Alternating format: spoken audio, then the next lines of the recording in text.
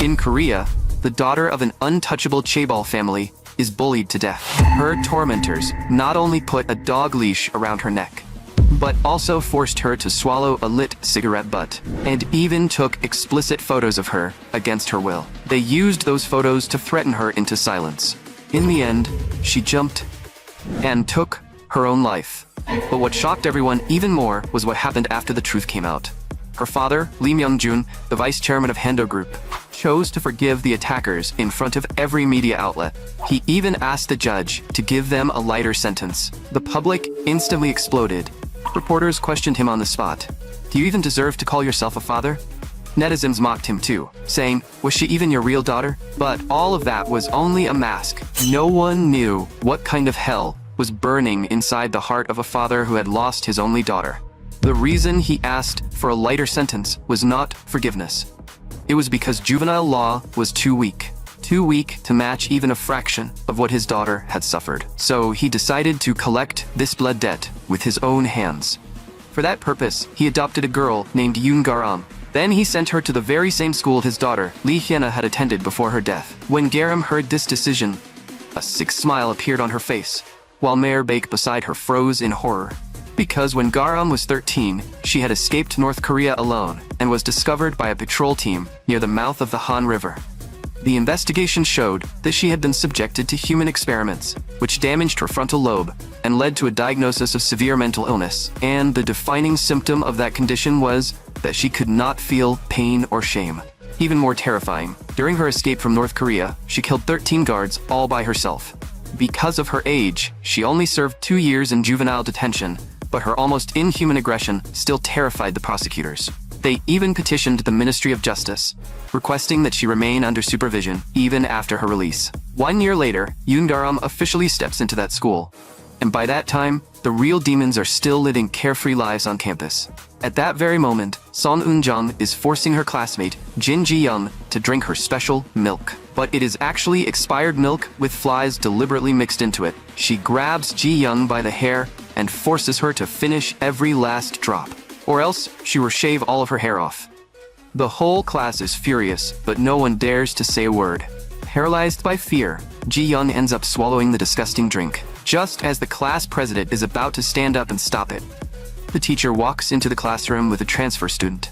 Before returning to her seat, Son Eun-jung leans in and whispers one more threat. "If you show even the slightest reaction in front of the teacher, your nude photos will be all over the school." Garam's arrival instantly sets the entire class buzzing. Her cute appearance even draws boys from all over the school to come take a look. What surprises everyone even more is that her Korean does not carry a single trace of a North Korean accent. With a smile, Garam explains, "I learned it by watching Korean dramas all the time." Then she deliberately imitates South Korean students with an exaggerated North Korean accent and says, "Nice to meet you all." The people around her burst into laughter. Hiding off to the side, Ji-young cannot help feeling jealous.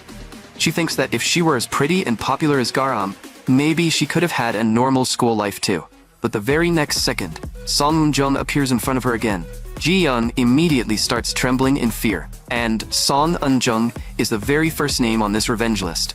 The daughter of the president of Nangun Trading Company. Out of all the targets, she was the one who beat Lee Hyena the most. She was also the one who first suggested using a dog leash to torture her. And even with all that, she is still only the least vicious among the bullies. Son Eun-jung throws an arm around Garam and warmly invites her into her little clique. Remembering her adoptive father's instructions, Garam gladly accepts, and to celebrate their new member, they immediately start bullying Ji-young all over again. One of Son Eun-jung's followers pulls a black plastic bag over Ji-young's head. Garam asks, confused, what exactly they are doing, but Son Eun-jung shamelessly justifies it, claiming that Ji-young is blind in one eye and has trouble judging distance. Of course, that is nothing but a made-up excuse. The real reason is simply that Ji-young accidentally bumped into her desk and knocked her precious phone onto the floor. Even though the phone was not damaged at all, Son Eun-jung clearly has no intention of letting it go, pretending it is for Ji-young's own safety and to prevent accidents like that from happening again. She comes up with a so-called game. They cover Ji-young's eyes and make her move around the classroom while trying to avoid the desks. and every time she bumps into something, she gets hit. As soon as she finishes explaining, Song Eun-jung shoves Ji-young forward. As expected, Ji-young stumbles helplessly ahead, and, within just a few steps, she slams right into the corner of a desk. Seeing this, Song Eun-jung grins viciously and kicks Ji-young hard in the back. The force sends Ji-young crashing straight into the desks and chairs in the front row. But Song Eun-jung still is not satisfied, so she rushes forward and kicks Ji-young in the head again. Ji-young lies on the floor, crying in pain, while Song Eun-jung and her followers just laugh, raising their phones to record the cruel scene. Song Eun-jung grabs Ji-young by the collar and excitedly invites Garam in. You should hit her too. She has even planned to put the plastic bag over Ji-young's head again during the next break, then shove her into the boys' restroom. The class president finally cannot take it anymore, and just as she stands up to stop them, Garam suddenly shouts, "Stop! Why are you bullying a classmate who cannot even fight back?" To avenge the daughter who was bullied to death, a Korean chaebol father adopted a mentally unstable girl named Yoon Garam, and the first step of the revenge plan is not fighting back, but getting beaten. That's right, getting beaten. Chairman Lee's plan is simple. If he wants Song Eun-jung to suffer for a long time, he first needs a reasonable location, and to bring her to that location, they need a proper excuse, so they decide to make Garam the new bullying target. As long as Song Eun-jung attacks Garam, they will have a reason to drag her into their own territory. For this reason, her adoptive father repeatedly reminds Garam that if Song Eun-jung approaches her, she must pretend to be innocent and friendly. Even if she sees something unfair, she can only stop it without violence. But Garam looks at Chairman Lee with excitement and asks, "Then what if I really can't hold back and want to beat someone up?" Chairman Lee answers calmly, "You must first take one attack from her in front of everyone. After that, you can do whatever you want. But you have to endure it for at least 1 week. Otherwise, I will never forgive you. This should not be hard for you since your body cannot feel pain anyway." Those words clearly irritate Garam. So, when Song Eun-jung is bullying Ji-young, Garam suddenly steps forward, loudly calls her out, and demands that she apologize to Ji-young. Song Eun-jung freezes for a moment. Then, a vicious grin spreads across her face. She shoves Ji-young aside and asks coldly, "Are North Korean girls born this clueless?" Garam answers calmly, "If you keep doing this, I'll report you to the teacher." That sentence completely amuses Song Eun-jung, and she bursts out laughing on the spot. I guess in North Korean schools you get shot if you don't listen to the teacher.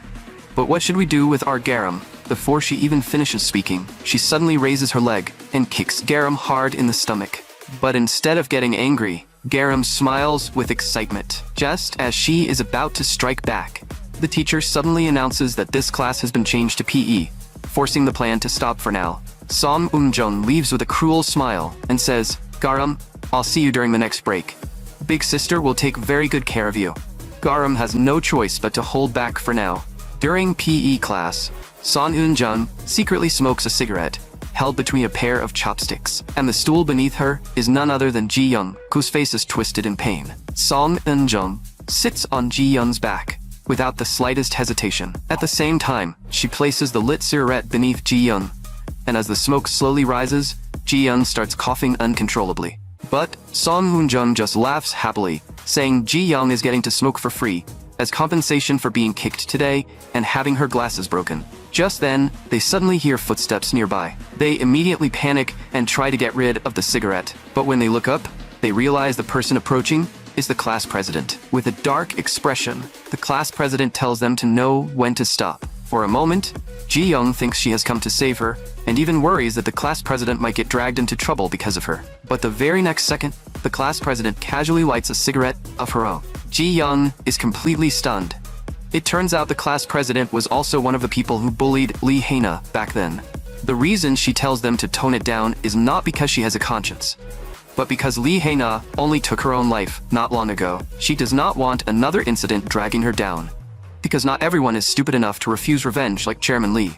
She warns them not to do anything dumb, and especially not to drag her into it. Seeing the class president act so superior, Song Eun-jung grits her teeth in anger.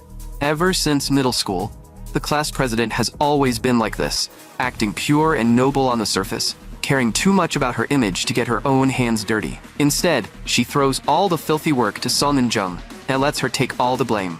But when no one is watching, the things the class president does are even more twisted than anything Song Eun-jung does. While Song Eun-jung is lost in thought, the class president suddenly calls her out. She coldly asks why Song Eun-jung keeps staring at her, and whether she wants to get kicked. Song Eun-jung immediately becomes timid and obedient. The class president coldly reminds her not to bully people around her, or else it becomes hard for her to hold back too, because bullying people also comes with withdrawal symptoms. After saying that, she turns to threaten Ji-young. She warns Ji-young never to report this to the committee or disturb her life, or she will kill her. Then she steps on Ji-young's hand, twisting her foot back and forth as she crushes it hard. Ji-young screams in pain. She cries and begs the class president to move her foot, promising that she will never cause any trouble. Only after taking a drag from her cigarette does the class president slowly lift her foot away. Ji-young instinctively clutches her injured hand. And because Song Eun-jung is still sitting on Ji-young's back, she loses her balance and falls to the ground.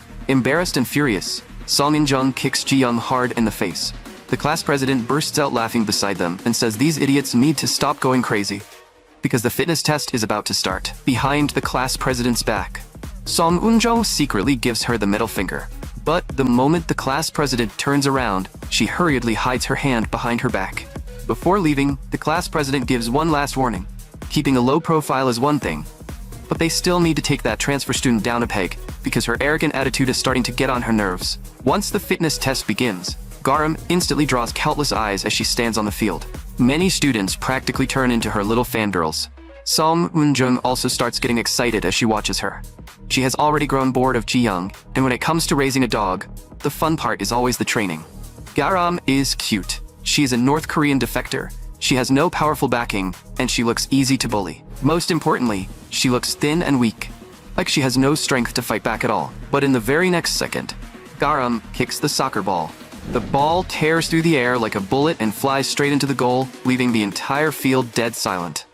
Right after that, she lifts her leg and fires off another shot. The soccer ball slams hard into the goalpost, and when it bounces back, it nearly hits one of Song Eun-jung's followers. The follower is about to lose her temper, but the moment she meets Garam's sick smile, a chill runs through her body, and she backs down without thinking. She is just about to tell Song Eun-jung to let it go, but Song Eun-jung is already burning with rage. In her eyes, this is blatant provocation, and she swears she will torture Garam after class. A moment later, back in the classroom, Song Eun-jung shoves the door open. She sneers, "Looks like you're pretty good at soccer. Do you even know who my brother is? Who do you think you are here? If you've got the guts, try kicking me like you did in PE." But Garam answers with an excited look. "I can't do that. The ball isn't on the ground, so how am I supposed to kick it like a soccer ball?" This is the first time Garam has ever met such an open invitation to attack. So she tilts her head and asks gently, "Do you want a curve shot? Or should I use the tip of my foot and shoot straight at the back of your head?" Song Eun-jung puts on an arrogant attitude, looking at her as if to say, "Who do you think you are?" But when Garam sees this, she smiles in a twisted way. "You really are cute." Those words instantly ignite Song Eun-jung's rage, and she rushes forward with her hand raised to slap her. But in the next second, Garam swings a heavy punch straight into her face. Blood bursts from Song Eun-jung's nose. Her two followers freeze in shock. Even the class president standing nearby is stunned. Song Eun-jung's knees go weak, and she drops straight to the floor. The filthy blood and piercing screams make Garam's eyes turn red with excitement. In her heart, she silently apologizes to her adoptive father. "I'm sorry, I think I ruined the plan, but this is just my nature, so what can I do?" Song Eun-jung struggles to stand back up, but then she collapses heavily onto the floor again. Garam looks down at her, her voice almost caring. The ball is on the ground now.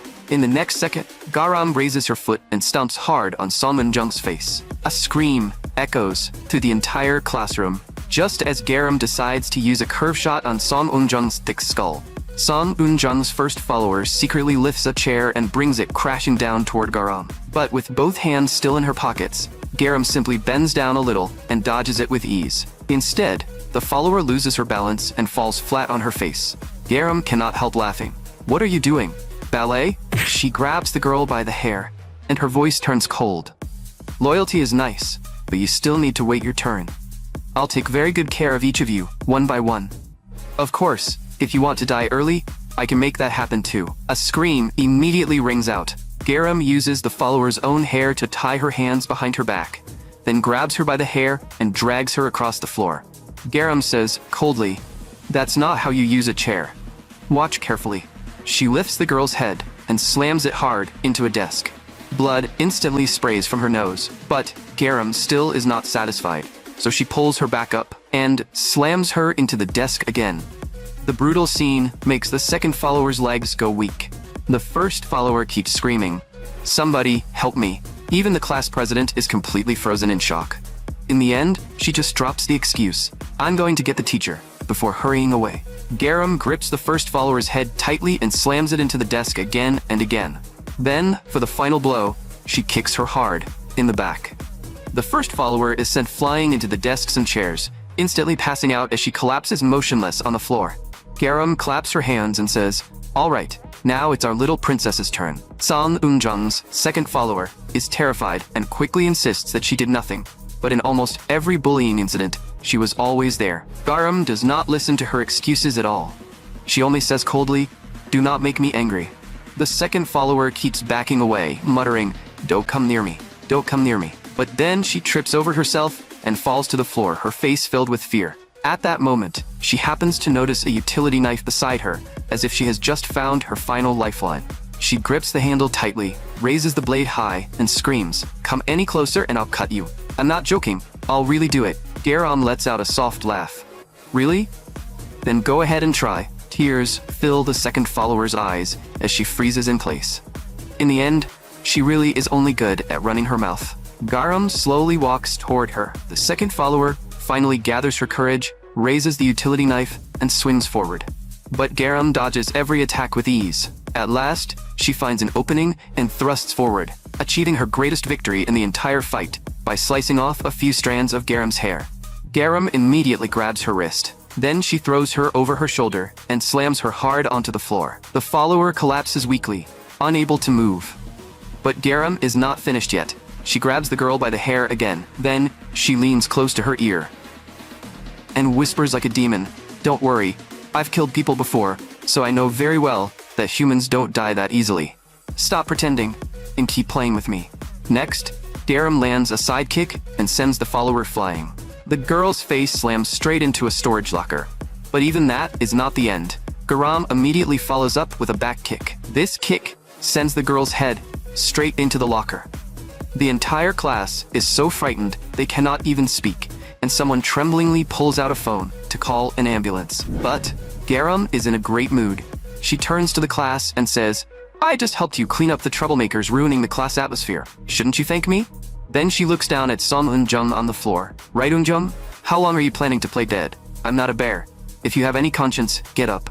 Just as Garam mutters to herself and slowly walks towards Song Eun-jung, she does not realize that Song Eun-jung has already crawled quietly toward the door. But the moment Song Eun-jung tries to open it, she discovers the classroom door is already locked, and she lets out a desperate cry. Garam charges forward in just a few steps. With one flying kick to Song Eun-jung's back, she sends both her and the door flying.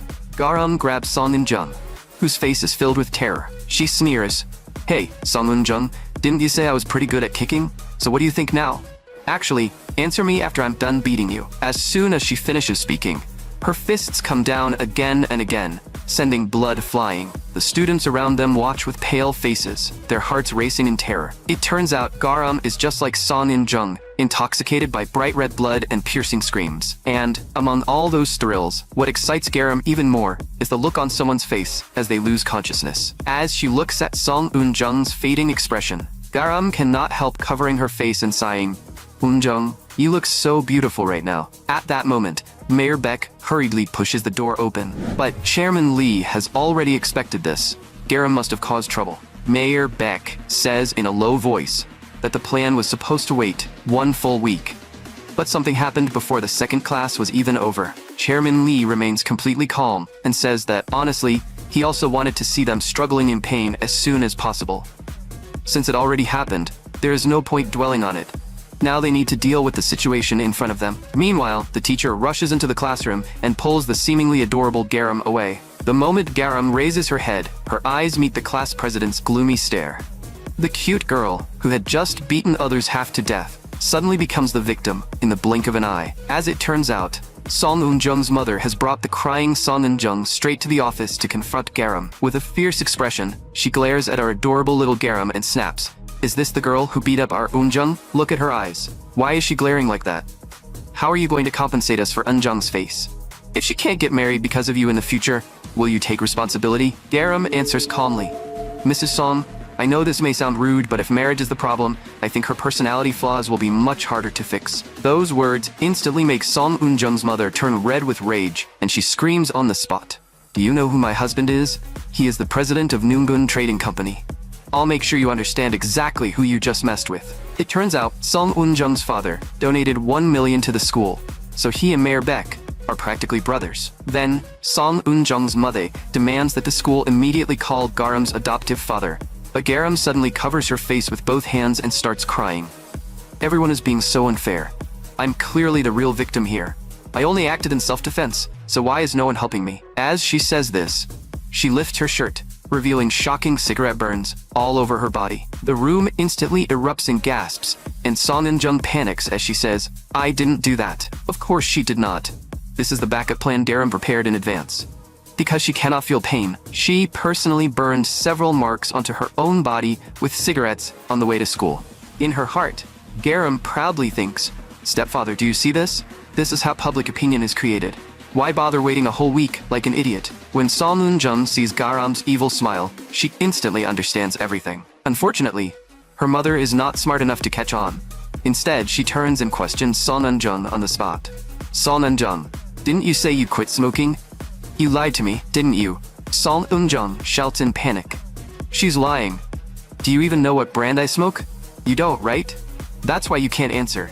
Garam responds as if it is obvious. "I don't know the names of Korean cigarettes in the first place." Song Eun-jung is instantly left speechless, and on top of that, her other two followers are even more badly injured. So Song Eun-jung's mother uses this as an excuse and directly calls Garam's adoptive father. But Chairman Lee does not care at all. He simply says, "I'm busy. I can't go to the school today. As for compensation, we can discuss it when we meet. I will notify you of the time and place later. That is all." Then he hangs up the phone. Song Eun-jung's mother can only leave behind a threat. "I'll make sure you can never hold your head up in public again." After saying that, she grabs Song Eun-jung by the wrist and storms off. Garam can probably guess that her adoptive father is not in a very good mood right now. She mutters quietly, "Your method is still too outdated, stepfather. I'll come up with a better way to torture Song Eun-jung properly." Meanwhile, the class president, sitting in the classroom, is also thinking about what happened. At first, when she saw Garam step forward to stop Song Eun-jung, she thought Garam was just a simple country girl full of justice. But now, it seems Garam had been targeting Song Eun-jung from the very beginning. She has an abnormal obsession with so-called public opinion, and even demanded that everyone thank her for cleaning up the delinquents. No matter how she looks at it, none of this feels normal. It is almost as if someone has been drilling the concept of public opinion into her head. An unidentified minor with abnormal combat abilities suddenly appears at this school. Could all of this really be just a coincidence? Just as the class president is deep in thought, the classroom door is suddenly shoved open. Song Eun-jung storms in with a furious look and yells at her. "Why did it take you so long to bring the teacher?" That was enough time to bring a whole truckload of teachers. Resting her face on one hand, the class president replies lazily, "Too bad, Song Eun-jung. I don't have a commercial driver's license, so I couldn't bring them by truck." Song Eun-jung does not buy that excuse at all, and her expression begins to twist. She keeps pressing her. "Want me to guess? Were you scared? Scared that your true colors would be exposed? If Yoon Daram saw you bring the teacher and immediately attacked you, would someone like you really just take the beating? By then, the whole school would know your model student image is nothing but an act. That's why you hid while I was getting beaten, wasn't it?" The class president closes her book and lets out a quiet sigh. In the next second, the book smashes straight into Song Eun-jung's face. Then the class president follows up with a flying kick. Song Eun-jung is sent flying backward, crashing through a row of desks and chairs. She curls up on the floor, clutching her stomach in pain. The class president looks down at her expressionlessly and says coldly, "Even if I did stay back on purpose to watch the show, what can a piece of trash like you do to me?" Gasping for breath, Song Eun-jung says, "My mom just went to the administration office." The class president scoffs. "Really? Then go ahead and bring her here. Let's see what happens." "Our adorable Eun-jung has been playing queen for so long lately. Did you forget you were always just a dog?" Whether it's your family background, your body, or your face, you are nothing more than a mediocre piece of trash. You're just a little dog that we happen to spoil. If I were you, I wouldn't be throwing a tantrum here. I'd go find that older brother of yours who rules the school. Song Eun-jung grits her teeth and says, "You don't need to tell me. I was already planning to." After saying that, she storms out of the classroom. The class president sits back down and continues thinking. Lee Myung-jun's biological daughter was bullied into taking her own life. Yet his reaction was strangely calm. If the person behind Garam really is him, then this matter will eventually be exposed through whatever Song Eun-jung's brother does next. So for now, it is better to wait and see. Once the situation becomes clearer, she can decide how to respond. Meanwhile, Song Eun-jung is trembling with rage. Her own older brother is laughing at her, saying her swollen face looks like a pig's head. She acts spoiled and begs him to get revenge for her. But her brother has no interest unless the person who beat her is pretty enough. With no other choice, Song Eun-jung shows him Garam's photo. In the next second, her brother's eyes light up, and he even licks his lips. It turns out, Song Eun-jung's brother was also one of the people who bullied Lee Hae-na back then, and the crimes he committed were illegal filming and group sexual assault. On her way home from school, Garam is suddenly stopped. Song Eun-jung's brother brings a group of thugs and blocks her path. He looks Garam up and down with a filthy smile. She's even pretty in person than in the photo. To celebrate beautiful Garam coming to Korea, boys, we should give her a proper welcome. Standing behind him is Song Eun-jung, wearing a smug expression, along with the same two familiar followers. Song Eun-jung shouts arrogantly, "You messed with the wrong person, spy girl." Song Eun-jung's brother leans in front of Garam with a filthy look in his eyes and a disgusting smile. Still staring with those big eyes, huh? Good. Compared to women who start crying right away, this is much more interesting. He licks his lips and continues, "That girl named Lee Hae-na was like this too. Brings back memories. I treated her so well, but she ran off to another world." After saying that, he waves his hand, ordering two thugs to circle behind Garam and completely cut off her escape. Then he pulls out his phone and shouts excitedly, "Yusu, it's creation time." He orders his men to step forward and strip Garam's clothes off. Generally speaking, an unarmed woman has almost no chance of overpowering multiple men. The physical gap between men and women is far crueler than most people imagine. Back in the 1990s, there was once a mixed-gender combat match. The woman was the strongest female boxer, a 4-time world champion with an undefeated record. The man, on the other hand, was just an unknown league champion in the same weight class. In terms of height, reach, and experience, he was at a disadvantage in every way. But the result was that the man achieved an overwhelming victory in the second round. Simply because he was male, he completely overpowered the female fighter known as Invincible. A woman's muscle strength is only around 70% of a man's in the same weight class. If average body weight is also considered, it often drops below 60%. So trying to overpower multiple men through brute strength is almost impossible. But Garam is an exception. At that moment, Mayor Beck is reporting Garam's true abilities to Chairman Lee. In the next second, Garam throws a straight punch and sends Yusu, the thug at the very front, flying. His body spins through the air before crashing hard onto the ground, knocking him out on the spot. Everyone is instantly stunned. That is because Garam's first ability is abnormal physical strength. Her body can freely draw on the power released by a surge of adrenaline. This is because the human experiments she endured in North Korea deformed her hypothalamus. In this state, every punch Garam throws is comparable to one from a male heavyweight fighter. The thugs break out in a cold sweat, their faces filled with fear. How can a girl's fist make a sound like someone splitting open a watermelon with bare hands?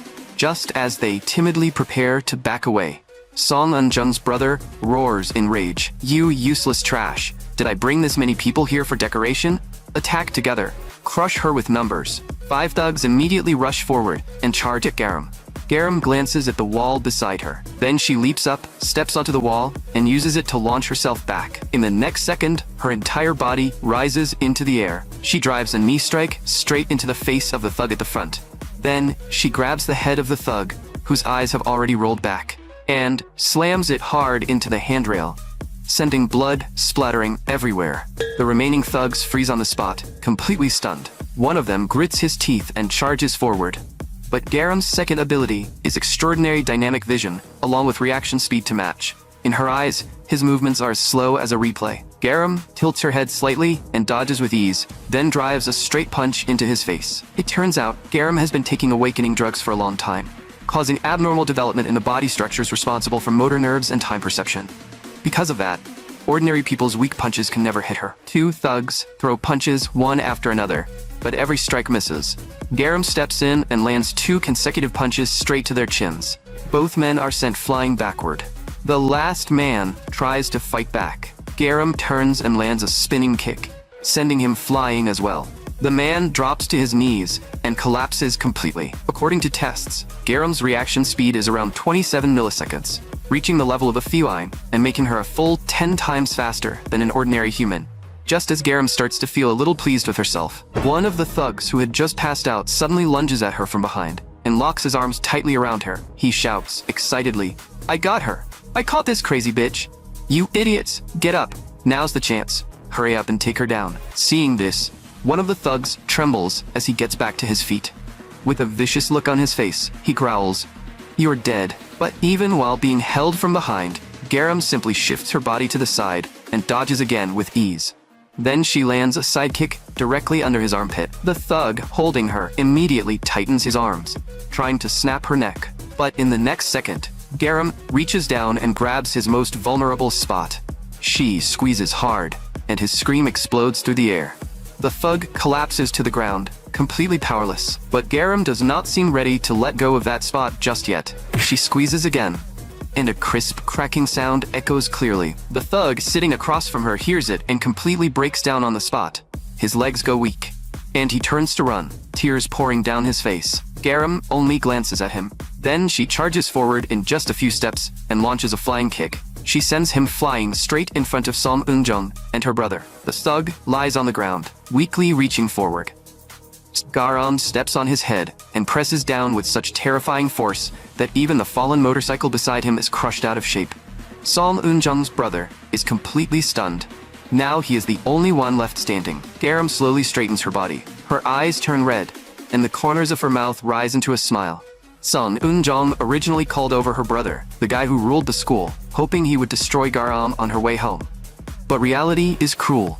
5 thugs are now scattered across the ground, unable to even get back up. Song Eun-jung and her 2 followers are already pale with fear, instinctively hiding behind Song Jin-woo. Garam stands there, gently dusts herself off, and shows a soft but dangerous smile. "Why are you all just standing there? Weren't you supposed to make me happy?" She tilts her head, her tone light, yet chilling. "I hate boring big brothers who can only talk tough. The mood was finally getting exciting, but now you're leaving me out in the cold. That's not very polite." As Garam speaks, she covers her face and laughs, looking almost shy, yet also mocking them. "Stop standing around like idiots and come at me already." She slowly raises her fists into a boxing stance. At this moment, tears are already welling up in Song Eun-jung's eyes. Almost losing control, she shoves her brother to the front and says in a trembling voice, "Oppa, do something. Aren't you the boss of this school?" But Song Jin-woo, now standing at the very front, feels fear for the first time. This is no longer a problem the school boss can solve. That girl is not a normal person at all. Only one thought remains in his mind: run. Run right now. Other than escape, there is no other choice. But in the next second, Garam's voice seems to drill straight into his head. "Do you want to run? If you do, go ahead and try." She smiles brightly, but her voice is terrifying. "I'm not like you people. I actually love playing tag." Then her gaze darkens. "Besides, someone like you, who doesn't even know what a real fight is, actually thinks he can escape safely? Isn't that a little too optimistic?" Garam walks forward step by step, her voice low and certain. "I escaped from the north all by myself. Whether you try to run north or run straight to hell, I'll chase you to the end, and then I'll beat you to a pulp." Those words completely ignite Song Jin-woo's anger. "Stop acting so damn arrogant," he roars, then charges forward with a punch. That punch is exactly what Garam wants. She raises both arms to block it, but the impact still forces her backward. Then he follows with 2 more punches. Song Jin-woo swings wildly while Garam keeps dodging, until one heavy hook slams into her upper arm. Garam is knocked back several meters, her shoes scraping sharply against the ground. Song Jin-woo gasps for breath, but his eyes suddenly light up. That punch has actually left a clear bruise on Garam's upper arm. Garam looks down at the bruise, then slowly raises her head as a dark curve forms at the corner of her mouth. "I see. So you know boxing. No wonder your punches are actually decent." Garam raises both fists and settles into a stance again. Good, then I'll answer you with boxing too. Song Jin-woo grits his teeth and charges at her again. Straight punches and hooks come flying one after another. But Garam dodges them all with ease. She slips in from the side. Then, she drives a heavy punch straight into Song Jin-woo's stomach. His expression twists instantly, and he staggers back several steps. But Garam only laughs, her voice carrying a hint of mockery. Wow, you actually took that punch. I guess you do deserve to be called the boss after all. Inside, Song Jin-woo is completely shaken. What kind of monstrous punching power is this? Even after blocking the attack, it feels like his body is about to break. But if this is all she has... He suddenly smiles. Garam looks at him in confusion. What's so funny? Song Jin-woo answers darkly. I just realized you're easier to deal with than I thought. Garam's expression immediately darkens. Song Jin-woo starts bragging about his past. When I first entered the school district, I fought the boss of the industrial high school next door to take over. That guy was 185 centimeters tall and weighed 115 kilograms. He was a gym freak, and his punches were even heavier than yours. But in the end, I was the one who won. He sneers as he looks at Garam's slender body. Do you really think a body like yours can take more punishment than that muscle monster I destroyed? I don't think so. As soon as he finishes speaking, Song Jin-woo closes in again. His fists cut through the air, and Garam dodges the first few punches easily. But the final punch is only barely avoided. Song Jin-woo's eyes light up. Her dodging speed is slower than before. Just as he thought, she is getting tired. After fighting for that long, of course her stamina is running out. Against a long-range fighter like this, the answer is to get close and keep pressuring her. He keeps pushing forward, forcing Garam to retreat again and again. But he fails to notice the scooter behind her. Garam trips over it, and her body instantly loses balance. Song Jin-woo seizes that moment, gathers all his strength, and throws a powerful punch. But in the next second, Garam disappears. When he looks up again, she is already several meters away. Song Jin-woo is completely stunned, unable to understand what just happened. That's right. This is Garam's third ability, explosive footwork, created by monstrous lower body strength. The moment Song Jin-woo freezes, a fist comes straight at him and smashes into his jaw. Just as Mayor Bake said, despite weighing only 48 kilograms, Garam can unleash strength comparable to a weightlifter in her class, and her lower body maximum output can reach up to 250 kilograms. So what happens when that kind of power explodes in a single instant? To Song Jin-woo, the answer is simple. Garam looks like she can teleport. Song Jin-woo crashes to the ground. The two followers panic and shake him. Jin-woo appa, wake up. If you pass out, we're seriously done for. Song Eun-jun screams with tears in her voice. Aren't you the boss of this district? How can you not even beat one girl? She desperately tries to pull him back up. She keeps urging him to continue fighting, but Song Jin-woo explodes in anger and shoves her away.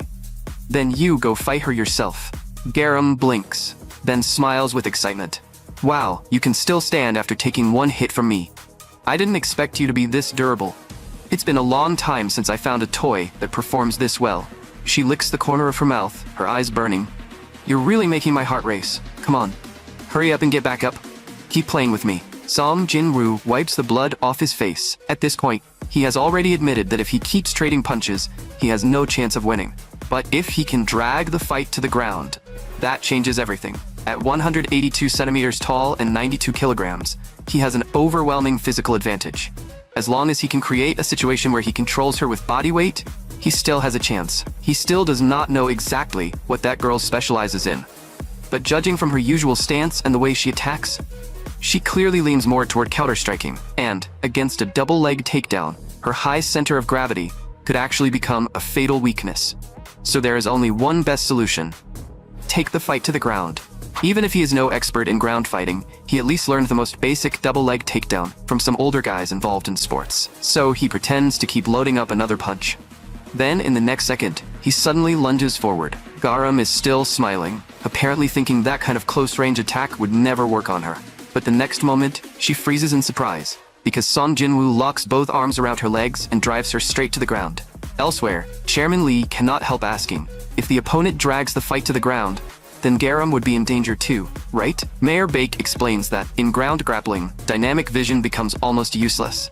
And against a heavyweight opponent like Song Jin-woo, even her monstrous strength would be restricted. In that kind of situation, even Garam would be facing real danger. Song Jin-woo pins her down, breathing heavily. and raises his fist high as he snarls, "You're dead now." In that instant, Garam's overwhelming strength and nearly abnormal dynamic vision both lose almost all room to function. He stays on top of her, ready to bring his fist down, but at that very moment, Garam suddenly lifts her lower body. Then she rolls to the side in one smooth motion, and ends up wrapping herself around Song Jin-woo's leg instead. In the next second, she explodes with force and twists his whole body over, instantly reversing the situation. Song Jin-woo, who had complete control just seconds ago, is now the one lying flat on his back. Before he can even react, Garam has already trapped his arm. At that moment, Mayor Beck explains to Chairman Lee that when he once served as Garam's martial arts coach, he found that her talent in most fighting styles was actually fairly ordinary. But there was one martial art where she showed what seemed like an inborn gift: Brazilian Jiu-Jitsu, the style best suited for overcoming the size gap between men and women. Combined with reaction speed on the level of a feline, it is almost impossible for an ordinary person to truly take her down in the first place. And if someone does succeed, it is often only because Garam lets them, simply because she finds it amusing.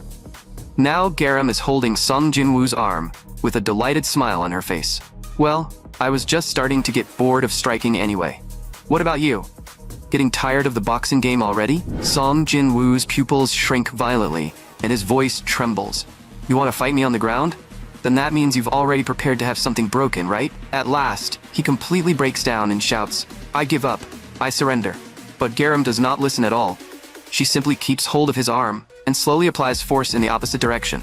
In the next second, a crisp crack of bone echoes out together with a scream of absolute agony. Song Eun-jung and her two followers are completely stunned. In the very next second, the three of them turn around and run, using the excuse that they are going to get help. Left on the ground, Song Jin-woo roars in despair, "You ungrateful bastards. You're really just leaving me here like this?" Garam looks down at him with a calm expression. Even that girl has no loyalty at all. But then again, a big brother who curses at his own sister is not exactly much better. She slowly rises to her feet and looks down at Song Jin-woo. "Don't start wailing like that just because you broke one arm. I just came up with a really fun idea. Want to hear it? The idea is to break the rest of your limbs and turn you into a human roly-poly toy." Song Jin-woo turns deathly pale and clutches his broken arm tightly. "Wait, think this through. If it's only one arm, there's still room to fix things. But if you cripple all four of my limbs, can you take responsibility for that? Can you take responsibility for the rest of my life?" Garam rests her chin on one hand and looks genuinely puzzled. "Taking responsibility for something that difficult? I wouldn't know how. I just want to keep listening to that beautiful sound of you screaming, Appa." As soon as she finishes speaking, she locks Song Jin-woo's leg again, and another crack of bone rings out. After doing this 3 more times, all 4 of Song Jin-woo's limbs are twisted and broken. He lies on the ground like a torn rag, his body bent in unnatural angles. But Garam covers her mouth and cannot stop laughing. "Look at you now. You can't even support your own body. You're just like a newborn baby." In the next second, she steps on Song Jin-woo's wrist. Another shrill scream tears through the air. "I heard you've been using this hand to do some truly disgusting things to girls lately.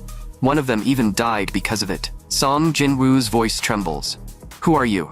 Are you their relative? Or maybe their friend?"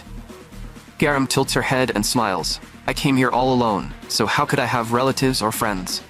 This is purely for my own enjoyment." She has always wondered why men who usually think they are so strong start crying like little girls the moment their most vulnerable spot is grabbed. Later, after looking it up, she learned that crushing that spot creates a pain almost equal to having one's insides torn apart. She slowly increases the pressure, and Song Jin-woo begs through tears, "Please, don't do this." But Garam covers her face, flushed with excitement. "I've been looking forward to this, so don't disappoint me. Give me a prettier scream, Eun-jun's brother." Then, her hand suddenly tightens. Song Jin-woo's scream cuts off instantly. It is as if his entire body has been struck by lightning, leaving him in so much pain that he cannot even make a sound. Meanwhile, Song Eun-jung and her 2 followers finally stop running, panting for breath. The screaming stopped, so they should be fine now, right? Just as they are about to rest, the first follower asks in confusion, "Why is there no one here? If we were on a main road, at least we could ask someone for help." Song Eun-jung scratches her head and mutters, "My brother messed with this road so he wouldn't be disturbed. Until we leave, we probably won't run into anyone." The first follower breaks down and screams, "Why is he only thorough when it comes to stuff like this?" The second follower tries to comfort them. "Anyway, she didn't catch up to us, so that means we're safe, right? The moment Song En-jung hears that, a chill runs through her body, and she turns back to look. On the empty, straight road, the thugs are still lying there. But Garam is nowhere to be seen. Her voice trembles. Run, keep running forward. But in the next second, Garam appears directly in front of them. She rides a scooter straight into Song En-jung. Song En-jung is sent flying and rolls across the ground several times. She clutches her leg and screams in pain. Garam brings the scooter to a stop and looks confused. Oops, oh my god. So Song En-jung is a goddess who says one thing and does another. Weren't you the one who said to keep running forward? Then why were you looking back the whole time? The second follower is completely stunned. How did she show up in front of us? Garam kindly explains, I just took the scooter you brought, circled around from behind, and came back to the front. This scooter was illegally modified for speeding. I thought maybe your mental state had been modified too, but now it seems that isn't the case. Garam cracks her knuckles. Ah, that won't do. Looks like I need to give you all a revolutionary review lesson. She slowly walks closer. Tutoring time, you adorable little girls. They thought they could finally get revenge this time.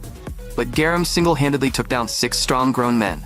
The moment the first follower sees Garam's eyes, her legs go weak, and she turns to run. Garam lets out a soft sigh, then twists the scooter's throttle. In just a few seconds, Garam catches up to the fleeing follower. She grabs the girl by the hair and yanks her back by force. Then she very kindly lets her ride the scooter with her. Of course, the girl is riding with her face scraping against the ground. The sight makes the remaining 2 tremble all over. Garam smiles and says, I've really never seen a girl this stupid. Didn't you know wheels are faster?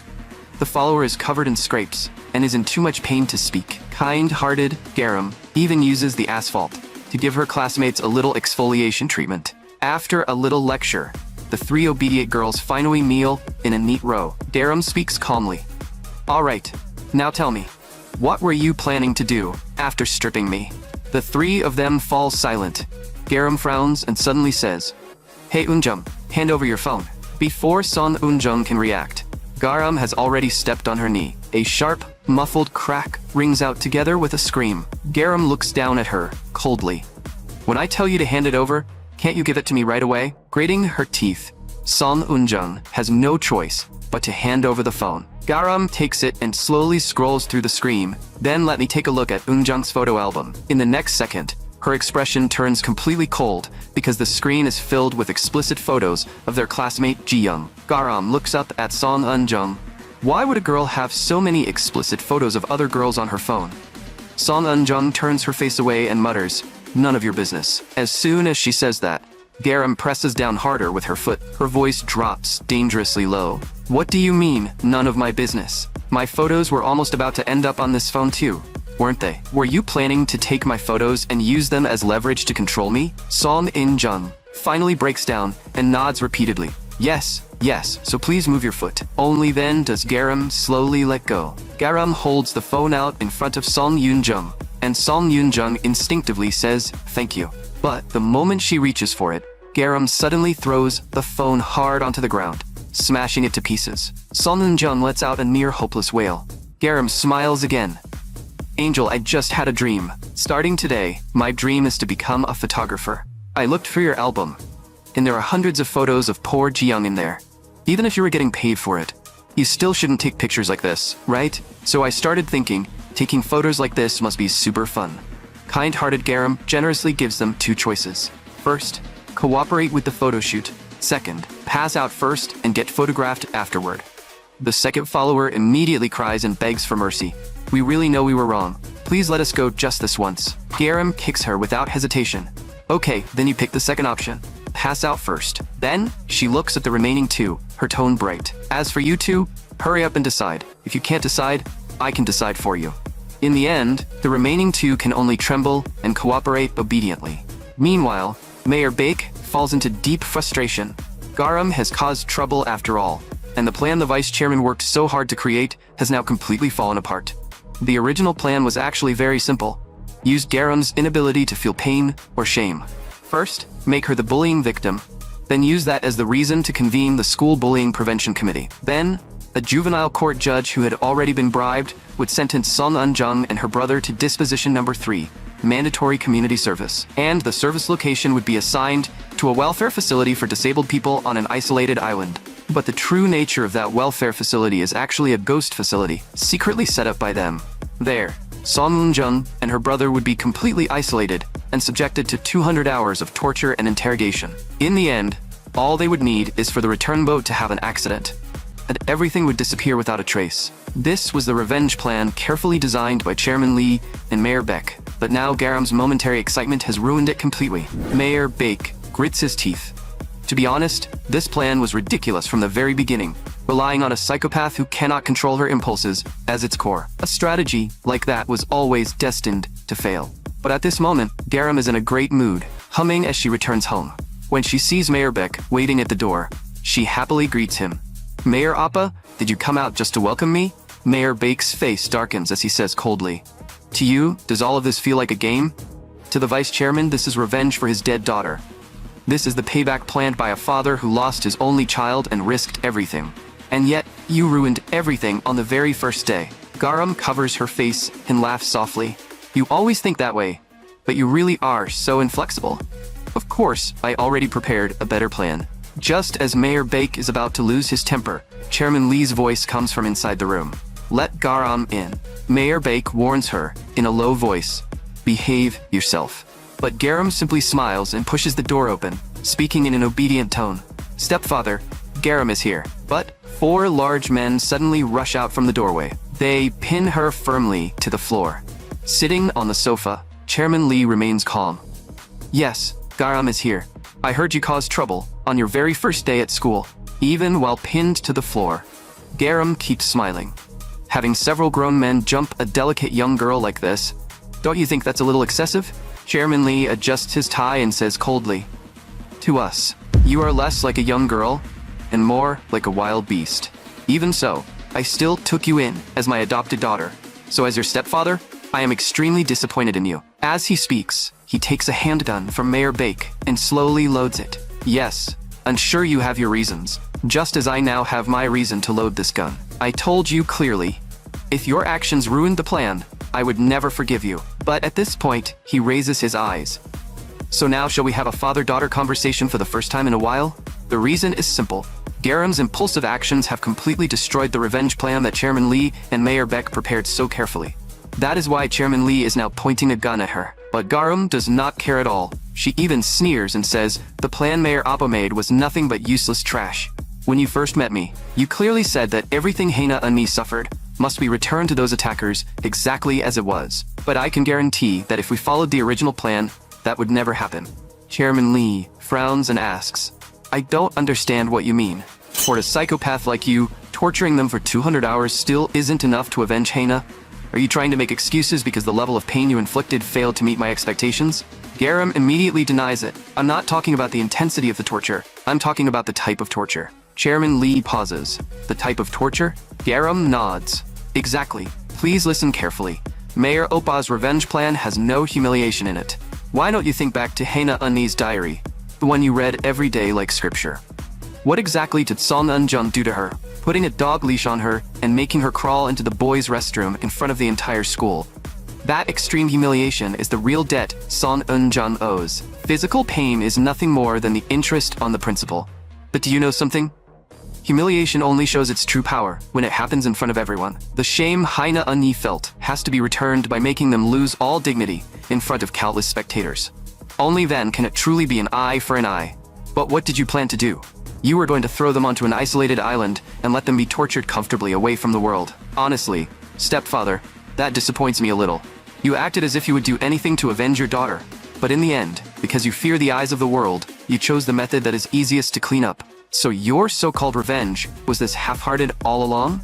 Or have you already lost the resolve you had at the beginning?" Mayor Beck finally cannot hold back and roars, "You little brat, don't get too arrogant." Vice Chairman, there is no need to keep listening. She is only spouting nonsense because things didn't go her way. If she really thought this, she should have said it before the plan began. You cannot let this absurd argument sway you. But Chairman Lee only asks one question. "Garam, I heard your frontal lobe is damaged, so you cannot feel shame. In that case, how do you understand someone else's humiliation?" Garam smiles. "I don't feel it, I savor it." Chairman Lee looks even more confused. "What does that mean?" Garam tilts her head, her voice soft. "The It seems you don't know how deliciously sweet a little girl's twisted face can be when she is humiliated. It is the same as humans not understanding a calf's emotions, but still knowing the taste of beef. I find those expressions incredibly delicious. Trust me, I understand the taste of torment better than anyone. That is why the revenge against Song Eun-jun must be carried out at school. Unexpectedly, Chairman Lee is actually persuaded. He slowly says, "Fine. Although your argument still sounds absurd, it does have a certain logic. However, Garam, the reason Mayor Beck and I chose an isolated island as the revenge site was not because we wanted random payback. Quite the opposite. We need to completely eliminate Song Eun-jung first, so we can smoothly remove everyone else afterward. So if you do not want to die, stop relying on clever words. Since you have already ruined everything, tell me how my revenge should continue from here." After Garam gives a long explanation, Chairman Lee and Mayor Baek ultimately agree to her plan. Chairman Lee orders everyone to leave first. Although his men are worried, they have no choice but to obey. He says he has something to discuss with Garam alone. Chairman Lee begins. "Garam, do you know why I did not punish you this time?" Garam smiles. "Because I offered a solution, right?" Chairman Lee shakes his head. "No, it is because you are the person in this household who understands the essence of my revenge the most. After hearing what you said, I was indeed moved. When it comes to tormenting people, the opinion of an expert matters too. So starting today, I will hand the entire revenge plan over to you. But remember, this is the last time you are allowed to make a mess without permission. Do you understand?" Garam nods, her voice obedient. "I understand, stepfather. Thank you for giving me this chance. I will do my best and live up to your expectations." Chairman Lee nods. "Good. Also, did you complete the other task I gave you?" "Of course." Garam takes a voice recorder from her pocket. Chairman Lee takes it and says quietly, "I originally told you to record because I wanted to observe what Song Eun-jung would do to you today. I didn't expect to get what I wanted this quickly." Garam smiles. "Stepfather, I recommend listening to the 6th recording. Eun-jung's brother sounds both broken and furious in it. It is truly exceptional." Chairman Lee connects the recorder to the computer. As he listens to Song Eun-jung's brother scream in agony, tears of satisfaction actually fall from his eyes. Seeing this, Garam smiles and thinks, "Who would have guessed?" It turns out stepfather has a bit of a twisted side too. Meanwhile, at the hospital, Song Eun-jung's brother is lying in bed, crying to his mother. "My balls." Song Eun-jung's father angrily makes a call. "Prepare to file charges immediately. Look what happened to our son. What could possibly be more important than this right now? I don't care how much the legal fees cost. Build me the strongest legal team in the field of school bullying cases and report back immediately." After hanging up, he looks at his daughter with concern. "Our family's only princess. Besides this, are you hurt anywhere else? Did they do anything worse to you?" Song Eun-jung hugs her knees, her eyes hollow. Just as she is about to complain, Garam's expression suddenly flashes through her mind. But then she remembers what Garam said. Those explicit photos are still in Garam's hands. So, Song Eun-jung can only force herself to stay calm and say that nothing happened. Just then, Chairman Lee personally calls and invites Song Eun-jung's parents to discuss compensation in detail. But they never expect that when they walk into the negotiation room, the person waiting for them is the vice chairman of one of Korea's largest chaebol groups, and also the biological father of the girl their children bullied to death. The moment Song Eun-jung's father sees the man sitting there, he almost instantly understands everything. That face belongs to Lee Myung-jun, the biological father of Lee Hae-na, the girl who was bullied to death by their children. After a brief silence, Song Eun-jung's father speaks first, his tone full of caution. "Vice Chairman, although my children did cause some trouble before, isn't what you're doing a bit inappropriate? No matter how I look at it, this whole incident feels more like your revenge. Am I wrong?" But Chairman Lee flatly denies it. "Eun-jung's father, you misunderstand. Just like I said at last year's press conference, I have already forgiven those children. How can you say I am taking revenge? That seems rather inappropriate." Song Eun-jung's father explodes in anger on the spot. "Don't joke with me. Do you think I'm an idiot? If you want to prove this isn't retaliation, then you better offer reasonable compensation. Otherwise, the whole country will eventually find out that you, the future leader of a major corporation, used a minor to carry out private revenge." Chairman Lee nods. "That is exactly what I intended. Starting now, I will explain my compensation plan, one item at a time. First, Eun-jung's father, I heard that while running Nunggun Trading Company, you have recently been very interested in expanding into the Southeast Asian market.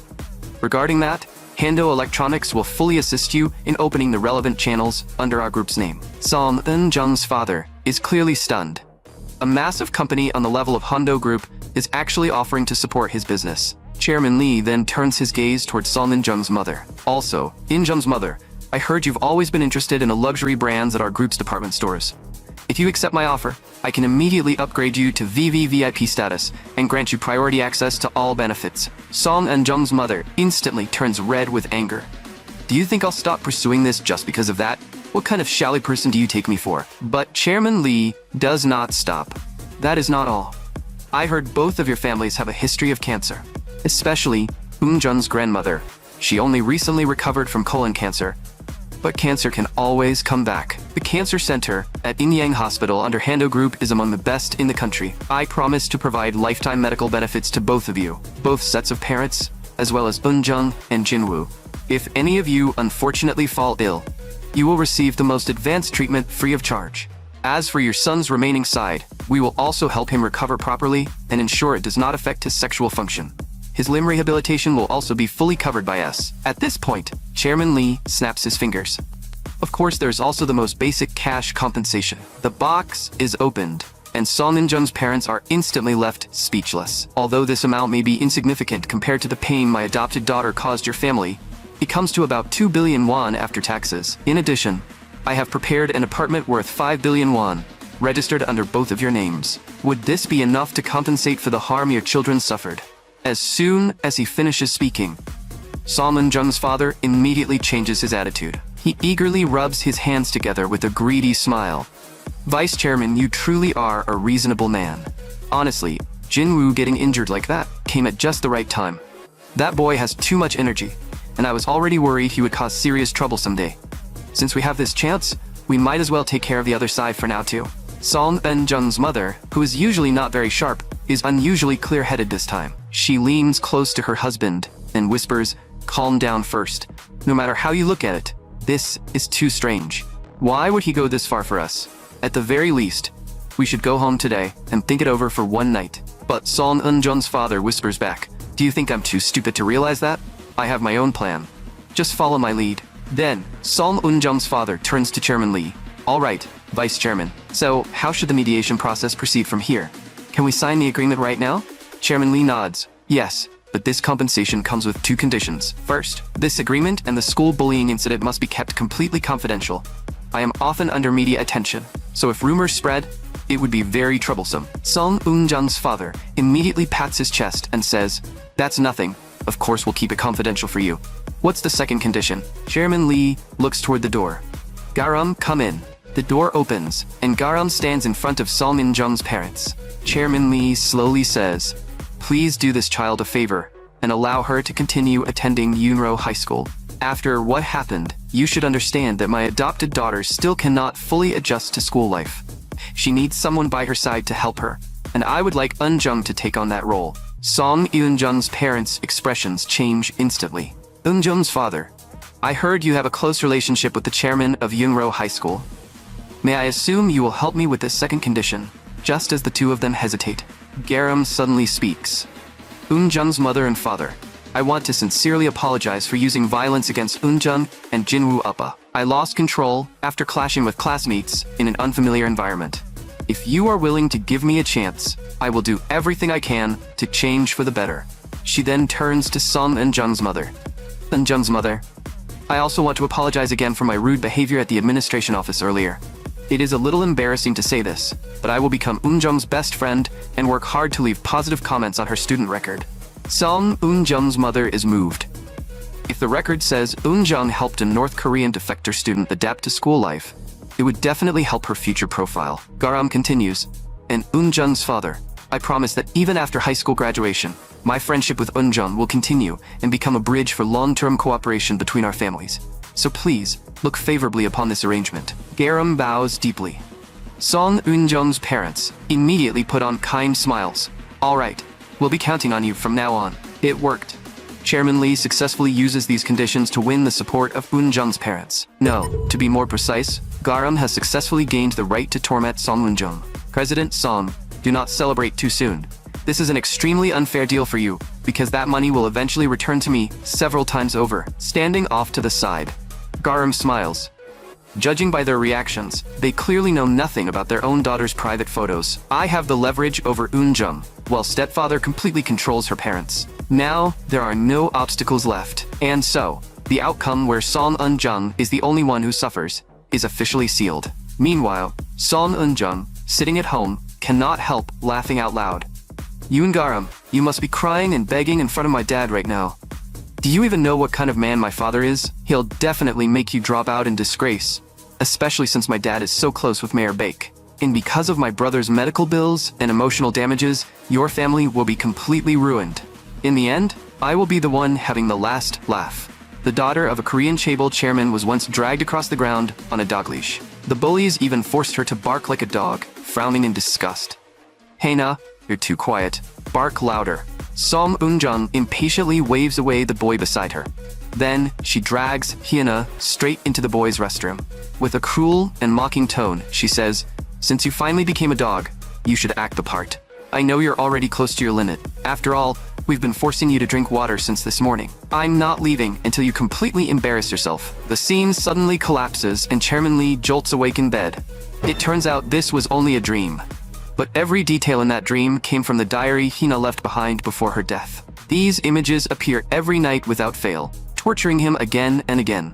But Chairman Lee never resists them, because this is the only way his dead daughter Hyuna can still tell him about her suffering. He gets out of bed, his voice trembling with guilt. "Hyuna, I was useless as a father. I'm only hearing your cries now. Please never forgive me. Let me live in hell. Only then can I become a demon." He turns his head toward the balcony. Garam is standing there, looking slightly surprised, but she is still smiling. "Oh, stepfather, still awake this late? Did you need me for something?" Chairman Lee asks back, "What about you? What are you doing awake at this hour?" Garam's eyes light up, her voice filled with excitement. "Me? Just thinking about how I get to play with Eunjung starting today makes my heart race. I'm too excited to sleep." "Did you wake up because you were excited too?" Chairman Lee stays silent for a moment, then answers quietly, "Something like that." Finally, he says with a firm voice, "Garam, you must destroy everything Song Eunjung has." The corners of Garam's mouth slowly rise into a dark smile. "Leave it to me, stepfather." The next day, in the classroom, Song Eunjung freezes. When she sees Garam completely fine, only one question fills her mind. Why is this woman still at this school? She did not understand a single thing her father said yesterday. All she knows is that he repeatedly told her to get along with Garam. He said Garam's father is an impressive man, and if she can build a relationship with Garam, it will benefit her greatly. She will get along with you peacefully, and nothing else will happen. So stay close to her, from now on. Song Eunjung's face twists with rage. Just who is Garam's father? Is he the son of Mirth Korea or something? Even then, this is insane. She is supposed to get along with the girl who crushed her brother's balls. While she is lost in chaotic thoughts, Garam has already stood up and is walking toward her step by step. "Hey, Song Eunjung, bring your little followers and gather in front of the lockers." The three of them immediately line up obediently. Song Eunjung forces out a smile and asks, "Garam, why did you call us over?" Garam places one hand on her waist and speaks in a cheerful tone. "Relax. Didn't your dad tell you? Starting today, I've decided to get along with you all." Song Eunjung quickly nods and smiles flatteringly. "Yeah, my dad told me." Garam lowers her head and rummages through her bag, as if preparing something. "So, I thought we could play a game to show that we've made peace. The game loved by men, women, young and old. Walking the dog." As she says this, she takes a collar out of her bag. The air instantly freezes, and Song Eunjung's face turns ashen. The second follower carefully raises her hand. Garam, I just want to make sure. This isn't what we think it is, right?" Garam tilts her head and smiles gently. "Yeah, it's not what you're thinking. I'm just going to put the collars around your necks and take you for a walk." The entire class instantly erupts in gasps. Even the class president freezes in place. Garam lifts the dog leash and says with a smile, "I guess this counts as roleplay, right? Then let's assign the roles." Follower number 1 looks like a mischievous little beagle. Follower number 2 has a longer face, so she can be the Doberman. As for our adorable Song Eunjung, you're the Chihuahua. Song Eunjung completely loses it. She slaps the collar away and screams, "Get that away from me." Garam looks genuinely heartbroken. "That was expensive." Song Eunjung roars, "This is what you call getting along? Aren't you afraid I'll tell my dad you've gone crazy again?" Garam's expression instantly changes, and she pretends she is about to cry. I really did want to get along with you. Fine. If you don't want to play, then we won't. Son Eun-jung freezes. Really? Garam nods. Of course. I don't like forcing my friends. But since you're being so cold, I feel a little sad. So I need to find another way to cheer myself up. Son Eun-jung asks without thinking, what way? Garam sits back down in her chair and looks at her phone. I heard Korean girls turn to social media when they're stressed, and they especially love uploading fun pictures. Son Eun-jung's face instantly turns pale. Garam suddenly seems to remember something, then looks up with a smile and says seriously, Son Eun-jung, I have a lot of photos that could commemorate our friendship. Can I upload your photos? Son Eun-jung suddenly lunges forward, grabs her phone, and pleads in a trembling voice. Please, Garam. Anything but that. I'm begging you. Garam's expression instantly turns cold. Hey, Son Eun-jung. Every time I suggest something, you oppose it. Is that how a friend is supposed to act? Are you saying you don't want to be my friend? I'm done compromising. If you won't play with me, I'll upload the photos. She slowly picks up the dog leash from the floor and shyly lifts it, speaking in a gentle tone. You'll play with me, right? Come take a walk with me. The girl who once ruled the school by taking pleasure in bullying others is now crawling on the ground like a dog, led by a leash. The area erupts with noise as students gather in a circle to watch excitedly. Some clap, and some shout. Don't you think Son Eun-jung totally deserves this? That single sentence sparks Son Eun-jung's fury like a flame. She jerks her head up and screams at everyone around her. You bastards. I memorized the face of every single person who just spoke. Once my brother recovers, none of you are getting away. Before she can finish, the leash suddenly tightens. Garam yanks hard, dragging Son Eun-jung straight onto the ground. The leash tightens around her throat, making her cough violently, while Garam smiles sweetly. Hey, Son Eun-jung, how can you make noise in a place where your classmates are studying? Want me to change it to a bark collar? Then she turns to follower number 1. What's with that expression? Is filming this too boring? Want to switch with her and play the beagle instead? The follower frantically waves her hands. No, I'm just a little nervous. Only then does Garam look up and explain to the students watching. Don't misunderstand, I'm just someone from the north, trying out a Korean TikTok challenge. We're filming this with both sides' consent, right? Son Eun-jung? Son Eun-jung turns her face away and can only force out a weak, strained, yeah. Garam immediately urges her. Stop crawling so slowly and move, Son Eun-jung. You still have a long way to go, and we need enough time to stop by the boys' classroom too. Son Eun-jung suddenly looks up, her face turning deathly pale. What boys' classroom? You never said anything about that. Garam places one hand on her waist and raises an eyebrow. What are you talking about? If we only walk in front of this classroom, can that even be called a walk? Obviously, we have to go around the whole building. Son Eun-jung looks at Garam in despair, but Garam speaks casually. What's wrong? I'm being totally reasonable here, right? I'm not like some people who drag others into the boys' restroom. Son Eun-jung trembles all over. How do you know that? Garam kicks her from behind and says coldly, dogs don't ask questions. She tightens the leash again and orders sharply, come here. Son Eun-jung quietly begs Garam not to go to the boys' classroom, but Garam ignores her completely and drags her forward. In the end, they stop right in front of the boys' classroom. The classroom instantly erupts in noise, and whispers break out everywhere. At that moment, a mocking laugh suddenly comes from above Son Eun-jung's head. 2 boys stand over her, with their hands in their pockets, and ask, what's going on here? Holding the leash, Garam smiles, as if it is obvious. Can't you tell? I'm walking a dog. The boys immediately burst into laughter. Garam pulls Son Eun-jung forward and says, say hello. This is the first male friend I made after coming to Korea. Park Myung-woo. The moment Son Eun-jung hears that name, her entire body freezes. He is the boss of the first years, but Park Myung-woo looks at her with a playful grin. Garam, can I walk her too? Garam immediately hands him the leash. Of course, give it a try. Son Eun-jung's face instantly turns deathly pale. Park Myung-woo takes the leash and stares at her with amusement. Son Eun-jung loses control and screams, who do you think you are? Let go. Park Myung-woo acts surprised and complains. Dogs can talk now? Is that really normal? Garam's cold and calm voice comes from behind her.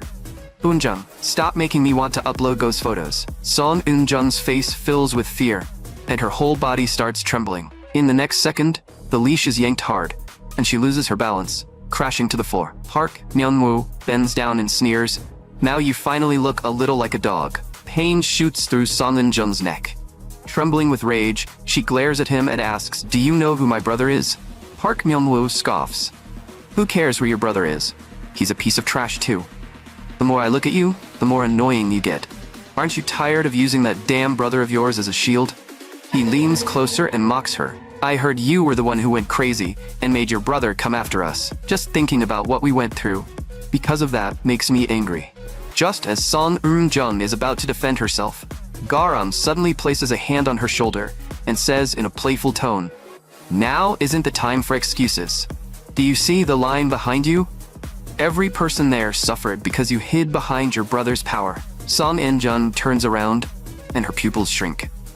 A line has already formed in the hallway. Garam tightens her arm around Song Eun-jung's shoulder and smiles warmly. "I felt bad keeping all the fun of walking the dog to myself, so I decided to start a little business." Garam calls out loudly, "Please line up." One leash pull costs 1,000 won. The crowd instantly erupts, and everyone rushes forward, eager for a turn. Song Eun-jung trembles all over, tears welling up in her eyes. When the walk finally comes to an end, Garam returns to the classroom, stretches, and says with satisfaction, "What a meaningful walk. Right, Eun-jung?" Song Eun-jung's face is ashen, and she cannot say a single word. Garam's gaze lands on the class president. Look at her. Even during break, the class president is still studying hard. The sudden call-out makes the class president flinch. Garam covers her face and pretends to praise her. A class president who can serve as a role model for others really is worth learning from. Then, she turns back to Song Eun-jung and says, "People say that if a dog stays beside a saint for 3 years, even it can recite poetry.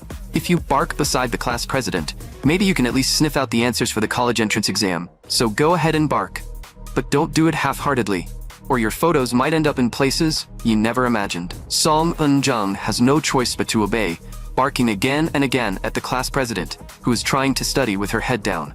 The class president grips her pen tightly and silently recites a calming mantra in her head. But Eun-jung's barking grows louder and louder. The students around them all start turning to look. Finally, the class president reaches her limit and snaps the pen in her hand. Veins pop on her forehead. She suddenly stands up, glares at Garam, and growls, "Hey, what exactly do you want?" Garam tilts her head and answers with a faint smile, "I'm walking my dog. Don't worry, class president. My little dog doesn't bite. If Song Eun-jung makes a mess here, I'll clean it up before leaving, so I won't cause you any trouble.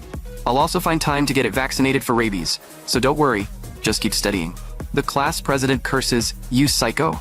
Then she gets up and leaves the classroom.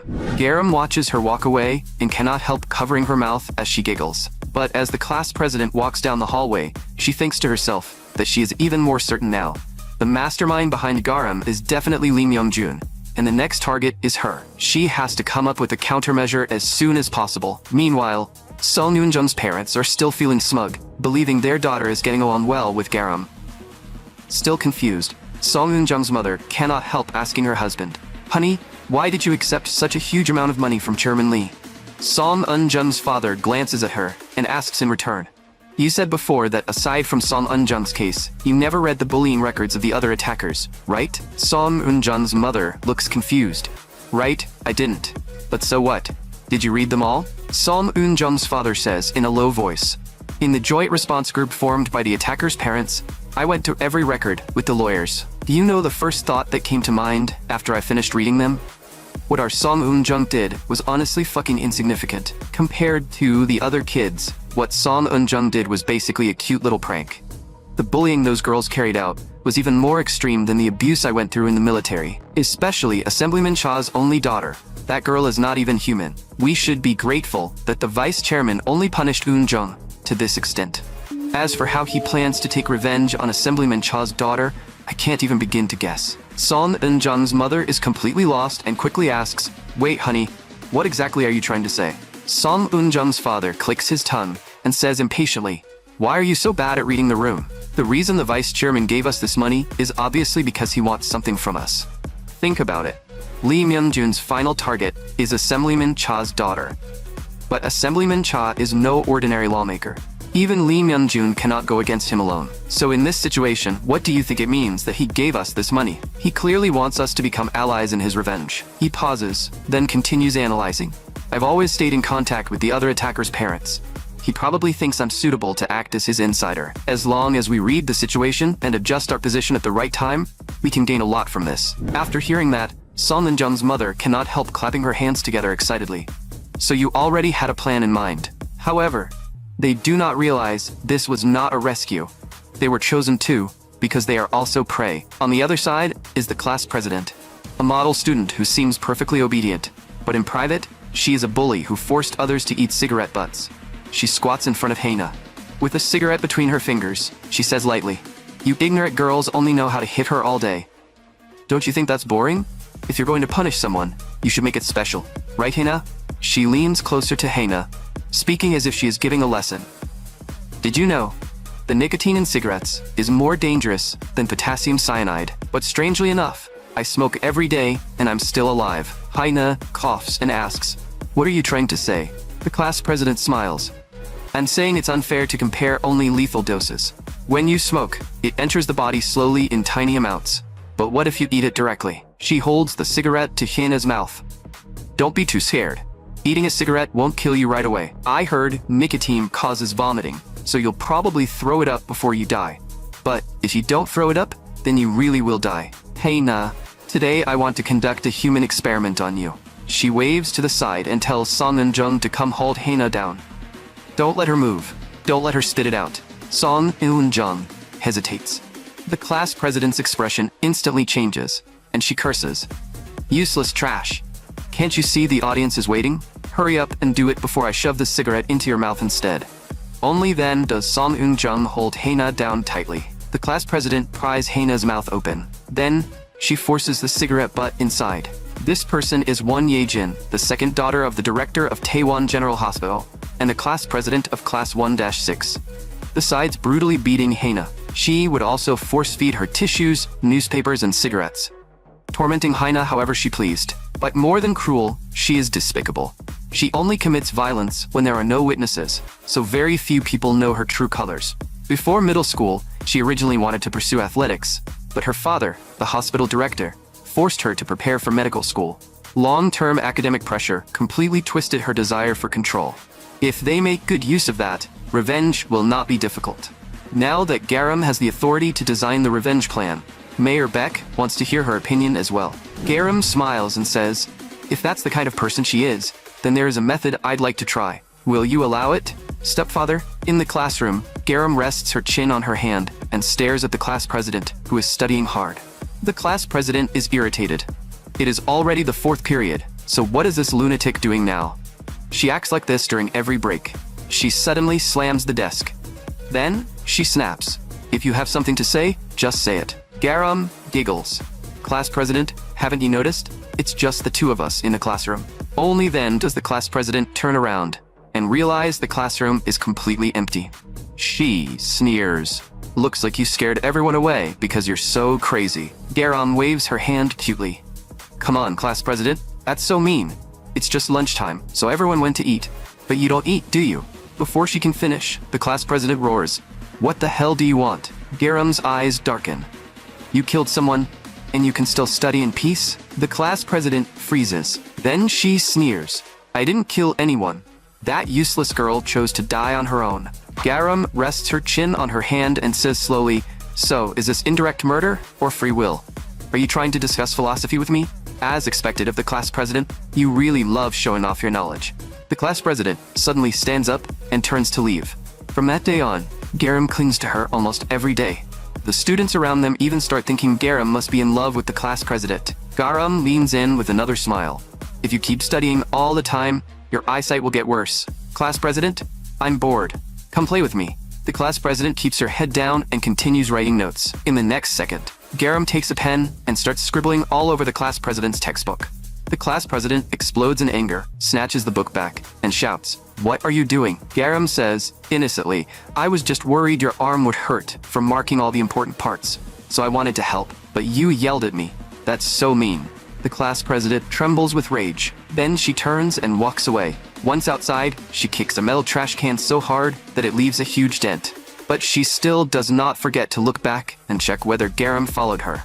In her mind, she screams, "How did she break open my locker and slash up my 80,000 won book?" Should I be grateful she didn't do to me what she did to Son Eun-jung? No, this is only the beginning. She is slowly tightening the rope, and in the end, I'll only suffer even more. The class president bites her nail and forces herself to calm down. The most important thing now is stopping Yoon Garam from spreading her past. But how? Song Jin-woo and his group were all taken down by her alone. How is she supposed to deal with a monster like that? Then, she suddenly seems to think of something. She starts muttering to herself, "Looks like I really haven't exercised in a long time." As a former athlete, I know those rumors are probably ridiculous nonsense. With that body, there's no way she took down a whole group by herself. Lee Myung-jin must have arranged people behind the scenes. Those rumors are just a way to inflate Yoon Garam's reputation. And because Song Eun-jung is being blackmailed, she has no choice but to go along with it. That's right. There's no need to overcomplicate this. I just have to do what I did to Lee Hae-na, crush her with full force, grab her weakness, and then use her in return. The class president slowly lights a cigarette. I can turn Yoon Garam into a pawn planted beside Lee Myung-jin and force her to submit at school. In this country, how many high school girls can beat me one-on-one? Won Ye-jin originally followed a pure athletics path, with Taekwondo as her main sport. At the Junior World Taekwondo Championships held a few years ago, she won the gold medal with a full KO record, setting an unprecedented record in the tournament's history. If she had not been forced to inherit the hospital, she would already have been considered a genius candidate for the next national team. And her most terrifying asset is her kicking power, which is practically a lethal weapon. It is as if she is declaring to Yoon Garam, "Get ready. This big sister will tear you apart piece by piece with her legs." Song Eun-jung, who is usually arrogant and domineering, is now hiding in a bathroom stall, secretly crying. She wipes away her tears, her voice trembling. "How did I end up like this, hiding in the bathroom and crying like an idiot? Today, I really got walked like a dog. And that idiot Jin Ji-young even saw it. Those people even took pictures in front of everyone." She bites her lip hard, debating internally. Should she just tell her parents? But after thinking about it, she realizes she cannot.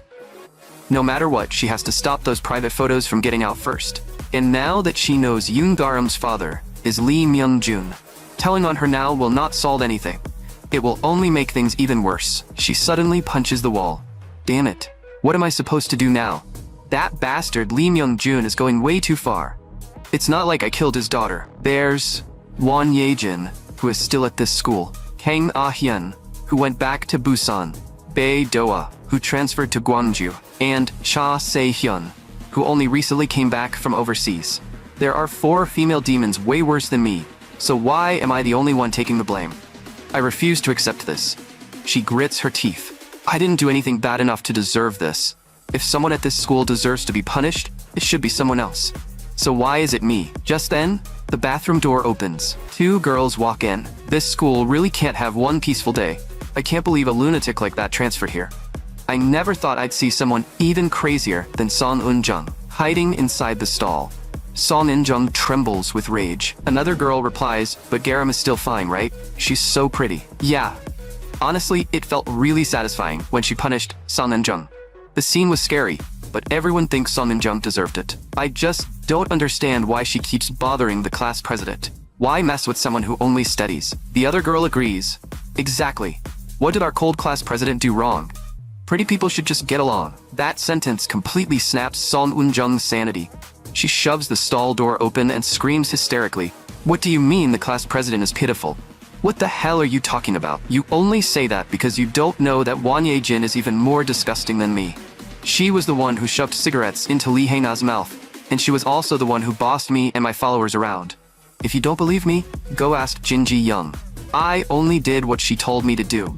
The idea of putting a dog leash on Lee Hae-na was hers too. So why am I the only one treated like the villain? Before she can say anything else, she runs out of the bathroom crying. Only the 2 girls are left standing there, in shock. Meanwhile, the class president is calmly making calculations in the hallway. Once cleaning time begins, she will lure Yoon Garam into the empty science lab, lock the door, overpower her, interrogate her, then take private photos to use as leverage, and turn her into a double agent. That way, she can deal with Lee Myung-jun and completely block the possibility of her own past being exposed. She opens the classroom door, but immediately senses that something is wrong. Everyone is staring at her with fear and disgust in their eyes. The class president freezes. What is going on?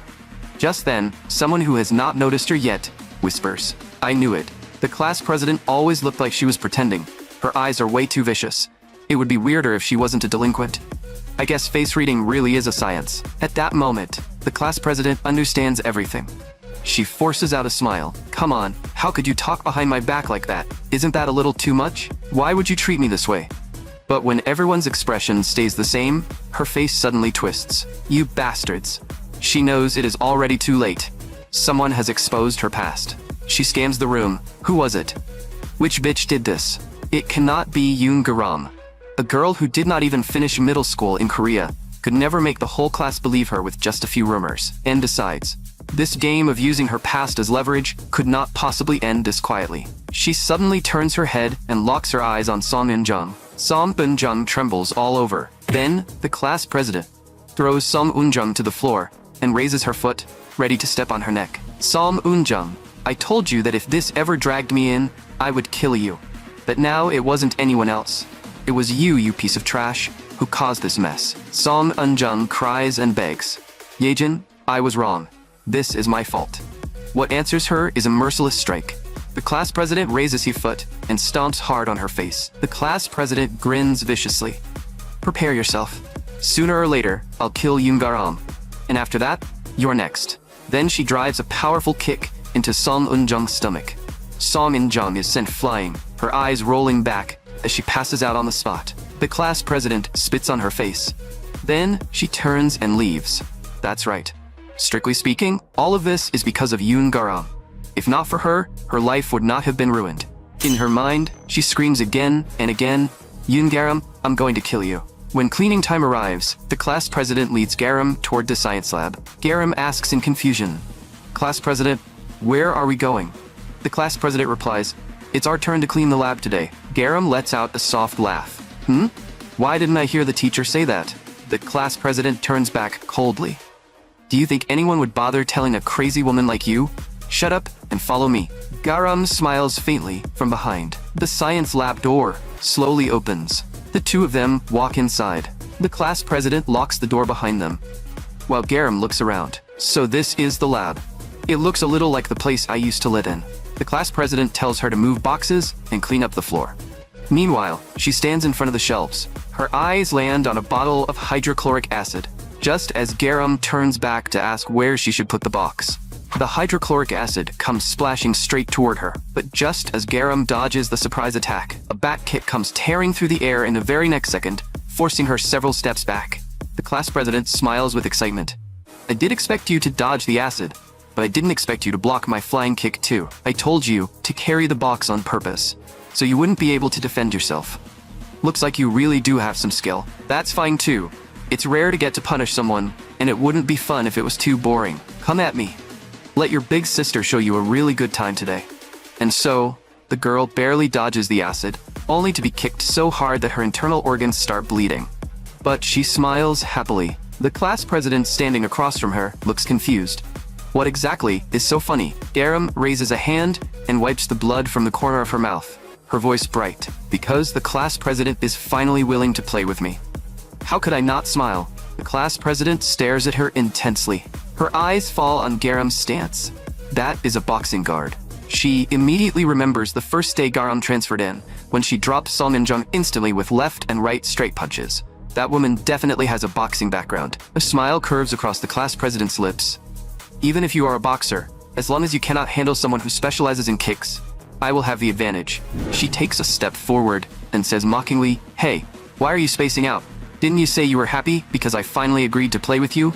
Come at me. As soon as she says that, the class president suddenly closes the distance. Her right leg spins sharply. A powerful side kick tears through the air. Then, she launches herself into the air and brings down a ruthless high-flying kick. The reason Won Ye-jin is called a monster is that she can unleash 130 precise flying kicks per minute, and the power of a kick is proportional to leg length and speed. Her long legs combined with high-speed rotation create a bone-crushing impact. Another spinning side kick lands, sending Garam flying back several meters. Before Garam can even steady herself, another kick comes straight at her. Garam raises both arms to block, but she is still sent flying backward. This kind of footwork lets Won Ye-jin control the fighting distance however she wants. In terms of build alone, she may not match Song Jin-woo, but in technique, she has an overwhelming advantage. The class president grins wickedly. How is it? Can't defend at all, can you? Watching you desperately block is actually kind of cute. But in the next second, her expression turns cold. Garam's reactions are better than she expected. So far, she has not landed a single truly effective hit. If this keeps dragging on, the stamina disadvantage will be hers. Just as she is thinking, Garam smiles. You stupid girl. Only an idiot would push someone into a corner and then stop attacking. Did you realize your kicks aren't working that well? So now you're scared? Having her thoughts exposed, the class president's face stiffens. She immediately charges forward again, but in the next second, a fist comes straight at her face.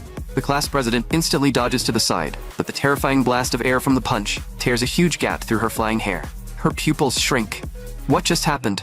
When did she get in front of me? Garam raises an eyebrow and smiles. Class president, now it's my turn. A bare fist shoots out, shaking the air itself. The class president barely dodges by leaning back, but a chill runs through her chest. That sound just now wasn't the sound of a punch. It was the sound of every glass window in the lab rattling. This woman is even more dangerous than I imagined. I have to create distance first and look for an opening. But in the next second, Garam's voice comes from the side. Class president, where are you looking? The class president trembles. Garam is already beside her. That was only my afterimage. Then a punch lands clean. The class president is set flying and crashes hard into a storage cabinet. Pain explodes through her back, and her whole body goes limp on the floor. Garam smiles and says, wow, class president, even though I warned you first, you really did block that punch and used your leg to push me away, reducing the impact. I take back what I said about you being stupid.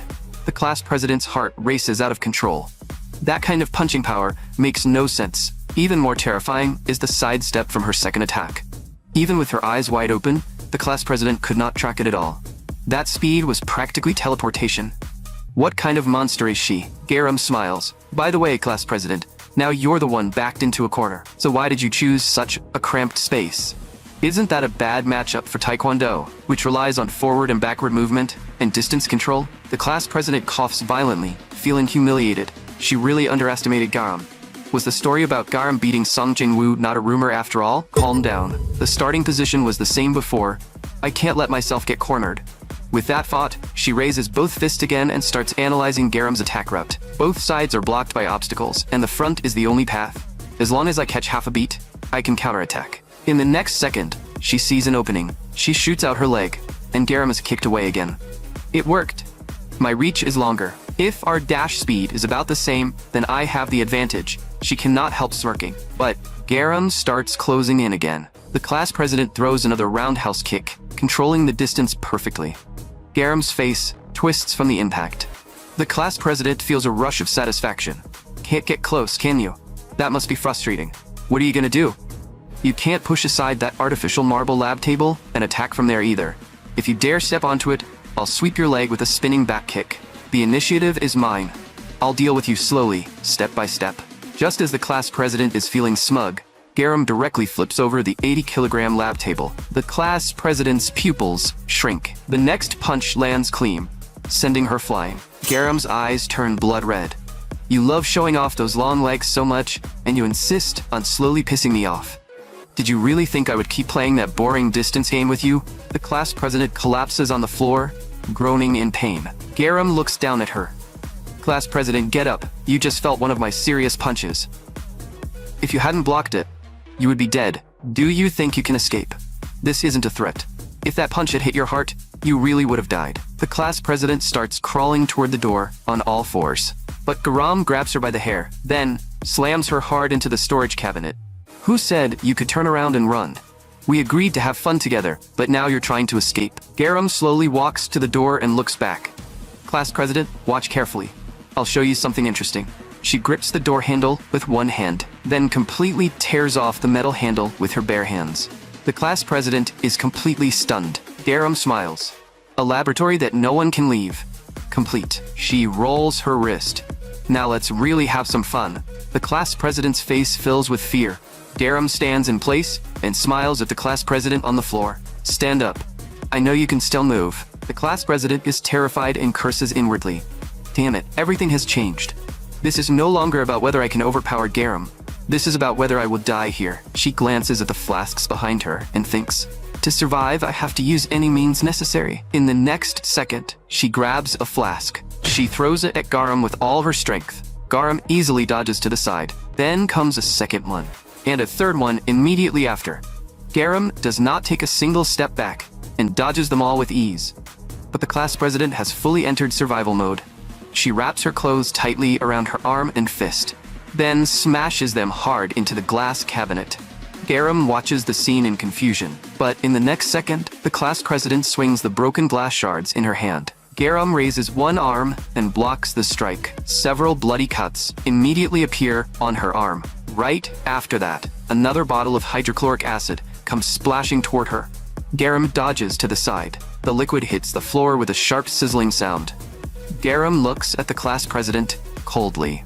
The class president is holding several bottles of hydrochloric acid, her face dark as she says, "Fine, I'll struggle, just like you wanted." She raises the glass shard high, then cuts open the seal on the bottle, and splashes the acid at her again. Garam has no choice but to keep dodging the flying acid. Even the slightest contact instantly burns holes through her clothes.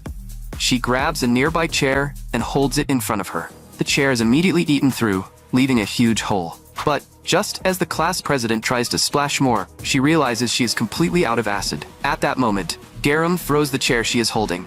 Garam says, coldly, "Hey, you arrogant little brat. Do you think the game is over?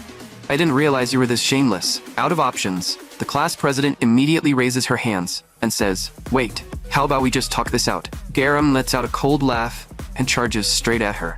The class president's face darkens. She kicks away the chair Garam just threw, sending it flying back at Garam instead. Garam leans back and dodges, but the class president has already lifted another chair and lunges forward. She brings it down with full force. Then she immediately follows up with a heavy kick to Garam's body. The massive impact breaks Garam's ribs, ulna, and collarbone at the same time. The class president freezes. She clearly felt Garam's bones crack. In the next instant, joy surges through her. Her collarbone is broken. She can't punch anymore. This round is mine. Just as the class president rushes in and throws a punch, she realizes Garam's fist is even faster.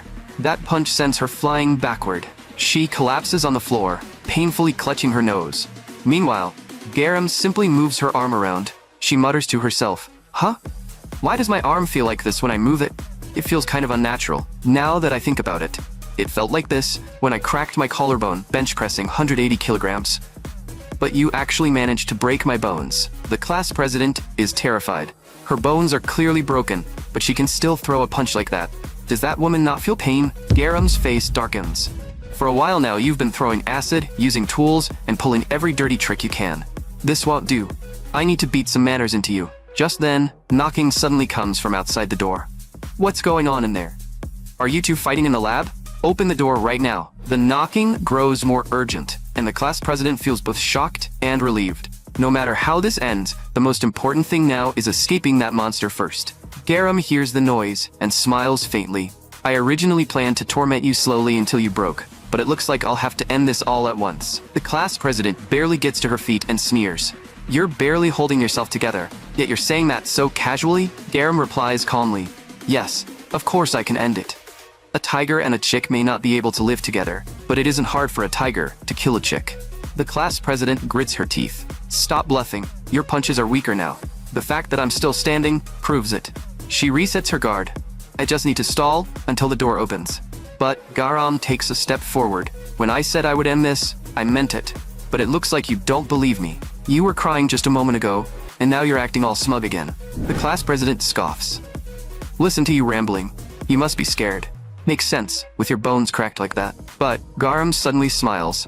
"Class president, did you know? Boxing isn't my specialty." She slowly raises her leg. "What I'm really good at is kicking." The class president's pupils shrink. Before she can react, a kick has already landed on her body. The class president stumbles back, stunned.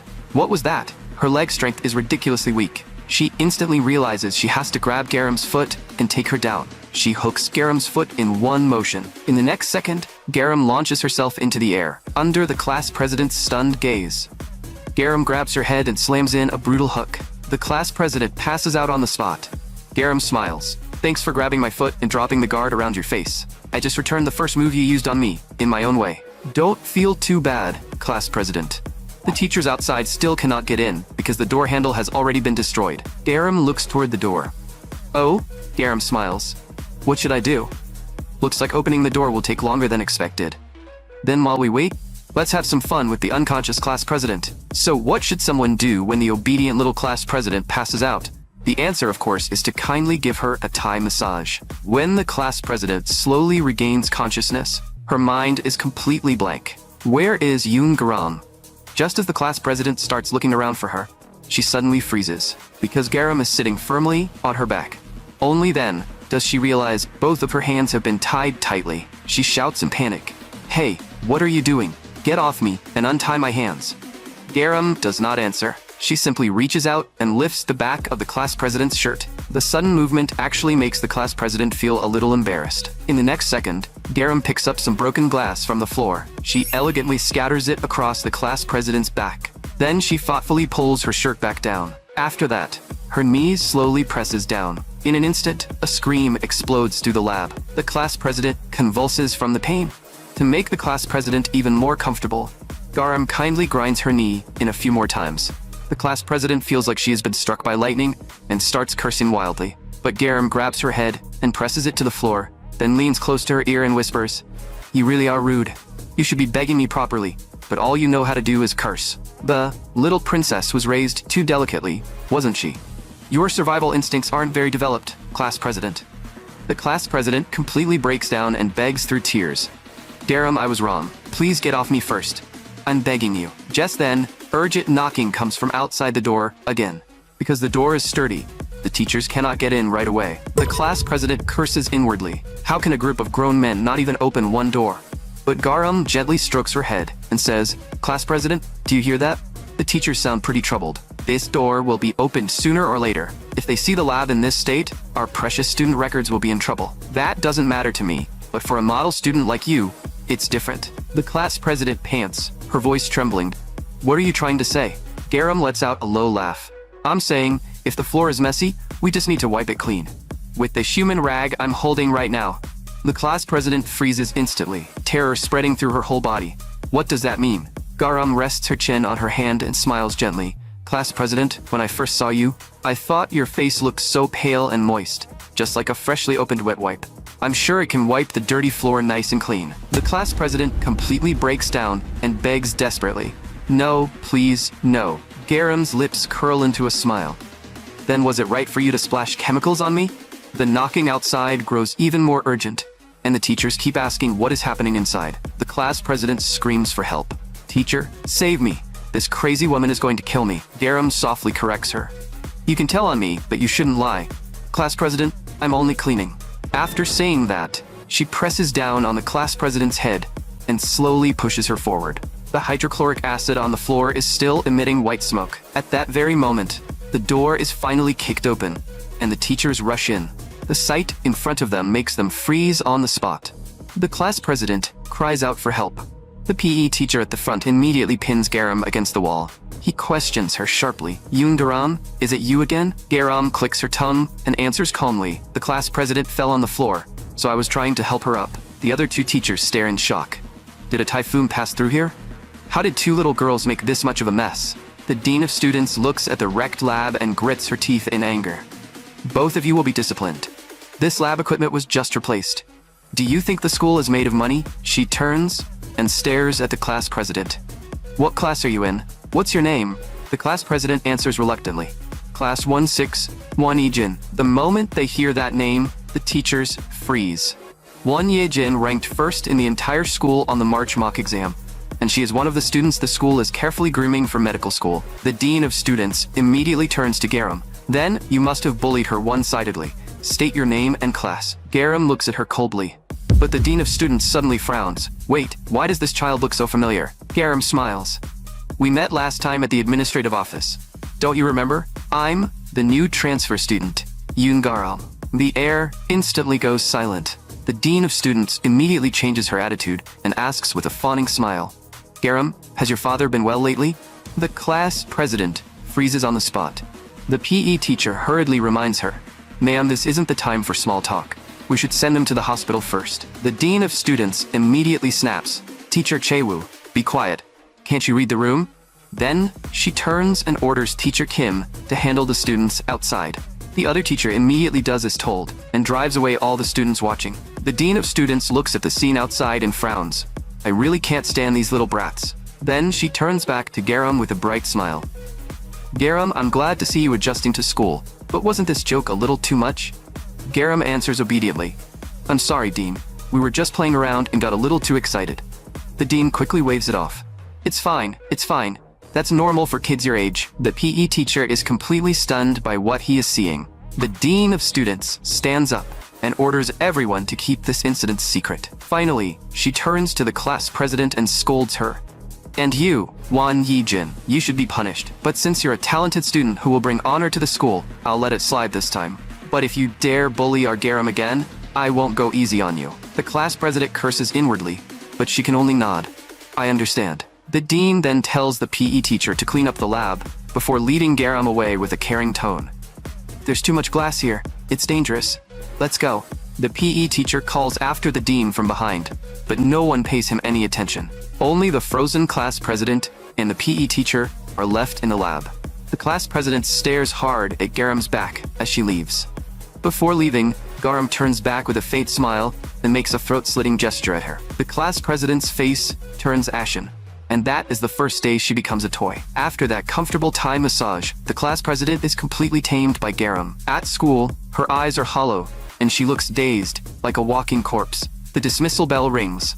Ji-young gathers her courage and carefully says, Garam, thank you so much. Do you want to go eat tteokbokki together? My treat. Garam smiles and shakes her head. Sorry, I can't go with you today. Ji-young freezes. Do you already have plans? Garam tilts her head and thinks for a moment. Rather than plans, I'd say I'm going to have a celebration dinner with someone. That sentence instantly puts the class president on edge. Her head buzzes. Is that lunatic not even going to leave me alone after school? What if Lee Myung-jun's people ambush me? She clutches her head in agony. I'm supposed to go to Math Academy today. What if I get kidnapped on the way? Should I ask my boyfriend to come with me? On the other side, Song Min-jung's face also turns pale. She grips her bag tightly. What kind of madness is Garam planning after school? My parents are in Southeast Asia for work, so they can't pick me up. What if I end up like my brother, on the way home? Then, Song In-jung suddenly seems to remember something. Come to think of it, during cleaning time, Garam and Won Ye-jin seem to have caused a huge scene. Could today's target be Won Ye-jin instead of me? The two of them grit their teeth in their own fear, silently praying that Garam will go after the other one. Just then, Garam stands up and taps the desk.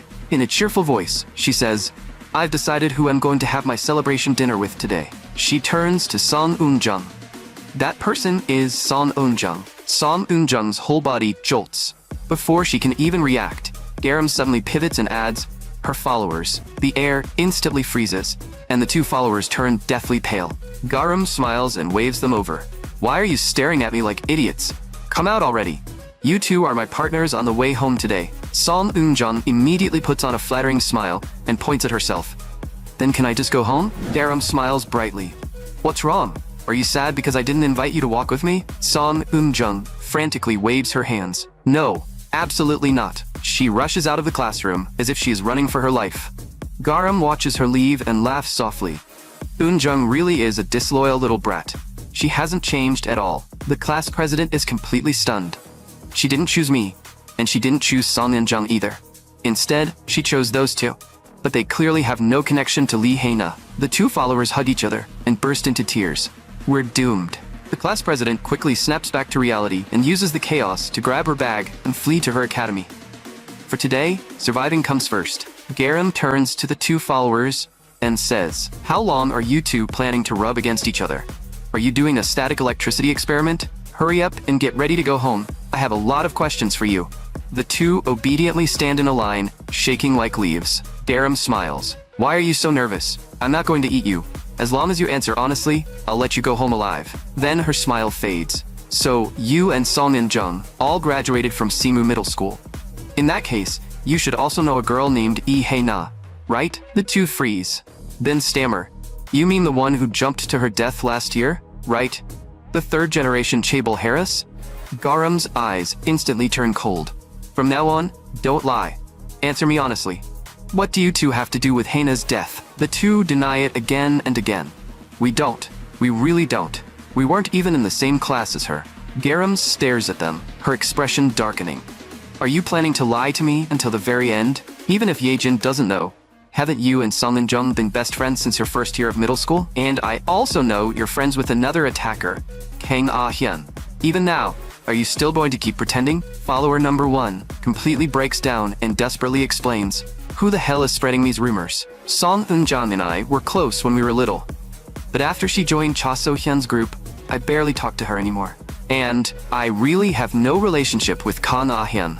At most, we greeted each other because we're both from Busan.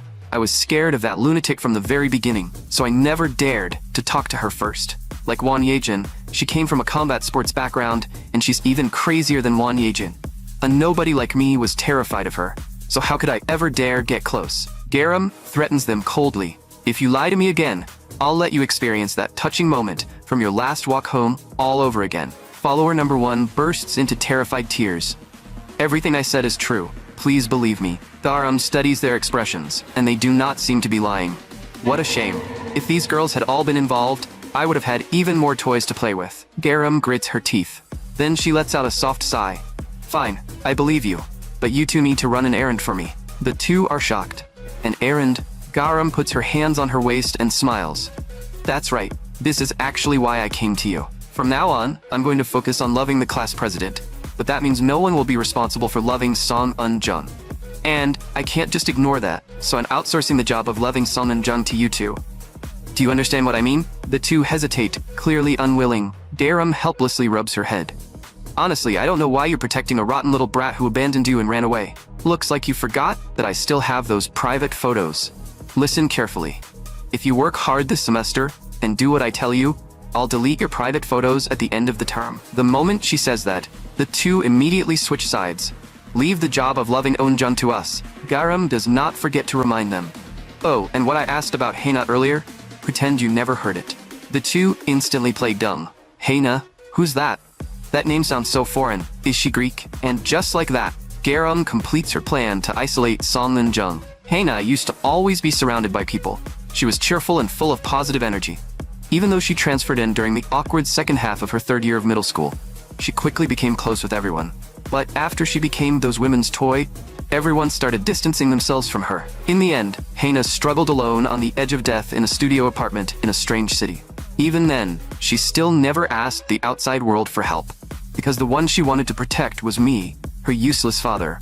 She wanted to keep me from being destroyed by that monster. To protect Hando Group, she chose to endure everything alone. That is why I must give Song Eun-jung a gift, one that lets her personally experience the isolation Haina once suffered. Along with that bone-deep loneliness, Eun-jung soon realizes that her two followers have suddenly stopped talking to her, treating her like she is invisible. She forces an awkward smile and asks, "Are you two mad because I left first yesterday? Come on, didn't we say nothing happened after school yesterday? Let's go to the school store today. I'll treat you, so stop being mad." Song Eun-jung reaches out with a flattering smile, trying to comfort them. But follower number 1 immediately slaps her hand away. "You crazy bitch, cut it out. Do you actually want to die? Because of you, Garam beat us down too. But yesterday you had no loyalty at all, and ran off by yourself. If you didn't have your brother backing you up, I wouldn't even bother talking to you." Song Eun-jung looks shocked. "Are you serious right now?" Follower number 2 crosses her arms and says, "You'd better stop hanging around us, just like how you went home by yourself yesterday. Let's go our separate ways from now on." Hearing that, Song Eun-jung completely loses her temper. "Are you two insane? If you were in my place, wouldn't you have gone home first too? You're cutting ties with me just because something like that happened once. You people really have no loyalty. When I was getting bullied, you were filming videos exactly like Yoon Garam told you to. This is seriously ridiculous. I don't need people like you either. Don't talk to me again." Song Eun-jung shoves the two girls aside while crying and runs out. The students immediately start whispering. The class president watches the whole scene, her face darkening. "In the end, I still have to come back to school, and I cannot simply drop out either. If I do, Lee Myung-jun's next target will be the many general hospitals my family has built over generations. And if that happens, my family would sacrifice me to Lee Myung-jun if they had to, as long as they could protect those hospitals. That's right. If it's my invincible antisocial father, he really might do it. After all, when Lee Haina's incident happened, He actually tried to remove me from the family registry. I have to do everything I can to solve this problem. Yesterday, I already broke that woman's ribs, so she should at least stay away from school today. No matter how much of a monster she is, even someone who cannot feel pain still needs time to heal and recover. Good. While Yoongaram is not at school, I can think calmly and find a way to survive. But at that moment, the door opens. The one who walks in is none other than adorable Garam. She greets the class cutely. I'm here. But the classroom is dead silent. Huh, that's weird. Mayor Appa said this is a really popular phrase in Korea right now. Garam walks up to the class president and slowly stops in front of her. Class president, starting today, I'll be sitting next to you. The teacher already agreed. From today on, please take good care of me. The class president is stunned. Is this crazy bitch seriously going to torment me even during class now? Garam places the backpack hanging in front of her onto the desk. Oh, right. And this is a gift to celebrate us sitting together. The class president stares nervously at the backpack in front of her. Her eyes tremble because she realizes something inside the backpack is actually moving. Garam smiles. Class president, this is a gift that will really surprise you. She urges her. Hurry and open the bag. Look at what I brought you. The class president stares at the wriggling backpack as a familiar fishy smell faintly drifts out. She is almost certain that whatever is inside is another bizarre thing Yoon Garam brought. What makes her even angrier is Garam's matter-of-fact expression. As if she is certain the class president will obediently do whatever she says. What a joke. Does she really think I'll play along? The class president refuses coldly. I'm not opening it. Garam freezes for a moment. Then her face darkens. Then I'll have to do it myself. She reaches into the backpack. And under everyone's gaze, she slowly pulls out a huge live Matsuba crab. The entire class turns to stone, their jaws hitting the floor. The class president's mind goes blank. That thing is alive? Has she completely lost her mind? But Garam smiles with great satisfaction. This is my crustacean partner. Its name is Crab Ant, she explains with a serious face. Pets have been the best friendship gifts since ancient times. Crab stands for crab, and ant stands for ant. I hope it will work hard for our friendship, just like an ant. The class president's eyelid twitches violently. You know crabs are aquatic creatures, right? It'll die quickly like this. This is animal abuse. Garam tilts her head and argues back. Crabs can survive on land for a while, you know. Also, don't you think it's kind of funny for a girl who used to abuse people to talk about animal abuse? That sentence shuts the class president up completely, so she forcibly changes the subject. Anyway, seafood smells fishy. Take it away. How did you even bring that thing into school? Garam does not answer. She simply keeps pushing the crab toward her. In the next second, Crab Ant clamps onto the class president's thigh. The class president freezes for a moment. Then she lets out a scream. Blood quickly begins to seep out. She violently shakes the crab off and screams, "What are you doing?" But Garam stays gentle. Class president, did you know? The English word cancer comes from the ancient Greek word for crab. They say the crab became connected to cancer because the spreading shape of a tumor resembles a crab. But there's another theory too. They say the pain of having cancer feels like being pinched by a crab. So crabs became linked to cancer. Then she quietly adds, "Don't you think that suits a certain female student we both know? The one who chose to end her own life?" The class president's heart sinks. How much does this woman know? Holding up her generous gift, Crab Ant, Garam says cheerfully, "So you've probably guessed what game we're playing today, right? During class, Crab Ant will hide under the desk and work hard to pinch your thigh. The purpose of the experiment is to see whether the class president can endure the pain and still focus on class." The class president sneers inwardly. Ridiculous. There's no way she can do that during class. All I have to do is tell the teacher on the spot. The first period is English with the homeroom teacher. Because of club activities, she has a personal relationship with that teacher. So there is no way the teacher will favor Garam like the dean of students did. And that crab already looks like it's barely alive. If I can just get through one class, it should soon become warm crab meat. The bell rings, and the teacher starts the lesson. Garam rests her chin on her hand and stares at the class president with a dangerous smile. The crab claw slowly moves toward the class president. Her body trembles. Then she suddenly stands up. "Teacher, Yoon Garam is attacking me with a live Matsuba crab." Hearing that, the teacher is stunned and looks at Garam. Garam simply stares back with wide, innocent eyes and shrugs. After a moment of silence, the teacher says, "Yijin, that joke isn't funny. Sit down." The class president is completely dumbfounded. Does the teacher really trust me that little? No. That can't be it. The teacher just didn't see the crab Garam is hiding under the desk. She suddenly kicks Garam's desk aside, then points at Crab Ant in Garam's hand and says, "Teacher, look at this." The teacher freezes on the spot when she sees it. Then she says, "Garam, if you're going to play jokes like that, can you wait until break time?" Garam nods obediently. "I'll try my best." Then, the teacher looks at the class president. "Did you hear that? Garam is going to try her best, so you should also put her desk back and sit down." The class president is left completely speechless. What she does not know is that before class, the dean of students had already given instructions. The school board is paying close attention to the new transfer student. Given her status as a North Korean defector, the board has clearly instructed all teachers to take extra care of her and make sure her school life does not turn into a public social issue.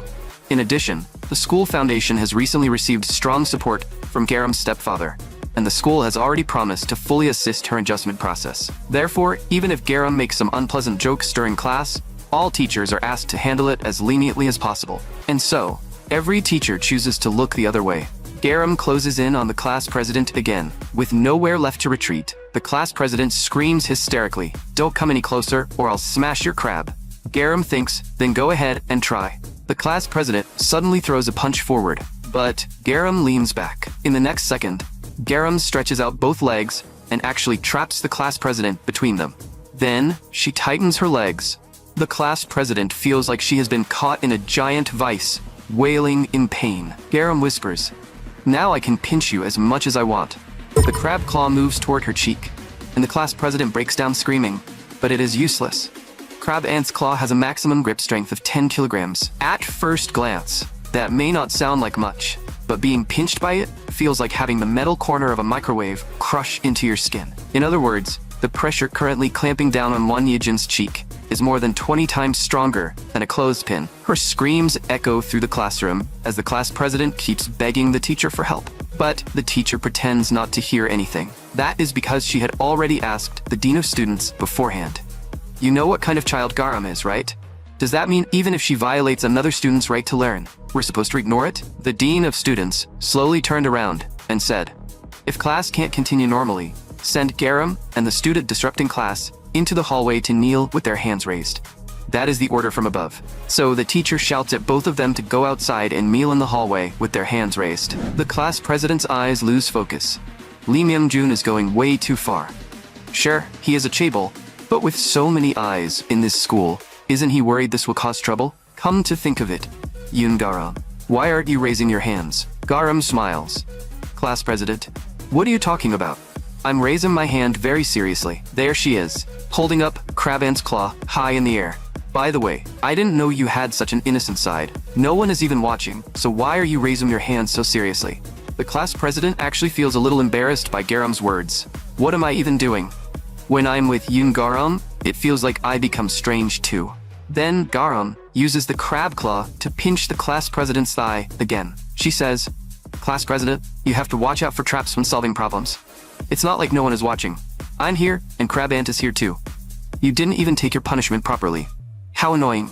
I'll punish you in the teacher's place, so accept it willingly." With tears in her eyes, the class president says, "Wait, cut it out already. You've done this so many times." The only answer she gets is Crab Ant foaming at the mouth. After completing its mission, Crab Ant heroically gives up its life. Garam's eyes turn red, and she looks at the class president, on the verge of tears. The class president freezes for a moment, then twists her lips into a distorted smile. "You idiot. A crab can only survive out of water for 2 or 3 hours at most.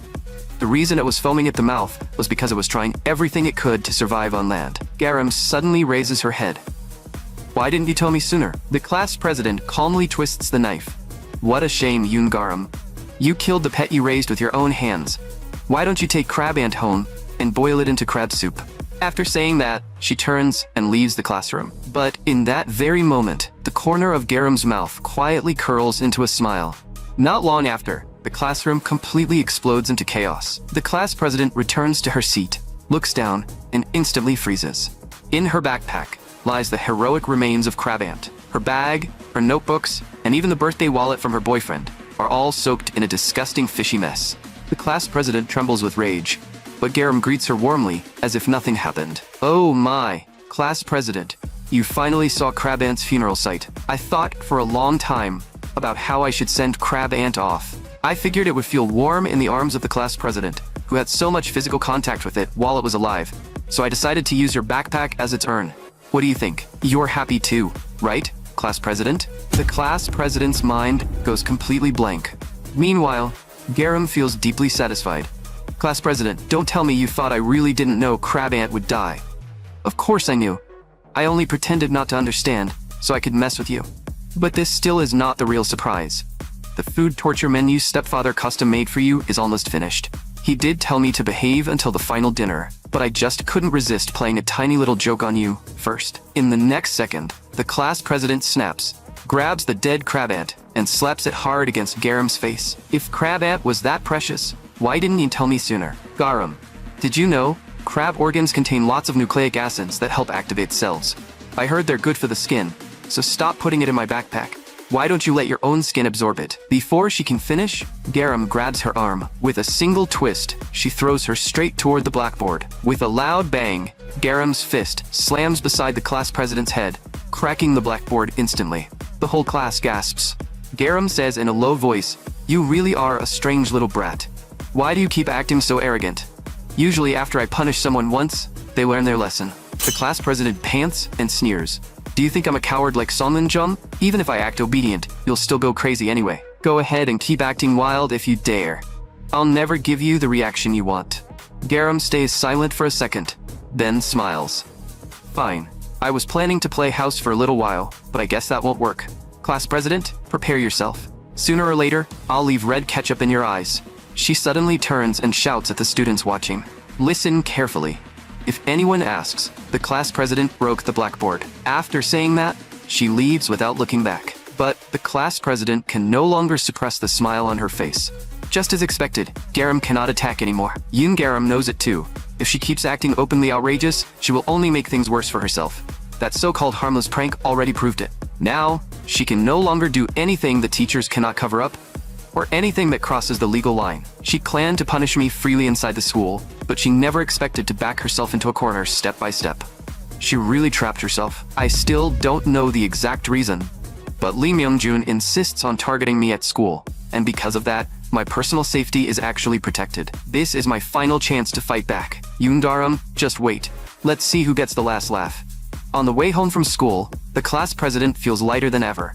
Washing my backpack was definitely infuriating, but seeing Yoon Garam tremble with rage made it all worth it. Maybe because Garam kept hitting a wall with me, she ended up taking her anger out on Sonmin-jung for no reason. But, Yoon Garam, you should never have acted in front of everyone, as if you already bought off the teachers. Once your relationship with Lee Myung-jun truly comes to light, my counterattack will officially begin. I'll collect every piece of evidence of your strange and uncontrolled behavior, along with proof that Lee Myung-jun is abusing his position as vice chairman to protect you.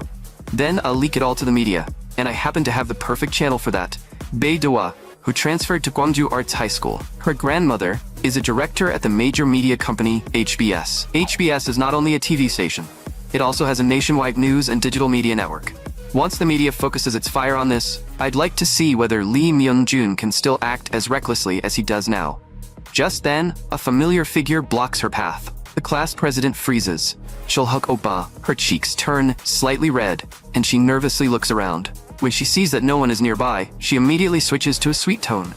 Why did you suddenly come here? You should have told me first. I didn't even dress up properly. It's been so long since we met on a weekday. During the season, it's hard enough to see you even on weekends. But, Chul-hyuk frowns. Ye-jin, what happened to your face?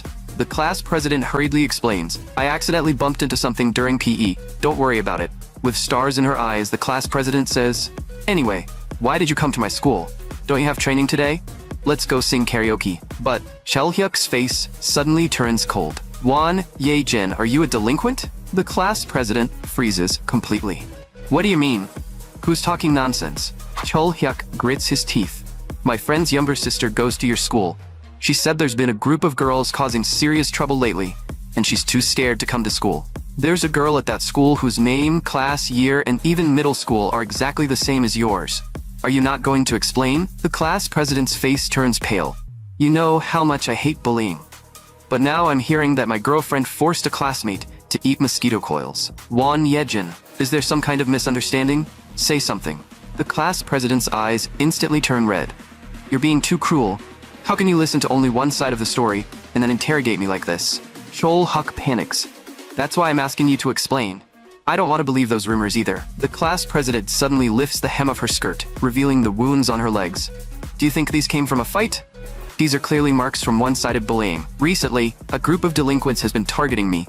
I only became their target because I stood up for Ji Young. Now they're spreading rumors together, saying I'm a delinquent so they can ruin my path to college. I didn't want to affect your matches, so I kept enduring it alone. But you suspected me first. Chelhuk panics and immediately hugs her. Yejin, I'm really sorry. I guess I was too impulsive. There's no way you could be that kind of person. The class president leans into his arms, but her eyes slowly turn cold. You won't casually doubt me again next time, right? She thinks to herself, the rumors are spreading faster than I expected. I need to act quickly. Men like Chelhyuk Aba, with a good body and a handsome face, are rare enough already. More importantly, he is the only shelter that lets me endure this messed up family. Yoon Garam, if you dare destroy all of this, I'll destroy you first. Meanwhile, the class president seems to be having a good time too. She and her handsome young boyfriend are practically glued together inside a karaoke room. She holds his face and says softly, if I didn't have to go to academy, we could stay like this all day. I'm so glad you suddenly came to see me. All the stress I've built up lately just disappeared. Come see me like this more often from now on. Just then, Chelhyuk speaks seriously. Yejin, now that I know you're being bullied at school, I can't pretend nothing happened. Let me go talk to them face to face too. A look of panic clearly flashes across the class president's face. Cholhuk Opa, they're not the kind of people who get scared just because you say a few words. They have powerful backing. Her boyfriend raises his voice. Even so, we can't just do nothing. The class president's tone instantly turns firm. No, even if I have to beg you, please don't do anything. I don't want to drag you into this, and I don't want to put you in danger. Appa, I already have a plan. You only need to promise me one thing. No matter what happens, only believe what I say. Never listen to any other woman.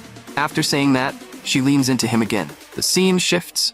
Chairman Lee stands alone in his study, looking at his wedding photo with his wife, and murmuring, Honey, although you left far too early, I'm grateful that Haina grew up so upright. She was as kind as you. Even when she reached her rebellious age, she was still considerate of me as her father. She was the gift left behind by the person I was most grateful for in this life. An angel-like daughter. He weakly clenches his fist. I'm sorry. I failed to protect our kind, Haina. But I believe you and Haina have already reunited in heaven. No. In truth, that is a lie. At some point, he stopped believing in heaven. Because compared to the idea that heaven exists, this world is far too evil. Yes, honey.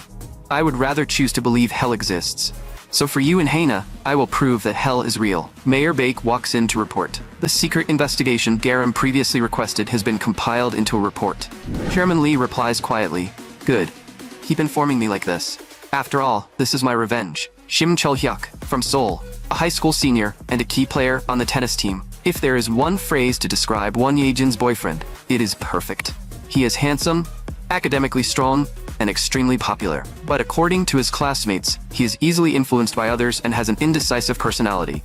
Shim Chul-hyuk and Won Ye-jin have been dating for 2 years, and they have long since become each other's emotional support. Garam rests her chin on her hand and chuckles. That sly little Ye-jin, I thought she was just an obedient bookworm, but it turns out she has done plenty of delinquent things too. Mayor Bake continues. I was surprised by that part as well, so I also looked into how they first met. Won Ye-jin and Shim Chul-hyuk first met at the closing ceremony celebration of the National Youth Sports Festival 2 years ago. Based on our analysis, they likely developed feelings for each other while interacting with athletes from other sports. Won Ye-jin was originally on the athletic path too, but she was forced to give it up due to family pressure. Ever since then, she has developed a strong emotional dependence on Shim Chul-hyuk, and that has not changed. Chairman Lee interrupts impatiently. Get to the point. Why are you telling me about this boy named Shim Chul-hyuk? Garam stands up. Stepfather, let me explain. Shim Chul-hyuk is a pawn in my plan. I'm going to personally shatter Won Ye-jin's emotional support. This plan is called NTR. Chairman Lee lets out a low laugh. Interesting.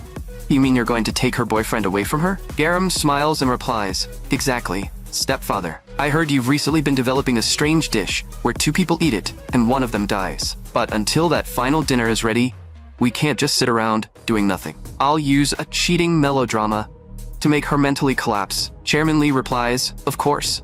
The trash who ruined my daughter doesn't deserve a beautiful youth. And so, the NTR plan begins immediately. Meanwhile, the class president and her boyfriend are walking side by side down the street.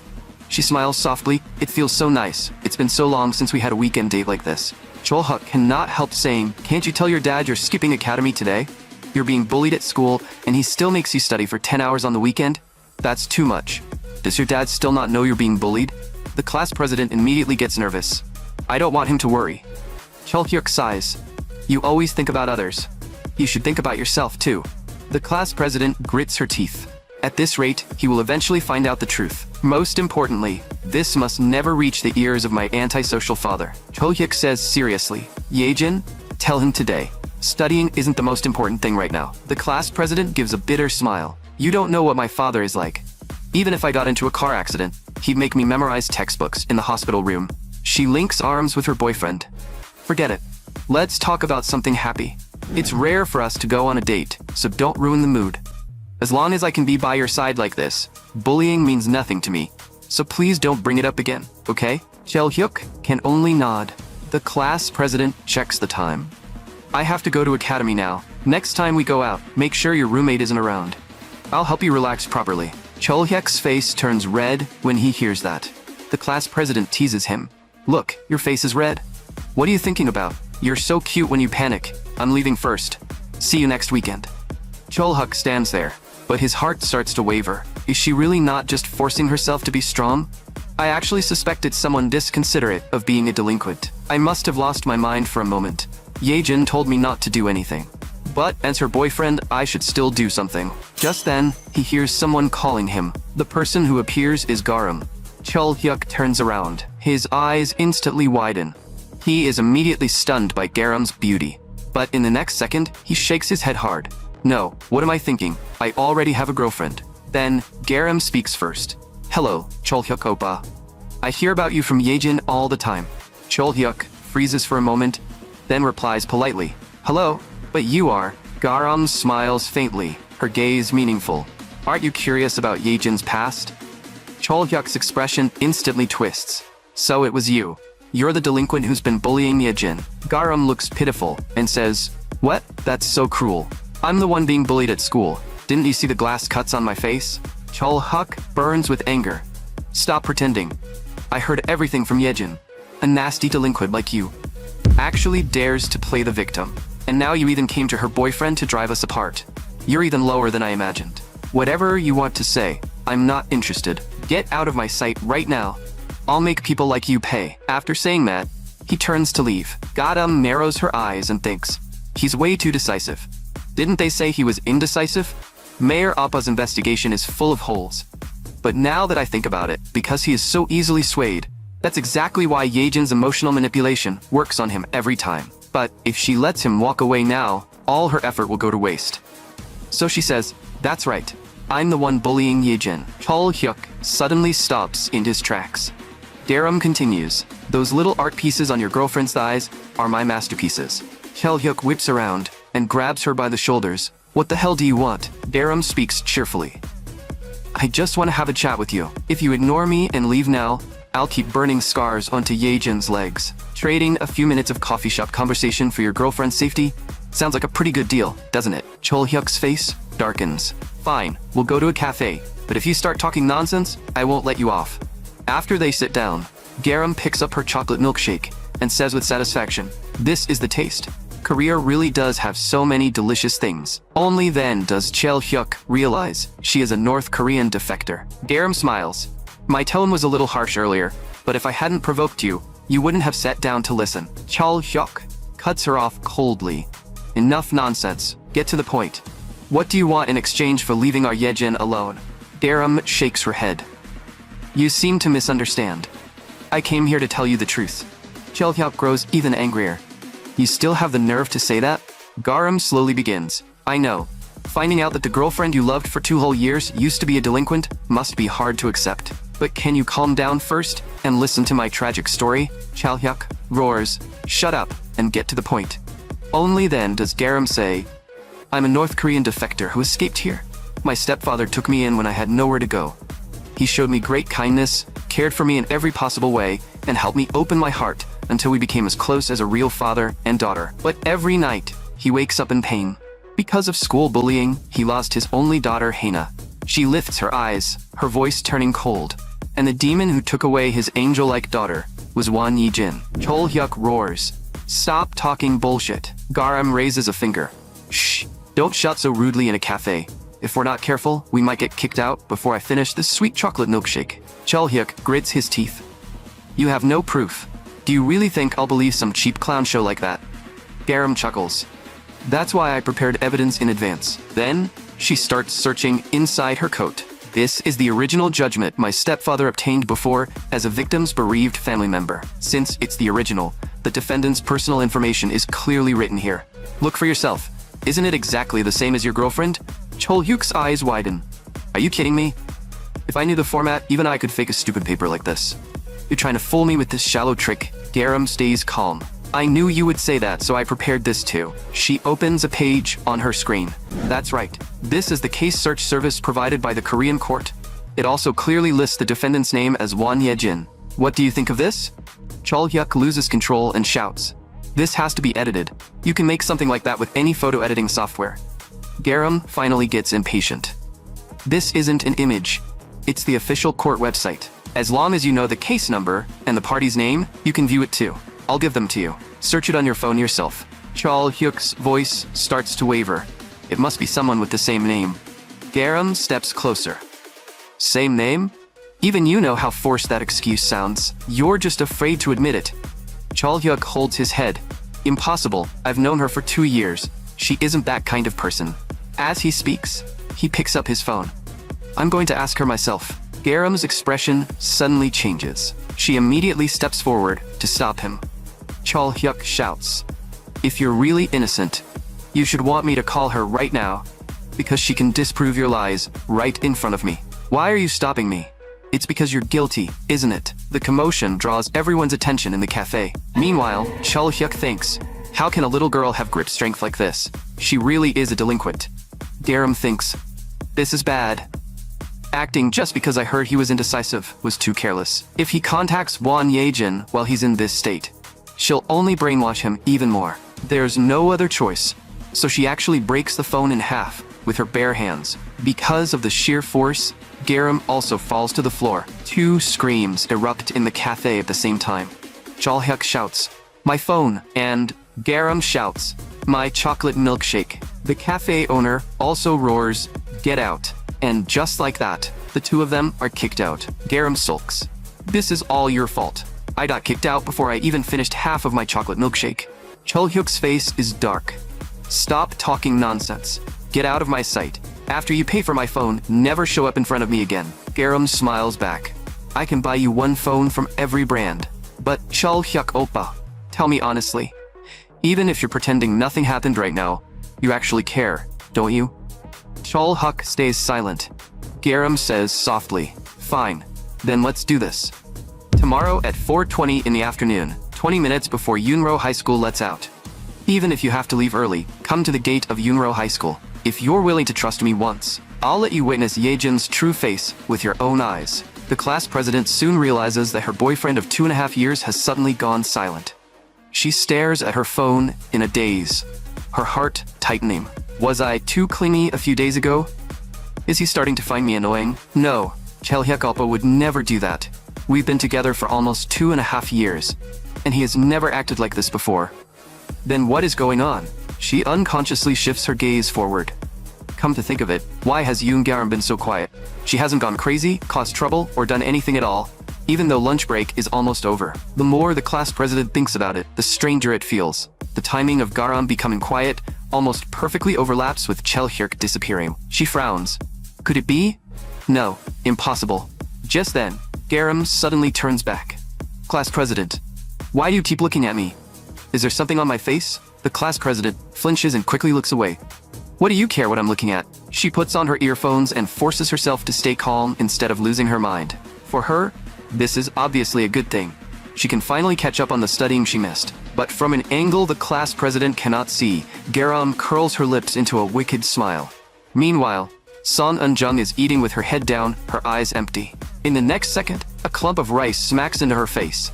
Then an entire bowl of herbal tonic soup is poured over her head. The ones doing it are her two followers. Son Eun-jung's voice trembles.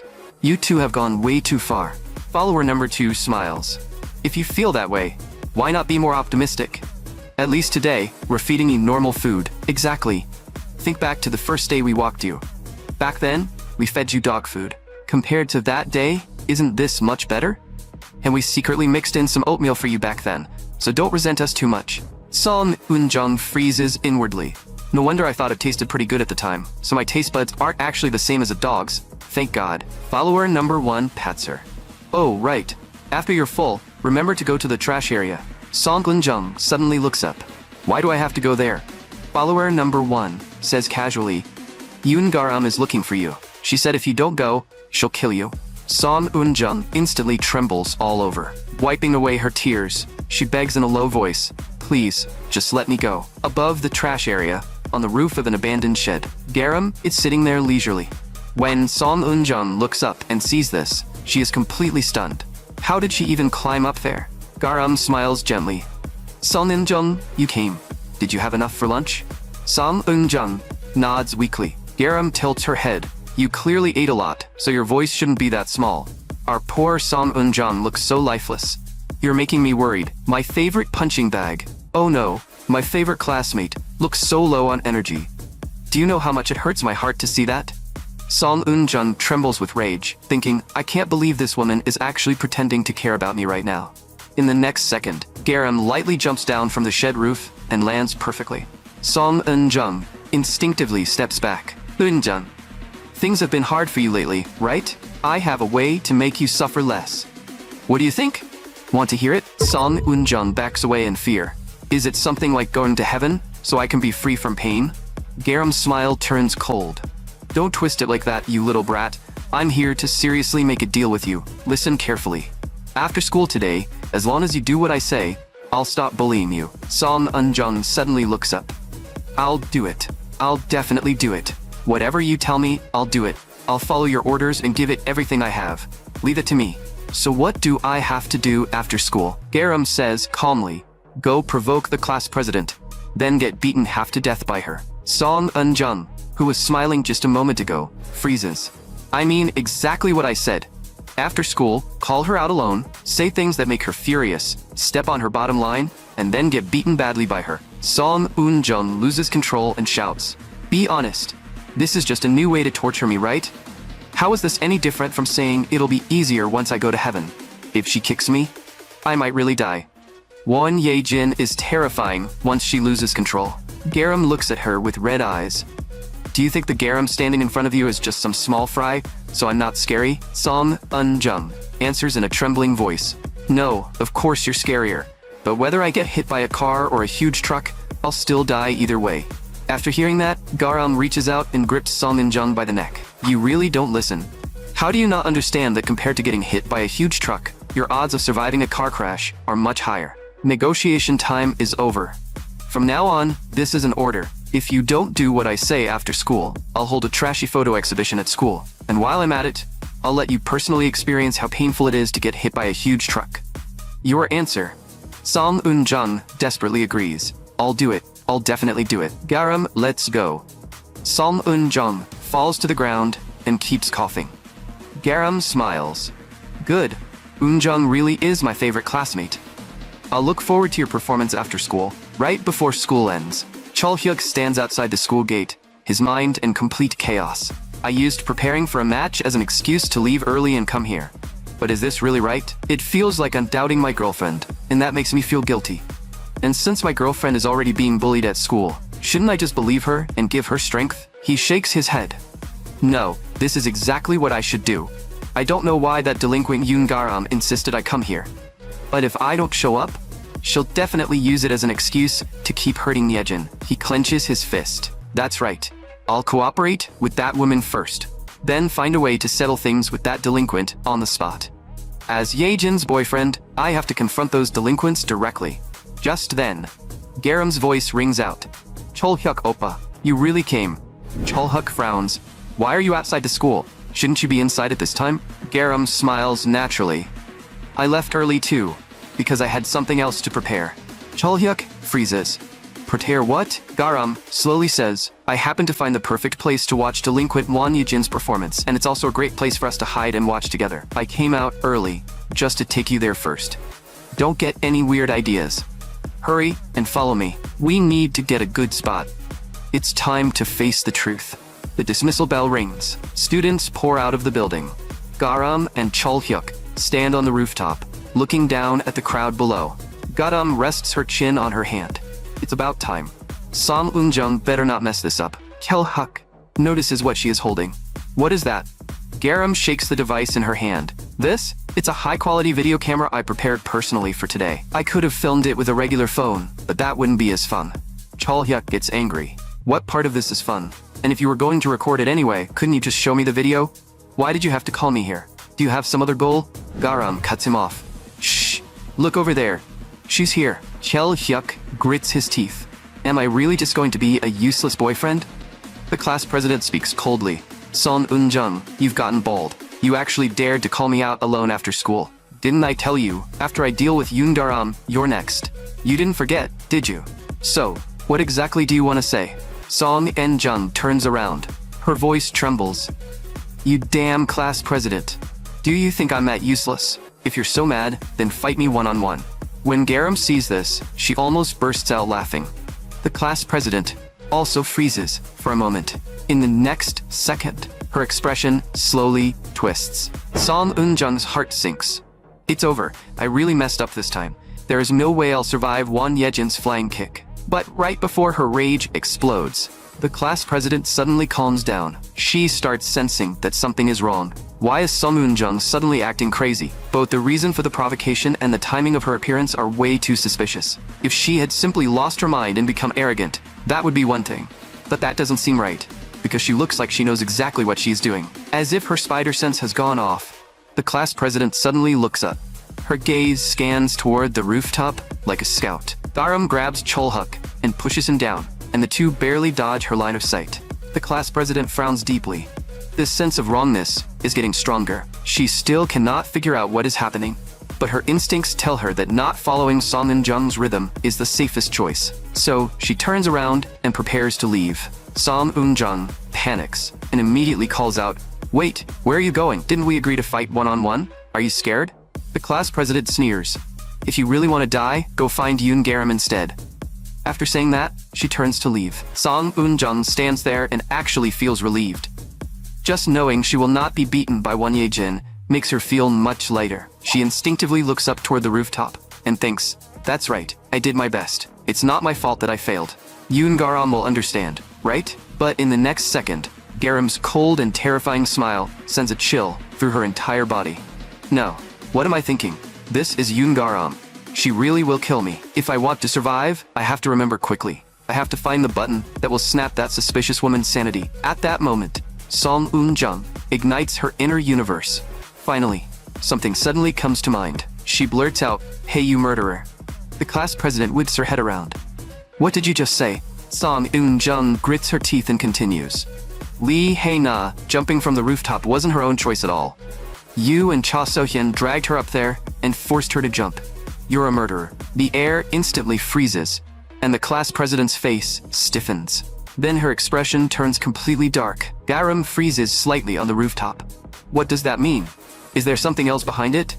Didn't Hyena get stomach cancer from the stress of bullying, and then lose the will to live? With a vicious expression, the class president steps closer. Eun-jung, where did you hear that? Song Eun-jung forces herself to hold on. You think I'll tell you? You should hurry up and turn yourself in to the police. Before she can finish, there is a dull thud. Her whole body, along with the hair roller on her head, is kicked violently away. The class president immediately follows up with another brutal kick. Song Eun-jung collapses on the ground, trembling all over. Cholhyuk, watching from the rooftop, turns deathly pale. How is this possible? Yejin actually did something this cruel. The class president looks down at Song Eun-jung. I am a murderer. But how can you keep acting so arrogant in front of a murderer? Song Eun-jung tries to speak and desperately explain. But the only thing that answers her is her own hair roller. The class president shoves the hair roller into her mouth. Song In-jung, I think your problem is that mouth of yours. The class president raises her fist. That rotten mouth. I'll make sure you can never speak again. She swings her fist. From the rooftop, Chol-hyuk watches the girl who was once his gentle and caring girlfriend brutally attack someone in public. It feels like something inside him completely shatters. The tenderness from the past 2 years breaks apart, piece by piece. It was all fake. The class president grabbed Song In-jung by the collar. Song In-jung, don't come to school starting tomorrow. I already warned you. If you ever show up in front of me again, you'll be medically dead for real. Understand? Then she follows up with another powerful kick. Song In-jung is sent flying on the spot. After that, the class president spits at her and turns away. Chol-hyuk, standing on the rooftop, trembles all over in disbelief. Is that person really Yi-jin? Garam has already recorded everything she wanted. Thanks to Song In-jung working so hard to play the fool, Garam managed to capture a very useful video. And that video will play an extremely important role at the final dinner. Chol-hyuk collapses to the ground and clutches his head. What? Murder? And what did she mean by jumping from the rooftop? What does any of this mean? Who have I been dating for 2 years? Who is the Ye-jin I know? Garam looks at him with some impatience. I expected the shock to hit him hard, but he is even more fragile than I imagined. I didn't expect him to have such a glass heart. No, after finding out his girlfriend is a murderer, maybe this reaction is actually normal. In the end, even I didn't expect things to unfold like this. Anyway, this is called the NTR plan in name, but forget seduction. At best, I've only created another broken person, but Garam quickly realizes the problem is serious. If the NTR plan fails, my position at home will only become more awkward, and Mayor Appa, who has been eyeing my place, might steal the initiative. Mayor Appa will definitely laugh at me, and that is something I absolutely cannot tolerate. Besides, judging from his current state, if I leave him alone now, there may never be a second chance. So I have to find a way to completely control him today. One of Garam's favorite things to do is read Wikipedia. Ever since this chocolate milkshake-loving North Korean defector came to Korea, she has developed countless new interests in this world. Through Wikipedia, she saw a world full of wonder and cruelty. That was also where she gained countless inspirations for revenge. One entry struck her especially hard. It said the mental pain suffered by victims of cheating is something no one can truly imagine unless they experience it themselves. Watching a lover they trusted and depended on for years fall into someone else's hands creates psychological trauma that is said to rank just below the PTSD of combat veterans. That is exactly why, the moment Garam learned Won Ye-jin had a boyfriend, a thought formed in her mind. The NTR plan. And right now, Chol-hyuk has personally witnessed the girlfriend who treated him gently for 2 years reveal herself as a bully who forced classmates to eat mosquito coils. His mind is nearly broken. He sits on the rooftop, as if his entire body has been hollowed out. Garam stands beside him and observes him calmly. She is thinking about how to completely control this boy, who is already on the verge of collapse. The first idea that comes to mind is using charm to lure him in, because she does not understand what people call shame. So in her mind, tempting him a little carries no emotional burden at all. But the problem is, such a shallow kind of temptation could easily backfire on a boy with such a fragile heart. More importantly, she vaguely feels that her actions might be judged by some invisible outside force. If she crosses the line any further, something might go wrong. What should I do? Just then, Chol-hyuk speaks in a low voice. Are you satisfied now? After making me see the truth, do you feel better? You could have pretended not to know. You could have left it alone. You could have waited until we broke up naturally, like any ordinary couple. Do you know how painful it is to discover the real, ugly side of someone you love? By the end, his voice is almost breaking. So please, just leave. Don't bother with me anymore. I want to be alone. Garam does not answer. She simply takes off her coat and gently drapes it over him. Then, she sits down beside him. I'm sorry, I can't bring myself to hurt a man. It looks like you didn't really hear what those girls said earlier. Hae-na also ended her life on a rooftop. She wasn't my real family, but as someone left behind by her, how could I leave a grieving person alone on a rooftop and just walk away? As for dragging you into my revenge plan, I sincerely apologize. But to avenge Hae-na, who is already dead, I have to do everything I can. Even if I had never approached you in the beginning, the moment I made a move against Won Ye-jin, you would have been dragged into this one way or another. So I want you to understand that I never had any ill will toward you. Even so, I still think I have to take responsibility for your sadness. That's why I want to tell you a story about myself. Maybe it will make you feel a little better. Garam's voice is calm, though what I'm about to say will probably surprise you. My childhood in the north was actually very happy because I had a father who was very kind to me. Life was nowhere near as comfortable as it is in Korea, but as long as I was with my father, I wouldn't have envied even a North Korean general. Just like Won Ye-jin was your whole world, my father was everything to me. That was how it was until that day came.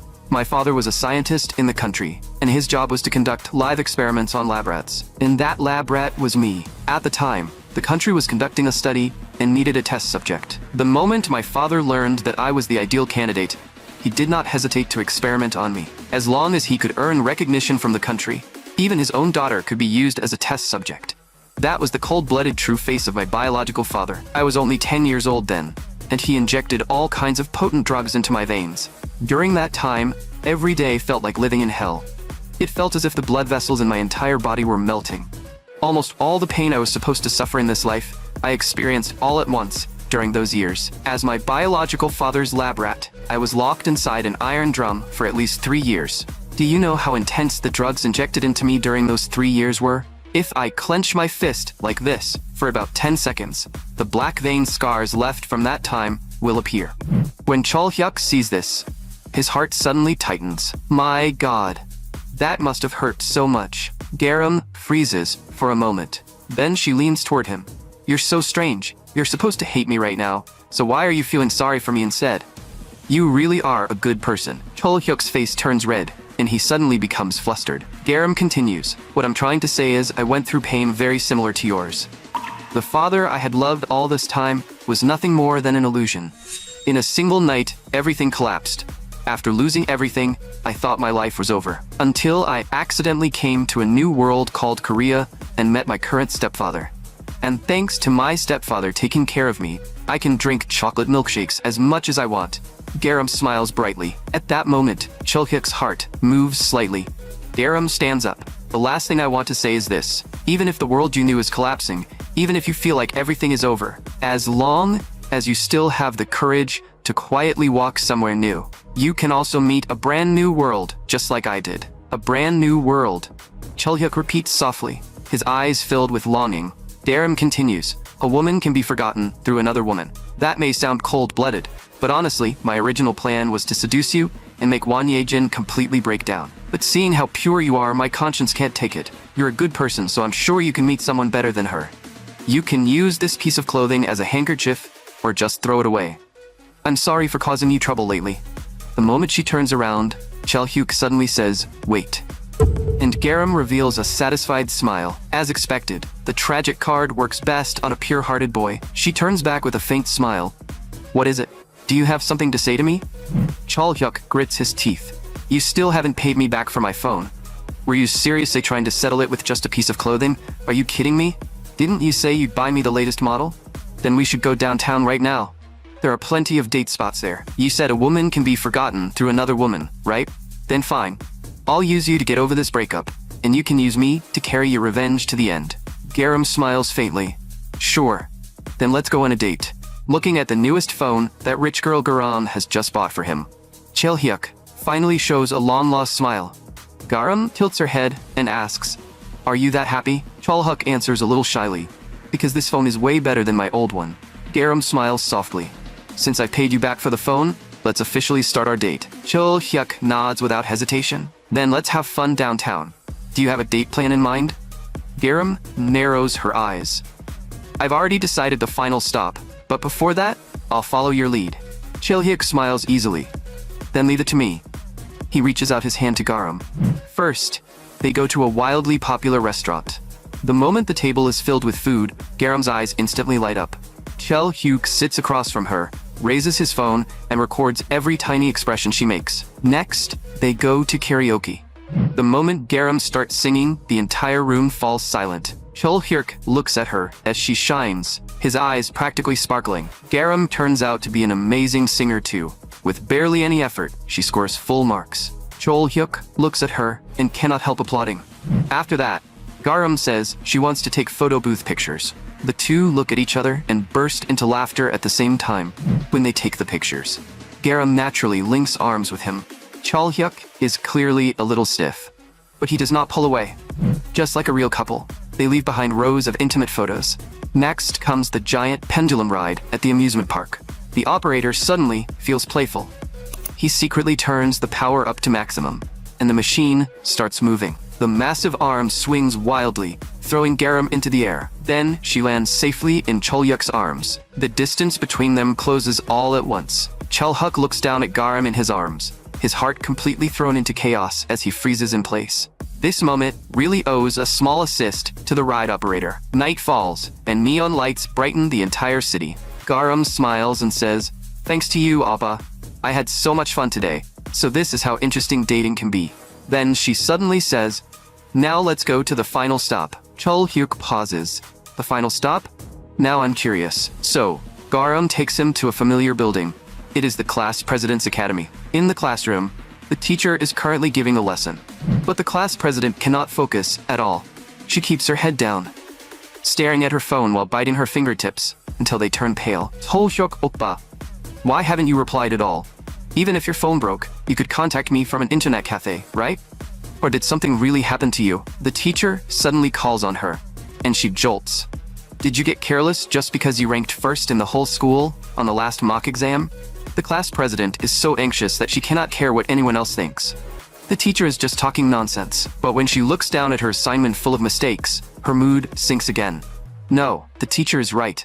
I have to quickly restore the study rhythm that Yoon Garam ruined, so for now, I need to focus on class. At that moment, her phone suddenly vibrates. She immediately picks it up. This has to be a message from Cholhyuk oppa.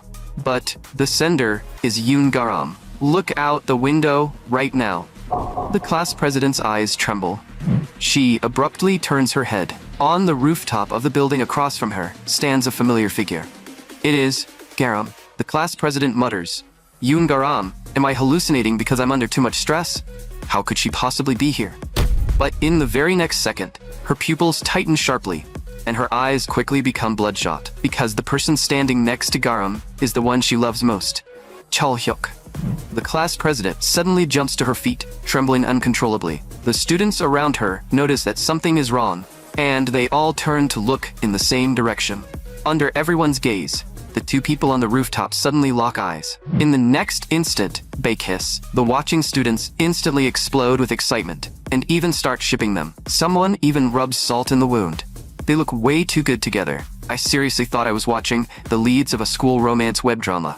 The class president stands frozen in place, her face full of disbelief, her body trembling as if all strength has been drained from it. After a long moment, the two finally pull apart. Garam smiles and says, "Cholhyuk oppa, I thought you were just an innocent guy. I didn't expect you to have such an aggressive side hidden inside you." She narrows her eyes. Good. Then now it's my turn to make a move. As soon as she says that, she shoves Cholhyuk against the wall. The sudden height and pressure make his face go pale, and his head spins. In the next second, Garam climbs right onto him. "Oppa, don't be scared. Have you ever heard of the suspension bridge effect? Your heart is beating miss fast, not because we're high up, but because I'm on top of you." Cholhyuk's face instantly turns bright red. Watching all of this, the class president glares with absolute fury, tears falling drop by drop. She grits her teeth, her nails digging deeply into her palms. Just then, her phone suddenly rings. The class president answers it with trembling hands. From the other end of the line comes a clear, yet intimate voice. "Killing someone isn't enough. You have to destroy their heart too." All the class president can do is listen to the voice on the phone, while staring at the unbearable scene in front of her, standing there like a powerless bystander. Then, Garam's voice softly sounds again through the phone. "Class president, kissing your oppa feels surprisingly sweet. Your oppa belongs to me now." At that moment, the class president completely loses it. Her eyes burn with absolute fury, and her sanity snaps instantly. She shoves the classroom door open. Then, she rushes downstairs like a madwoman, breathing heavily and screaming in a hoarse voice, "Yoon Garam, I'm going to kill you." On the rooftop, Garam only lets out a soft laugh. Looks like the class president is really angry. Since she's running over with so much effort, we should leave quickly too. She turns to Cholhyuk, her tone even sounding relaxed. The class president trained in Taekwondo, and her legs are strong. It probably won't take her long to catch up. You saw it today too, right? How scary she is. So let's run. As soon as she says that, Garam grabs Cholhyuk and quickly leaves the rooftop. A few seconds later, the class president bursts through the rooftop door. But there is no one there. Her whole body trembles, and her roar tears through the night sky. Yoon Garam, Shim Chul Hyuk, you bastards. I'm going to kill you. The class president screams on the rooftop, as if she has summoned her full martial spirit form. In the distance, Chul Hyuk's face turns pale. Was that really a human voice? That sounded like something a T-Rex would make. She's terrifying. I should never run into her again. But Garam smiles. Isn't this game of hide-and-seek kind of fun? She suddenly tilts her head, as if realizing something.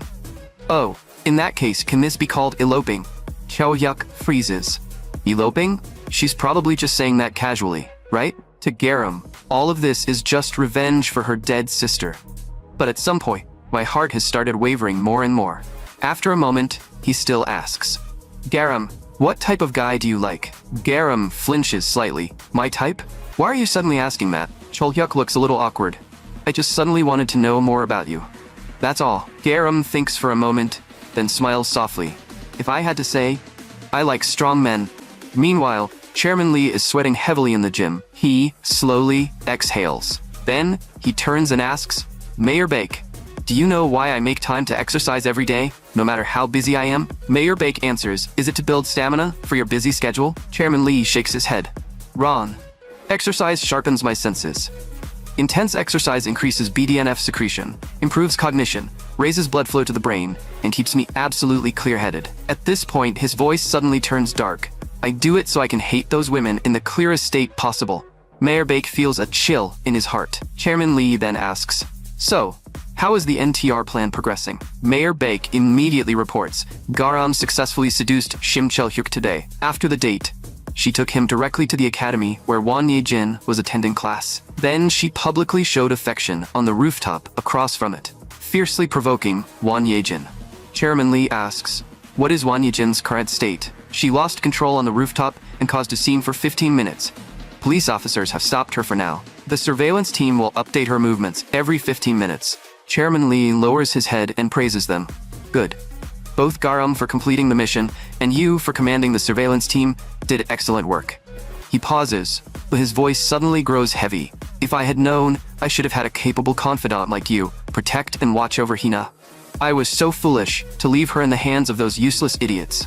Mayor Baek silently apologizes in his heart. Vice Chairman, even I probably could not have changed the outcome. Under those circumstances, it would have been difficult for anyone to protect her. After a moment of silence, Chairman Lee asks again, where is Garam now? She ate ramen at Shim Chul Hyuk's house and is currently on her way home. Also, she said she has something urgent to report to you personally. Chairman Lee adjusts his glasses. Then, let's go back.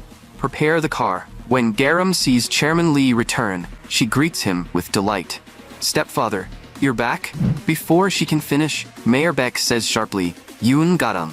Garam immediately looks wronged. Mayor Daddy Oppa, do you really enjoy scaring her that much? Mayor Baek snaps back in frustration. That's not it. How many times have I told you? Your broken arm needs a cast. No matter how strong your recovery is, it'll only get worse if you leave it like that. Garam smiles and flexes her wrist. Come on, casts are so stuffy. I can't stand them. Besides, I'm fine right now, aren't I? At that moment, Chairman Lee speaks. Garam, no matter how light the injury is, a fracture is still a fracture. Stop making excuses, and do what Mayor Baek says. Garam immediately nods with a smile. Yes, stepfather. I'll go to school with a cast tomorrow. Seeing this massive double standard, Mayor Baek is nearly speechless from anger. Chairman Lee then says, you said you had something to report to me. Say it now. Garam's expression immediately turns serious. Today, I overheard a conversation between Song En-jung and Won Ye-jin. I suspect Hina's death was murder. Mayor Baek is both shocked and furious. What does that mean? How could it be murder? You can't say something like that lightly. Has this been confirmed? Garam answers, I haven't fully confirmed it yet. But I heard them say with my own ears that they forced Hina to jump from the rooftop. The recording I gave to the surveillance room also captured that part. You can verify it. Those words completely break Chairman Lee. His vision goes dark, and his whole body collapses. Garam immediately catches her stepfather. Are you all right? Chairman Lee's voice trembles. So my feeling was right. Our Hina was never the kind of child who would choose to end her own life. Garam hesitates for a moment, then suddenly speaks. Stepfather, I know this may not be the right time to ask, but to make you feel a little better, I'll ask anyway. Before my hand gets put in a cast, can I use the kitchen? Chairman Lee stays silent for a moment. Then he slowly says, Good.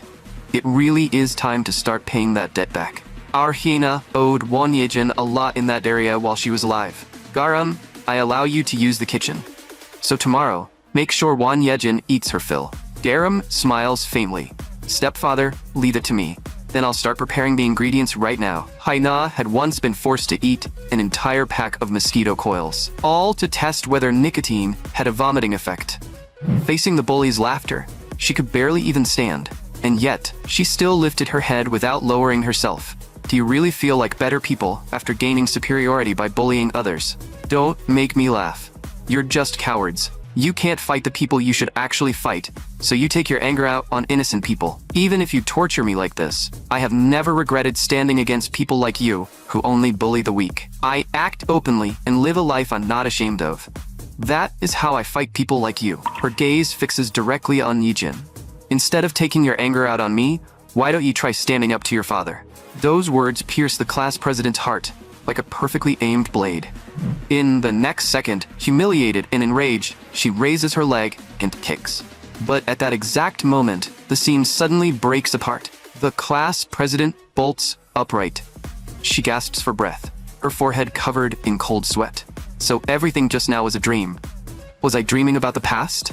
Hey, nah. The class president clutches her head and mutters, I admit it, I took all the pressure that old man in our house gave me and dumped it on you. But Hana, you know I'm not the one who killed you. Every time I hit you, I considered the force and the body part. Even when I force-fed you things, I paid attention to the amount and ingredients. Lee Hana, weren't you a strong woman? You endured my torture, I relieved my stress, and you gained moral superiority. If it had ended as a win-win situation, that would have been perfect. It was all Cha Se-hyun. She went too far. On the rooftop, I only did what she told me to do. If you were in my place, could you have disobeyed her orders? Honestly, what did I even do on that rooftop that was such a big deal? Cha So-hyun did all of it. Cha So-hyun caused everything. Your death isn't my fault. So go deal with that stupid little sister of yours, yourself. The class president slowly walks downstairs. In the living room, her father is looking down at the newspaper. You overslept? Are you going to oversleep on exam day too? The class president apologizes quietly. I'm sorry, father. Her mother quickly tries to smooth things over. Honey, don't be too harsh on her. Yejin ranked first in the whole school on the last mock exam, didn't she? Her father sneers. What is there to brag about when a child aiming for medical school ranks first in school? I suppose to a woman like you, who married into wealth and got into college through donations, that must be something worth showing off. Yejin, a brat like you who committed such an evil sin, must be especially vigilant about school bullying. It still makes me furious. If your mother hadn't stopped me, I would have removed you from the family registry long ago. After I taught you Taekwondo. Didn't you dream of becoming an athlete? But in the end, you used Taekwondo to bully your classmates. Her mother tries to appease him. Honey, why bring that up again? But her father roars. I want her to remember it for the rest of her life. And I heard about the scene you caused at the academy yesterday. Your eyes looked just as rotten as they did back when you were bullying your classmates. If you ever embarrass me again, you're finished from that day on. Fear completely crushes the class president, and she rushes into the bathroom. She locks the door and starts vomiting violently. When she arrives at school, the class president sits alone in the classroom as whispers keep spreading around her. Doesn't the classroom feel kind of weird today? The class president keeps trembling, and I think she's been crying. And Song Eun-jung hasn't shown up since first period. I don't know what happened, but shouldn't we put a chrysanthemum on her desk? Even Garam is absent. Did something actually happen? The class president lowers her head and looks at the photo of her and Cholhyuk on her phone, tears falling uncontrollably. Everything is over. Because of Yoon Garum, I have completely ruined my finals this time. Once my father finds out the truth, he will probably remove me from the family registry soon too. Even Cholhyuk Oppa, my only support, left me in the worst possible way. I have nowhere left to go. Since my life is already ruined, I might as well drag Yoon Garum down to hell with me. Just then, the classroom door opens. Garam makes a dazzling entrance with a cast on her arm. The class president suddenly stands up. Yoon Garam. Garam immediately answers, Class president. She walks over quickly with a bright smile. I learned a new Korean phrase. Want to hear it? Your boyfriend is seriously impressive. The class president trembles with rage. She glances at the cast on Garam's arm. Then she says, "Fight me one-on-one." Garam chuckles. "Then let's go to the indoor gym." In the wide-open gym, Garam turns around and says, "You must like this place too, right? But class president, you really are annoying. Even after getting beaten up like that, you still want another round." The class president is overflowing with killing intent.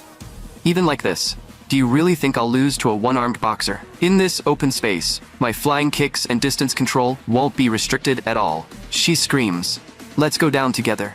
But in the next second, Garam throws a sidekick. The class president instantly turns into a human pinwheel, flying away in a full 360-degree rotation. Then, she crashes heavily to the ground and stops moving. Garam's squat limit is 250 kilograms, and her striking foundation is Muay Thai. "Class president, I have a question. Since when did you start mistaking me for a boxer? I told you a long time ago that I'm good at kicking. In the lab, I was only playing along with you and practicing a little boxing on the side, but you actually misunderstood and thought we were evenly matched." She slowly walks closer. "Actually, there's another reason I brought you here." Garam takes a black bottle out of her bag. "This is an ingredient I prepared especially for you. Just thinking about what will happen once it enters your stomach makes my whole body tingle with excitement." The class president trembles all over as she stares at the unknown substance in the bottle. "What exactly is Garam going to make me eat?" Garam smiles faintly. "All right, it's tasting time." Kind-hearted Garam is trying to treat the class president to a feast, but the class president does not appreciate it at all. She struggles desperately, trying to crawl out of the gym. "No, I absolutely cannot let that unknown thing enter my stomach." She grits her teeth and tries to stand, but her body no longer listens to her. In the next second, she still collapses heavily to the ground. Garam sighs. "Class president, stop wasting your strength. People I kick never last long. If you keep moving around, it'll be really troublesome when I feed you later, so I'll have to secure you first." She glances at the cast on her own arm. Then she says in a cheerful tone, "Mayor Appa might lecture me afterward, but this is all for the greater cause. He'll understand, right?" No matter how hard the class president struggles, the result does not change. In the end, she is perfectly tied up. Garam looks her over and laughs softly. "The bandages are a little short, so this will have to do for now." She grabs the class president by the hair. Then she drags her across the floor. After that, she throws her to the side. When the class president looks up and sees several bottles filled with unknown substances on the floor, fear instantly crawls through her entire body. Garam takes out another tool and says seriously, "I found today's utensil for helping the class president eat." Cold sweat breaks out all over the class president. "What is that thing? Can something like that even be called a utensil?" Garam comforts her. "Close your eyes and listen to me. With your personality, if it's something I give you, you definitely throw it up even if it were 1,000-year ginseng, right? So I have to use a different method. Class president, don't be too scared. Just think of it as getting an endoscopy. If you understand, open your mouth and cooperate." But the class president keeps her mouth tightly shut. "Am I crazy? How could I possibly cooperate? As long as I refuse to give in, what can she even do?" The class president continues desperately holding out. But Garam simply taps the class president's stomach, lightly with the tip of her foot. The class president instantly breaks and opens her mouth. Garam seizes the chance and finishes the preparation. Garam warns her in a low voice. "You're still moving? If you don't behave, I can't guarantee there won't be any accidents." With Garam's effort, the tool goes straight down to the stomach. Everything is over very quickly. Garam stands up, her voice calm. "But don't worry, class president. To keep the tube from hurting your stomach wall, I'll fill that big stomach of yours with my cooking. So you need to eat a lot." And so, the fragrant and crispy kelp goes straight through the rubber tube. The class president trembles all over, feeling an unknown foreign sensation piling up inside her body, creating an indescribable discomfort. Her skin tightens in waves, and a chill crawls up her spine. If I at least knew what it was, I might have some idea of what to expect. But now, aside from heaviness, fullness, and a strange sensation she cannot understand, she knows nothing. All the class president can feel is her big stomach being filled, little by little.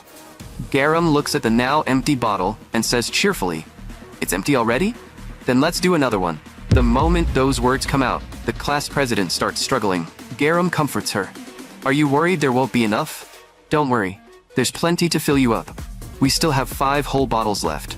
I was afraid you might choke while eating, so I prepared lots of water too. The greedy class president ends up inhaling everything like a storm. Absolutely unreal. Not only does she finish it all, but she also drinks 2 1.5-liter bottles of mineral water in the middle. Garam pulls the rubber tube back out. The class president gasps violently, her throat tight, even her breathing becoming uneven. Garam looks down at her. Class president, did you enjoy the meal? The class president's voice trembles, barely squeezed out through her teeth. What exactly did you make me eat? Garam curls her lips into an unreadable smile. Class president, did you know? When dried kelp touches water, its volume can expand up to 14 times. You can tell just by looking at the package. It's only about the size of a cookie bag, but it can make enough kelp soup for 40 people. So if someone doesn't know what they're doing and eats dried kelp like a snack, they can end up in the ER from constant vomiting. There was even a starving disaster victim who picked up sun-dried kelp from the beach and ate it, and ended up bursting from the inside. So, after hearing all that, you should be able to guess what I fed you, right? Garam brand dried kelp balls, made to roll around inside your stomach. So here's the question. What happens if 200 servings of dried kelp expand inside someone's stomach? But the class president is not obedient at all. She actually wastes food and erupts like a volcano on the spot. Before she can even catch her breath, her big stomach churns again. Then another violent, rapid-fire kelp beam erupts out. The class president trembles all over, followed by another double strike. Terrified and panicked, she thinks, why won't it stop? Why does it keep happening again and again? In just 3 short minutes, she's already erupted more than 50 times. Garam simply watches quietly from the side. Only then does she slowly speak. Class president, did you know? In Haina's diary, there were 101 passages about vomiting. You've only erupted 50-something times. This is just the beginning. Everything you owe Haina, I'll make sure you pay back, with interest. Not a single bit missing. If you don't want to explode again, then you'd better vomit more often. As soon as those words fall, the class president starts charging up again. Then, another kelp blast shoots out. Fear eats away at her consciousness little by little, pushing her to the edge of collapse. Then her whole body shudders. The kelp shooter is actually clogged by kelp, and she feels like she cannot breathe. If this keeps going, I really will die. At death's door, she seems to see Hina's shadow. Haina. Are you here to take me away? In the next second, she collapses completely, and her consciousness sinks into darkness. Kind-hearted Garam sees this, and immediately performs the Heimlich maneuver. She successfully gives the class president a second life. Garam wipes away the kelp that sprayed out, looks down at the class president, and says softly, "Don't worry, I'm not planning to let you end it here." After hearing that, the class president drops to her knees and begs, "Garam, I really know I was wrong. I'll never act arrogant again. Please spare me." But Garam only smiles. "Weren't you saying you wanted to drag me down with you just now? I thought you were ready to go to hell. How disappointing." Before she even finishes speaking, the class president becomes a spray warrior again. The class president begs in complete collapse, "At least call an ambulance for me." Garam smiles and shakes her head. "You idiot. Even if you go to the ER, what do you think will change? There won't be anything different there, except people watching you. There's only one way to keep that big stomach from exploding, and that's to spray everything inside it out." Garam smiles as she admires the class president's art. Time passes minute by minute, and the entire gym is nearly filled with kelp. In 35 minutes, Wan Yejin erupts a total of 382 times. Garam puts her hands on her hips, as if admiring a work of art. If someone else saw this, they'd probably think this place was a kelp farm. But it looks like the principal and interest are almost paid off. Good work, class president. The class president raises her head, trembling. "Thank you, Garam. Since I've paid it back now, you'll forgive me, right?" But Garam looks confused. "That's a strange thing to say. You still have a mountain of debt left." The class president's fear explodes instantly. "What does that mean? Didn't I just pay it all back?" Garam says calmly, "Today only settled this part. There's still the debt for giving Haina stomach cancer, and the debt for forcing her to end her own life. How could you not repay those?" The class president freezes when she hears this. "How do you know about the rooftop?" Then, she suddenly understands everything. Garam really was there that day. Garam picks up her bag. Then she turns around with a smile. "Well then, debt collector Garam will take her leave for today. I'll deal with the rest slowly. Remember to clean this place up." After saying that, she leaves without looking back. The class president can only rage helplessly on the spot. The call connects, and Garam's voice is gentle and steady. Stepfather, have you safely arrived overseas? I just did something worthy of praise. Did you watch the video I sent you? Chairman Lee's laughter comes from the other end of the line. Garam, I watched it. Dried kelp balls. What an outstanding dish. Garam smiles faintly. Thank you, stepfather. But, stepfather, how could an outstanding dish compare to the final course you developed? Yes. The revenge at Yunro High School should be wrapping up soon. First, we'll completely erase the Song siblings' personalities. Then, we'll treat Won Ye-jin to a meal filled with true sincerity. Let the final dinner plan begin. Those children who ended Haina's life, we will personally draw the final line through theirs. Just then, someone beside him calls out, Vice Chairman. It is none other than Song Eun-jung's parents. On the other end of the phone, Chairman Lee smiles faintly. Garam, I have to hang up. It's time to carry out the plan. Facing the father of the enemy, who destroyed his daughter, Korean tycoon Chairman Lee acts unusually generous. Not only does he casually gift him a luxury apartment, but he even offers to invest 10 billion won into his company. Song Eun-jung's father is overwhelmed by the favor and keeps rubbing his hands together fawningly. Vice Chairman, are you comfortable staying here? Thank you so much for arranging such a high-class setting. Chairman Lee simply lifts his hand, signaling for him to sit. Song Eun-jung's father immediately sits obediently on the sofa, but his mouth still does not stop. Playing golf with you today made even my shots feel smoother than usual, but honestly, your skill level is practically professional. But Chairman Lee does not even bother acknowledging him, and the silence in the air becomes terrifying. In the next second, he speaks calmly. I may have to tell you some bad news. The plan we previously discussed to support your trade expansion has been cancelled. Those words hit like a muffled thunderclap, and Song Eun-jung's father freezes on the spot. What? Chairman Lee continues. We conducted a full financial investigation into Nungwoon Trading Company. The conclusion was simple. Its financial stability is insufficient to support investment. Therefore, the related investment proposal will be postponed indefinitely. Song Eun-jung's father's face instantly turns pale. Then you specially called me to Thailand just to tell me this? Only then does Chairman Lee raise his head. Don't worry too much. I actually have an even better proposal for you. Song Eun-jung's father is completely confused. Chairman Lee slowly says, As you know, Hando Group has a subsidiary in Thailand. Recently, it has been looking for a local supplier that can provide stable goods. What do you mean? Song Eun-jung's father asks, still puzzled. Chairman Lee stares at him. President Song, do you plan to spend your whole life chasing gross margins and making a living by reselling other people's products? Why not produce them yourself? Build a factory and supply the products directly to us. Those words strike exactly where it matters. Song Eun-jung's father immediately shows his loyalty. If that's truly possible, then of course it would be the best thing for me. You mean you want me to establish a new company locally? If we really handle both manufacturing and supply, the financial pressure will be enormous. Do you have any idea how much I can actually shoulder? Chairman Lee nods. Indeed, just like you said, this will require a considerable amount of money. From land and equipment to legal procedures and all other costs, it will come out to roughly 20 billion won. Song Eun-jung's father stiffens completely. But Chairman Lee speaks as casually as if he is discussing a meal. I'll invest 10 billion won of my own money into Nungwoon Trading Company. You invest 10 billion as well. After that, we split the dividends 50-50. This is a chance to continuously supply goods to a Hando Group subsidiary. Not everyone is qualified to stand on this line. Song Eun-jung's father is tempted. Of course he knows Hando Group's Thai subsidiary is highly profitable. It was one of the few trump cards that still made money during last year's chaos within the group. Getting connected to that line would be a golden opportunity. But there is only one problem. Money. Song Eun-jung's father smiles bitterly and voices his concern. Your proposal is certainly tempting, but the reality is, our financial strength is limited. Since you have already reviewed the financial investigation, you should know our ceiling. Even if we use every financing channel available, we can only raise around 5 billion won at most. Chairman Lee answers without hesitation. That's enough. Didn't I give you an apartment? Add your own home on top of that. I can introduce you to a reliable private financial institution for collateral loans. That should raise the remaining 5 billion. Those words send a chill down Song Eun-jung's father's spine. That means loan sharks. He hesitates. But Chairman Lee drives the knife in deeper. President Song, think carefully. This proposal was meant to support you in the first place. If I weren't honoring my promise to you, I would have found someone else to work with. long ago, and the contract states it very clearly. If there are funding issues, the group will provide assistance.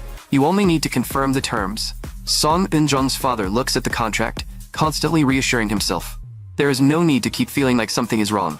After all, if this deal falls through, the vice chairman will suffer a huge loss too. Even for a rich man, taking 10 billion won in cash out of his own pocket requires serious resolve. The only reasonable explanation for him putting up this much money for me is that he wants to pull me into his inner circle. There is no other reason. That Gangnam apartment was never really mine to begin with anyway. And more importantly, this isn't gambling. The buyer is already secured. This is my chance to turn my life around. Song Jin-taek finally makes up his mind. Vice Chairman, if you trust me, I'm willing to give it a try. Chairman Lee tells him to carefully read through the contract. But after Song Eun-jung's father picks it up, he notices one specific clause. If the investment funds are used for any purpose outside the stated use of this contract, regardless of the amount, double the principal must be repaid. Isn't this a little too harsh? Chairman Lee sighs, as if recalling something. That clause comes from an unforgettable humiliation within our group. You know this as well. Last year, our group went through a major shock because of a large-scale embezzlement scandal. Executives inside the headquarters, subsidiaries, and even senior figures from outside partners were reported one after another for allegedly colluding with a certain political party and engaging in illegal transactions. As the vice chairman, I was even summoned to undergo a government audit because of it. After being betrayed by those thieves hiding both inside and outside the group, I made up my mind to include extremely strict default clauses in every contract. The penalties are far higher than the market standard. This is not because I don't trust you. As a business executive, I simply cannot allow the same thing to happen a second time. This is a professional judgment and my bottom line, so please don't take it personally, President Song. Song Eun-jung's father immediately forces a flattering smile. I see. No wonder the news said you were the one who personally pulled the group back from the brink. Chairman Lee nods calmly. Yes, I did put effort into many things last year. If you have finished reviewing the terms, please sign. Song Eun-jung's father struggles internally one last time. In the end, he still signs his name. At that moment, Chairman Lee finally stops hiding the smile on his face. You've worked hard. This was not an easy decision. Go back and get some rest.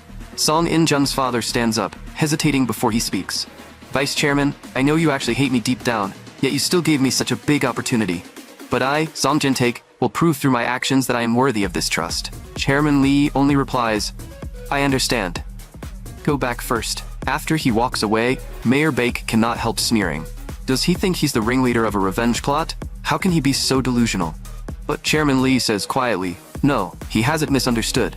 For the sake of revenge, there are indeed some things I need President Song to do. Meanwhile, Song Eun-jung is at home, feeling restless. The doorbell suddenly rings, and she freezes. No one is supposed to come today. A voice comes from outside. Delivery. She instantly remembers that the self-defense spray she ordered has arrived. And it is the especially powerful kind. With this, she will not have to be scared even when she is home alone. As she opens the door, she laughs loudly. Won Yejin, Yoon Garam, come at me. But, in the next second, the smile on her face freezes. The person standing outside is not a delivery worker at all. It is Garam, kind-hearted Garam. Notice that Song Eun-jung had been absent from school all day, so out of concern for her classmate, she specially disguised herself as a delivery worker and came to Song Eun-jung's home. The moment the door opens, Song Eun-jung's face darkens. Tears well up in her eyes, and only one thought remains in her mind. Why is Yoon Garam sitting in my kitchen? And how does she know my address? Under fear, Song Eun-jung pours a glass of orange juice. Since Garam is already inside, if she does not treat her properly, who knows what will happen to her? Her voice trembles. Garam, there isn't much to drink at home. Would you like some orange juice? But her hand shakes, and the orange juice spills all over the floor. Garam lowers her head and glances at it. Were you asking me to drink juice off the floor? Song Eun-jung trembles all over, apologizes repeatedly, and hurriedly tries to pour another cup. But Garam smiles. No need. If it's not a chocolate milkshake, I won't drink it. Then I'll order you some delivery? No need. Sit down. Song Eun-jung immediately obeys, then asks carefully, but Garam, why are you wearing delivery worker clothes? Are you working part-time? Garam looks down at herself. This? If our shy little Eun-jung saw my face through the intercom, she would definitely lock the door, right? That's why I disguised myself as a delivery worker. Garam looks at her. Looks like you really are waiting for a delivery. If the item is good, I might take it. Song Eun-jung immediately becomes guarded. No, it's nothing valuable. It's just bear spray. She pauses. If she only used the outfit as a disguise, she probably isn't here to take my package, right? Bear spray? Garam tilts her head. In Korea, where there are no wild beasts, why did you buy something like that? Were you planning to use it on me? Song Eun-jung's face instantly turns pale. No, I was just joking to lighten the mood. In Korea, there's a custom of saying random nonsense to help guests relax. Garam smiles softly. So that's how it is. Just then, the doorbell rings, and the real delivery worker is standing outside. Garam presses the intercom. I don't remember ordering anything. What is the delivery? The delivery worker says, it says bear spray on the package. Garam turns back and looks at Song Eun-jung. Song Eun-jung is already so scared she can barely stand, her teeth chattering nonstop. All right, please leave it at the door. She turns around and calls, Eun-jung. In the next second, Song Eun-jung bursts into tears. I'm really sorry, please don't kill me. But Garam only raises her hand. She gently places it on Song Eun-jung's head. Eun-jung, don't be scared. I know how anxious you must feel inside, and that's why you bought something like that. I won't hurt you, so don't worry. Her voice suddenly turns gentle. You didn't come to school today because you were afraid of the class president's flying kick, right? Song Eun-jung nods quietly. Garam says, don't worry, I already dealt with that brutal class president. You can relax now. Song Eun-jung looks confused. Dealt with her? How? Garam answers, you don't need to know the details. Anyway, you won't be bullied at school anymore. I'll be nice to you too, so make sure you come to school, okay? But in the next second, Song Eun-jung shakes off her hand. Just how stupid do you think I am? Last time, you also said we should get along. And what happened? Do you really think I'll believe you again? Leave my house right now. Please, just let me go. Garam looks at her and sighs. Looks like our Eun-jung really is scared. But this time, you can trust me. I guess you don't know what your father went to Thailand for. Today is the day your father signs a business contract with my stepfather. Our families are now tied to the same fate. If I keep bullying you, I'll get scolded badly. Song Eun-jung is half convinced. Really? It is as if she is desperately trying to convince herself. That's right. Yoon Garam is already inside my house. This should have been the perfect chance to torment me all day, yet she hasn't done anything. It's not that she doesn't want to, it's that she can't.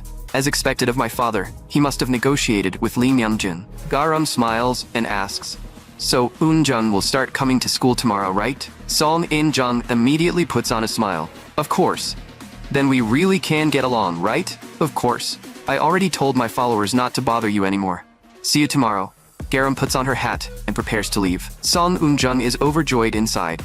So what if I become Yoon Garam's follower? As long as I cling to this powerful backer, I can crush everyone who looked down on me and become a big figure at school again. The queen of Enro High School is about to return. But just then, Garam's words cut through Song Eun-jung's fantasy. She suddenly stops, turns back and says, by the way, I'm really curious, what does bear spray smell like? Can you come over and take a sniff? Just once. This really is the last time I'll dote on you. Tears fill Song Eun-jung's eyes. At the same time, Garam calls her stepfather. Stepfather, I understand your instructions.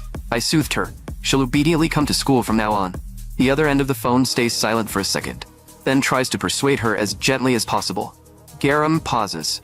Actually, I played one little joke at the end. The voice on the other end instantly turns cold.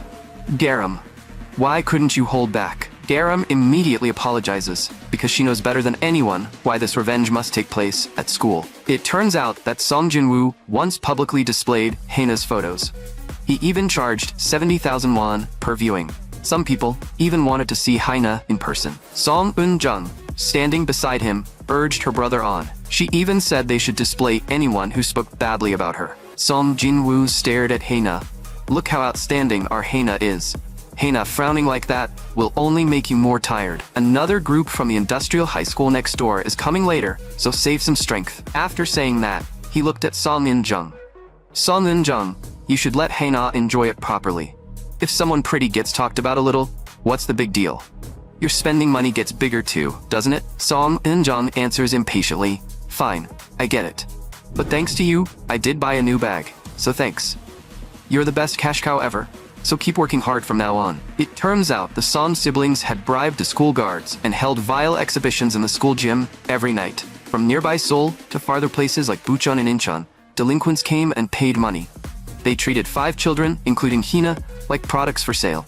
If the victims tried to expose the exhibition, they threatened to upload photos and spread rumors to their families and relatives. Chairman Lee says coldly, "I have already identified 218 buyers. I will make every one of those people who paid money suffer the consequences, and I'll crush them in every way possible. Garam, you will judge those siblings. Remember, the personality erasure ritual must take place in the very place where our Hana suffered." As it turns out, Song Eun-jung, who took joy in bullying others, also had a love-struck side.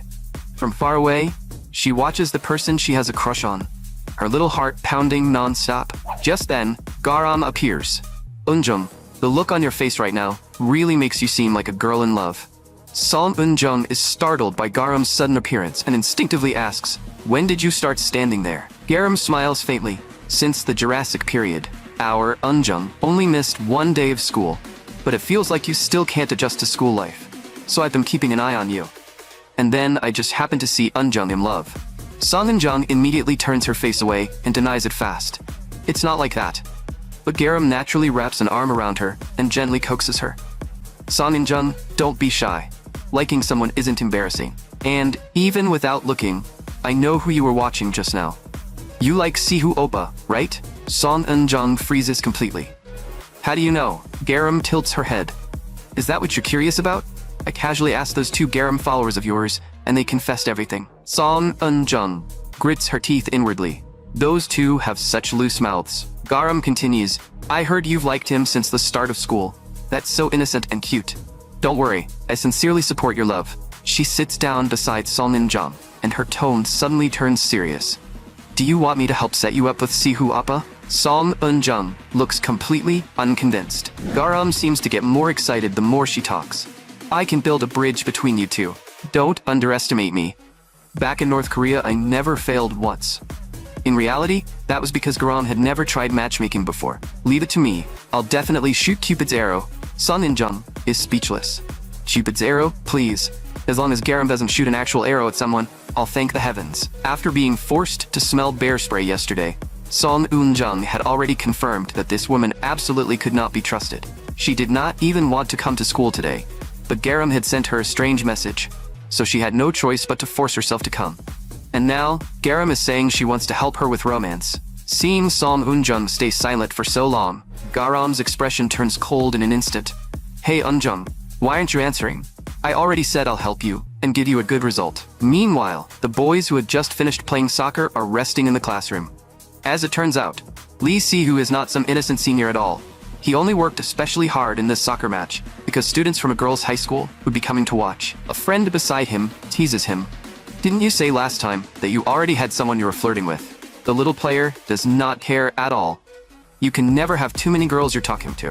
Just then, Garam appears in the boys' classroom, and her arrival instantly silences the group. Some of them even blush without realizing it. The little player also freezes. Garam speaks first. "Hello, Senior Lee Si-hoo. I'm Yoon Garam from Class 1-6. There's something I want to tell you, so I came straight here." The little player looks smug. "What do you want to say?" Garam smiles faintly. "My friend is preparing to confess to you publicly. She's waiting for you in the indoor gym right now. I came to deliver the message, so please make sure you go." The classroom instantly explodes with noise, and everyone starts buzzing. There's clearly going to be a show, but the little player looks a little disappointed and instinctively covers his forehead. "Who wants to confess to me?" Garam smiles faintly. "It wouldn't be fun if you knew in advance. Anyway, you'll find out once you go. Senior Si-hoo, please make sure you come." She prepared for this confession for a long time. "I'll leave first." Watching Garam's back as she leaves, the little player is momentarily dazed. His friends immediately start teasing him. "Man, you're way too lucky with girls." The little player complains out loud. "I actually hate this kind of thing." But inside, he is secretly thrilled. Very soon, the news that someone is going to confess to Lee Si-hoo spreads from 1 person to 10, then from 10 to 100. In the end, the whole school finds out. Crowds of gossip-hungry students fill the hallway, and when everyone rushes toward the gym, the moment the doors are pushed open, the little player's face instantly changes. Meanwhile, Song Eun-jung's brother, Song Jin-woo, is lying in the hospital, preparing for testicular reconstructive surgery. He looks confused. Isn't the surgery still a day away? But the doctor answers firmly, "It's today." "Did you mix up the date because you suddenly got hospitalized in the middle of school?" Jin-woo clearly remembers that the surgery was supposed to happen after his parents returned, so he checks again. Did you mix up my surgery date with someone else's? The doctor frowns, her tone leaving no room for argument. You're the only person in this hospital getting this testicular reconstructive surgery right now. If you understand, get ready. Then the doctor begins explaining the procedure. To insert the artificial implant, we need to measure the size first and take photos for the record. So she calls over 2 nurses and starts the preparation. When Song Jin-woo is forced to move his legs, the intense pain makes his whole body tremble. And he really has Garam to thank for enjoying this kind of service. The doctor's voice is low. Now then, we're ready to take the photos. The phone is placed directly in front of his injured area. Song Jin-woo panics instantly. Wait, is this really how you're supposed to take them? With a phone? The doctor's face turns cold. Then what should we use? A high-speed 8K camera with a 360-degree close-up? Why does a grown man have so much to say? After saying that, the staff leave the hospital room. On the way out, they even turn on the TV. Song Jin-woo is still cursing the doctor, but the moment he glances at the television, he completely loses it. On the screen is Song Eun-jung, dressed up like a chihuahua. Song Jin-woo bursts out laughing. What is that idiot doing? Is she trying to make sure everyone knows she looks like a little dog? But soon, the smile on his face stiffens. Wait, why is Song Eun-jung on the hospital TV? A chill crawls up his spine. What exactly is going on? Meanwhile, Song Eun-jung, that flashy little delinquent, is dressed like a chihuahua and publicly confessing to her crush. The bizarre scene is so ridiculous that even someone in a coma would lose it. More and more gossip-hungry students gather in the gym, and the chatter grows louder. Public confessions are getting more and more elaborate these days. A girl beside them raises her phone to record. Isn't that Song Eun-jung? She used to walk dogs around, and now she's turned herself into one. But honestly, she actually looks kind of cute like this. Lee Si-hoo stands in the center of the crowd, but he faintly senses that something is wrong. And Garam, standing on the second floor, is the one who arranged this grand confession. Garam, go ahead and keep smiling up there. Our Song Eun-jung down below isn't suffering at all, not tired at all. Garam gently presses play, and music starts playing. The video starts playing in sync. Song Eun-jung takes a deep breath and begins her confession in her hometown accent. I am Song Eun-jung, one of the most talked about girls at Enro High School. For a very long time, I've been watching you from afar. Sunday. Lee Si-hoo's expression gradually stiffens. Because I admire you so much, I wanted you to know how I feel, no matter what. So I marked my territory by the wall near your house. At that point, Lee Si-hoo, who is receiving this passionate confession, is startled too. He points at the big screen, his face full of disbelief. Is that real? But the crowd starts cheering. A love that transcends species really is touching. Song Eun-jung continues. So Sunday, don't you think I'm cute like this? I want to be your personal little dog forever. So please become my owner. Garam smiles faintly from the second floor, and the moment the confession ends, Song Eun-jung is trembling all over, her eyes red with tears. The scene cuts back to a little earlier. Garam is holding dog ears and a collar, speaking in a cheerful tone. No one in this world hates puppies, so this will definitely work. Song Eun-jung grates her teeth. Stop doting on me. Didn't you say you wouldn't do that anymore? Last time, you said if Won Yejin beat me up, you delete my photos. But you never deleted them. At my house, you said you wouldn't hurt me, and then you immediately made me smell bear spray. I'm sick of your lies. Garam's expression changes instantly. Eun-jung, when did I ever lie? I said I'd delete the photos if the class president beat you up. The one who rejected that deal wasn't me. It was you. And I clearly said you wouldn't be doted on at school. I never said I wouldn't dote on you at your house. Song Eun-jung's voice trembles. Who twists words like that? Garam continues. You're the one being unreasonable. How does this look like bullying? What's wrong with dressing up a precious friend in cute clothes and helping her confess her love? You really can trust me this time, Eun-jung. I just want to create special memories between friends. If you cooperate with this event properly, I'll delete all your photos. Song Eun-jung clenches her teeth. I've already gone this far. If you dare lie to me, I'll tell my dad. But in the next second, she cannot help looking up. But how will Sihu Appa see me now? Genius Song Eun-jung is still fantasizing. Maybe he'll think I'm cute. Meanwhile, the little player's face has already twisted in disgust. His friend is laughing so hard his stomach hurts. Why don't you just accept her? Otherwise, she's way too pitiful. The little player holds his head, feeling completely baffled. Why does this have anything to do with dogs? Hearing that, Song Eun-jung's delusions shatter on the spot. And inside the hospital, Song Jin-woo, who is watching everything through the TV, also tenses up. Song Eun-jung, why are you there? What is going on? Garam smiles softly. The students who have only now learned the truth behind the Song siblings start feeling disgusted and leave one by one, while those who still want to watch the spectacle remain. Garam mutters quietly, "This must be the timing stepfather mentioned." She presses the button again.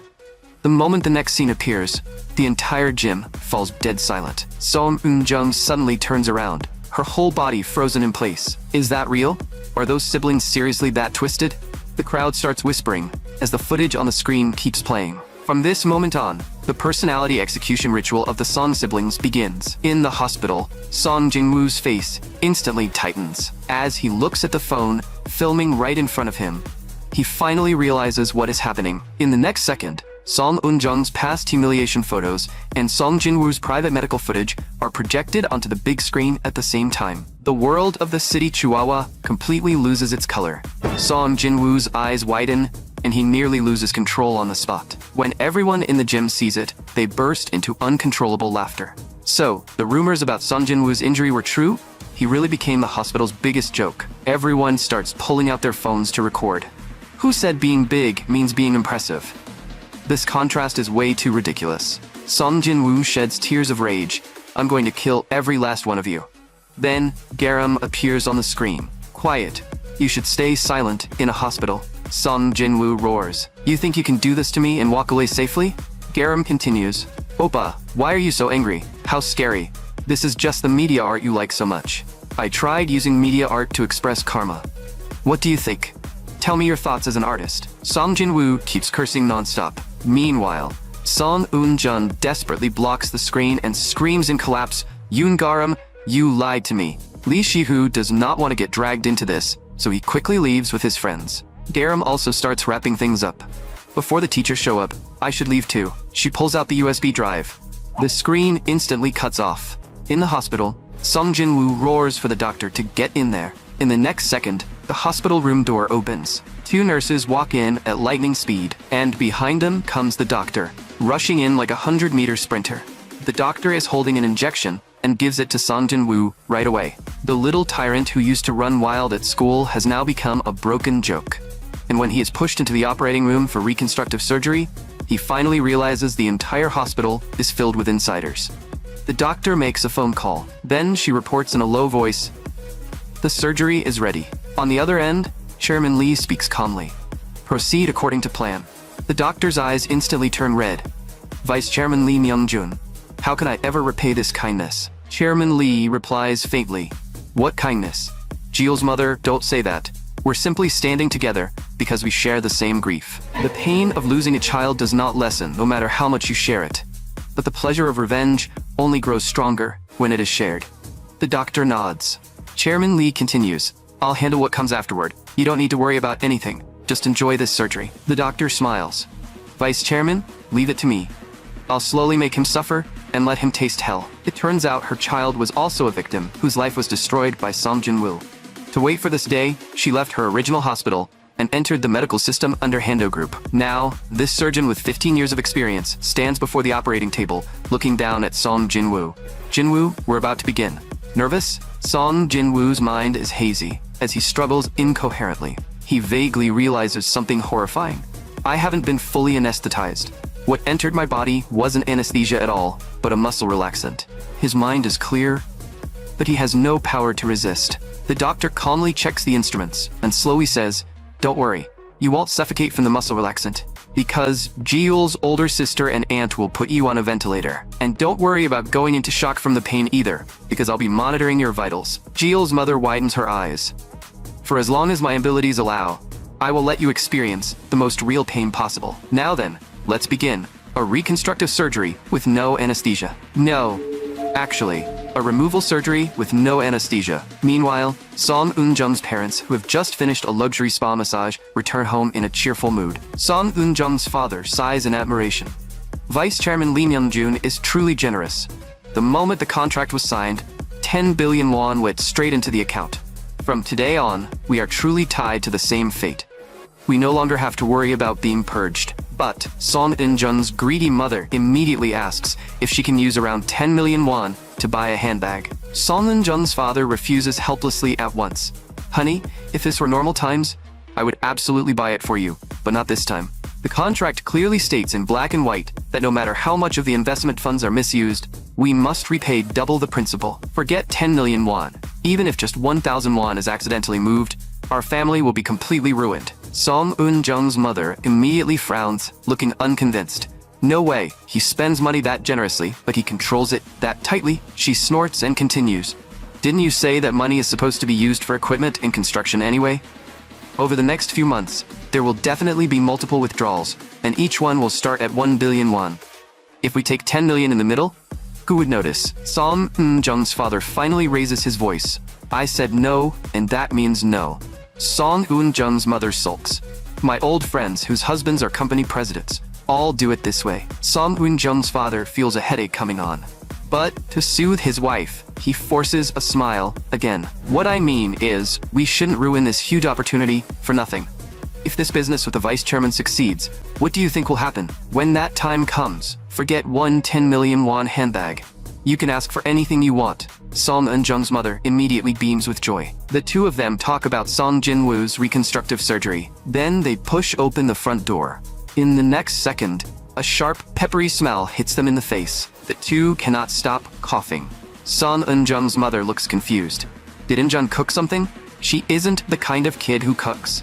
But her shoes are here, so she should be home. Song In-jun's father raises his voice. My precious princess, Mom and Dad are back.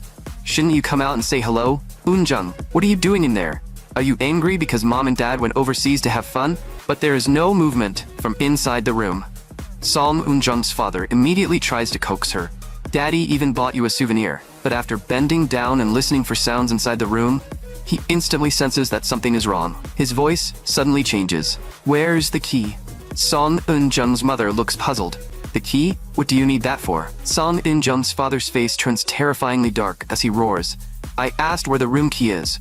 Song In-jun's mother flinches. I don't know. He tells his wife to step back. Then, Song In-jun's father takes a deep breath and charges forward. He actually smashes through Song In-jun's bedroom door. The sight before him makes him freeze instantly. Because inside the room, Song In-jun is hurting her own wrist. He rushes forward and snatches the small knife away. Then, he gripped Song In-jun's shoulders tightly, his voice trembling. Song In-jun, what happened to you? Why would you do something this extreme? Only then does he notice that there are even more new wounds on her body than before. Song In-jun can no longer hold herself together. With tears in her eyes, she tells her parents everything, from the photos controlled by Garam, to the humiliation of being forced to dress like a dog, to being tormented by her former followers, and then being humiliated by both Garam and the class president. From being forced to smell bear spray, to the public confession where her dignity was stripped away step by step. Every sentence cuts like a knife. Song In-jun's mother covers her mouth as tears keep falling. I can't believe these things actually happened to my daughter. Meanwhile, Song In-jun's father stands there without saying a word. In the next moment, the rage he has suppressed to the limit erupts like a sleeping volcano. Song In-jun's father immediately calls reporters from Korea's biggest media outlet, HBS, only to find that none of them can be reached. He slams the phone down and curses. Why are all these people unreachable on a day like this? No, I have to go there myself. He grabs his coat and turns to shout at his wife. You too. Get ready to leave. Song In-jun's mother panics. Where are we going? His voice tightens. First, we need to confirm whether Jin-woo is still safe. According to what In-jun said, the hospital filmed Jin-woo's private medical footage, and that hospital just happens to be under Hando Group. This isn't a coincidence. Lee Myung-jun is making his move. Do you understand what that means? Those bastards are definitely going to use Jin-woo's private footage to mess with him. We have to get him out of their hands as fast as possible. He opens the car door and says decisively, you take In-jun to the hospital. I'll go somewhere else. I'll contact you later. The car door slams shut and the engine roars. All that remains in his eyes is rage. Meanwhile, Mayor Baek is looking down at his phone. He reports to Chairman Lee. Vice Chairman, the couple has split up. Chairman Lee asks calmly, is that so? Where are they headed? Mayor Baek continues. According to the GPS tracker installed in the car, Song Eun-jung's mother appears to be heading toward the hospital, and Song Eun-jung's father is currently on the bridge. At that moment, Song Eun-jung's father keeps making calls inside the car, but none of them connect. Judging from the number he keeps dialing, his target is probably HBS headquarters. Chairman Lee nods and mutters softly, "Good. The 5 possible locations we predicted have now been narrowed down to 1. As expected, planting malware in their phones while the couple was asleep at the hotel was the right decision. Because of that, none of Song Eun-jung's father's calls can go through now. Although the screen shows full signal and the sound seems normal, the calls are not actually being sent. Not only calls, but every messaging app has also failed. At this moment, he has been completely cut off from the outside world. Of course, there is only one exception, and as if to prove that very point, the phone starts ringing. The caller is none other than Song Eun-jung's father. The corner of Chairman Lee's mouth moves slightly. "Mayor Beck, you can set off now. Don't fight this man for the call." The call connects, and Song Eun-jung's father's roar comes through immediately. "You bastard." Chairman Lee's tone remains steady. "President Song, you seem to have called the wrong person. I'm not a bastard. I'm Lee Myung-jun. Did you confuse your daughter's number with mine?" The other man is furious. "Shut up. You can still make jokes right now? My daughter hurt herself." Chairman Lee replies faintly, "Is that so? My daughter is already gone." Song Eun-jung's father grits his teeth. "So you finally showed your true colors. You were planning revenge from the start, weren't you? You wanted to trap me with that damn investment contract, so you could torture my family however you wanted, right? But you know what? A garbage contract like that can just be cancelled. If you don't like it, sue me. I haven't violated the clause banning misuse of funds. If I return exactly what I received, there won't be any loss. At worst, I'll take a small hit for violating good faith. How serious could it possibly be?" Chairman Lee's voice turns cold. "President Song, do you think contracts are child's play? What can you do to me?" Song Eun-jung's father sneers.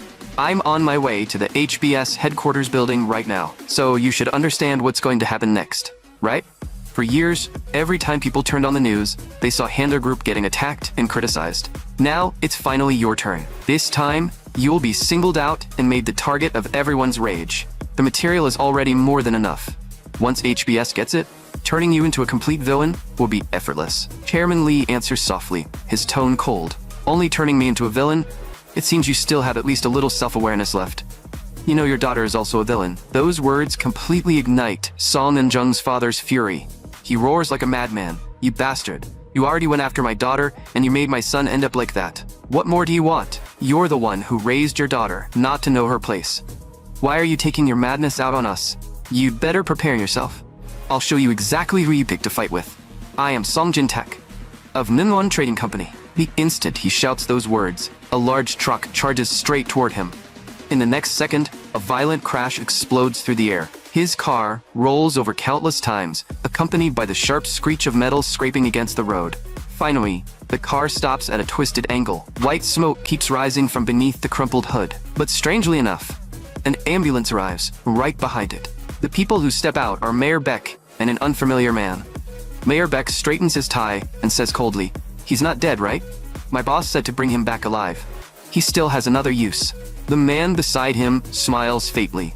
"Don't worry, we're professionals. We're a vehicle crash testing company. You know, the kind that puts crash test dummies in cars and runs impact tests over and over. From the car model, speed control, impact point, entry angle, and whether the seatbelt is fastened. Every variable was calculated in advance. Also, the guy driving the truck is a former professional racer. Of course, someone else will take the fall for him afterward.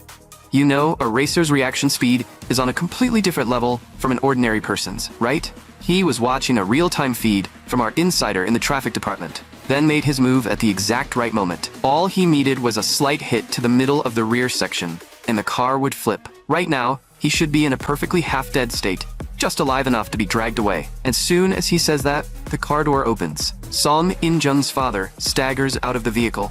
The man tilts his head. "See? I told you." Mayor Beck nods. "Good. Take him away and send him to my boss." Song Eun-jung's father feels the world spinning around him. Mayor Beck and President Wang grab him from both sides and drag him into a room. Then they throw him mercilessly in front of Chairman Lee. Chairman Lee looks down at him from above and says coldly, "Your condition is this bad, yet you still came all the way here. How hardworking of you. Considering our current relationship, and the fact that I'm 2 years older than you, I suppose it's fine if I speak casually. Son Eun-jun's father grits his teeth and curses. Even if you're a chaebol, do you think you can do something like this in 21st century Korea and get away with it? Chairman Lee lets out a low sneer. How interesting. There are two laughable points in your question.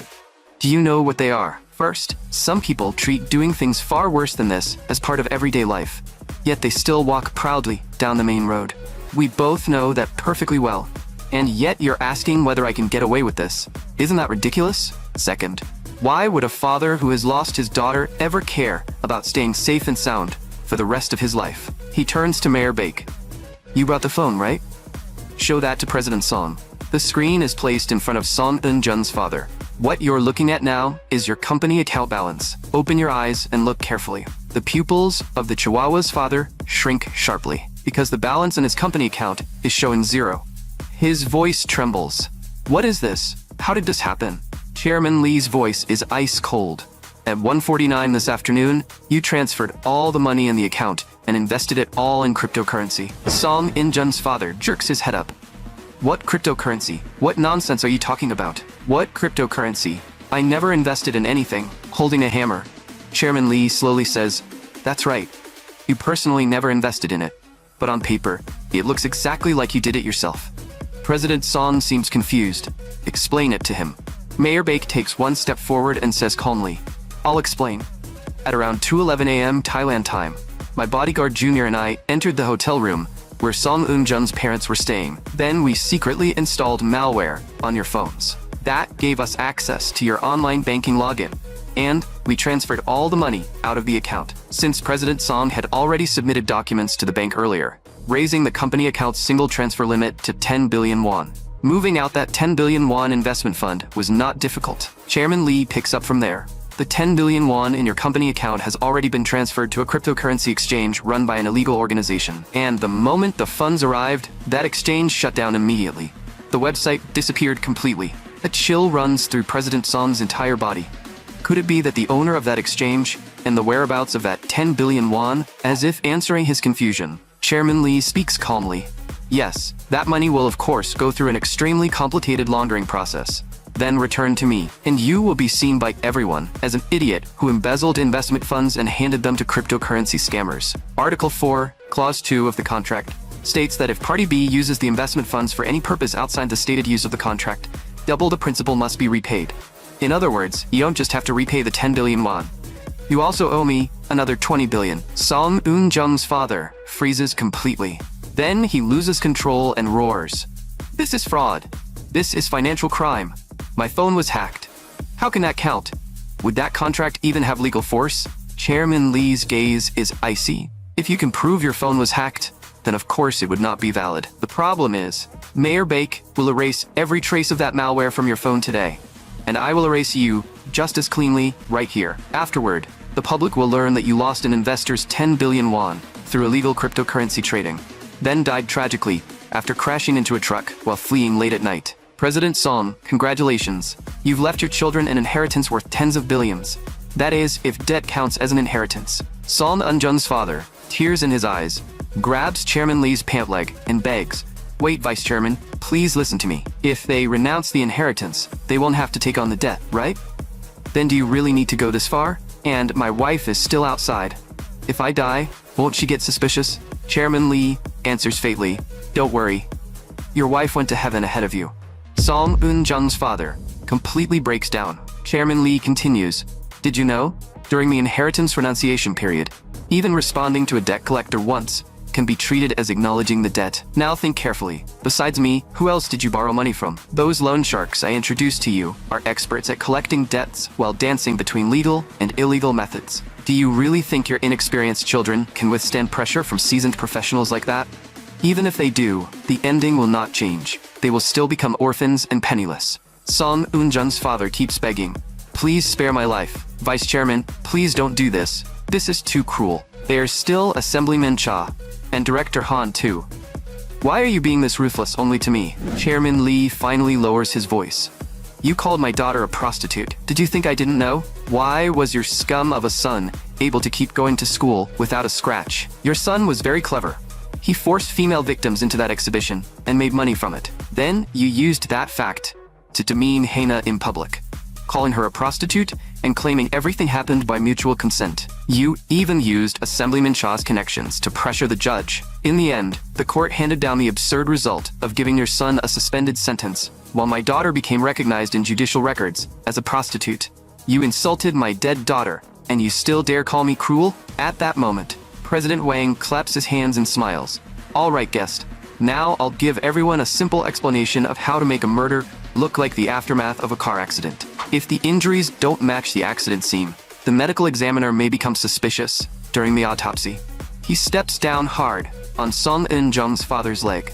A scream instantly erupts, but if it's an area that would naturally be damaged in an accident, the examiner won't be so quick to question it. Chairman Lee drags the hammer as he slowly approaches. Didn't you say this in Thailand? That no matter what instructions I gave, you would do exactly as I said? Then help me send my regards to our Hana.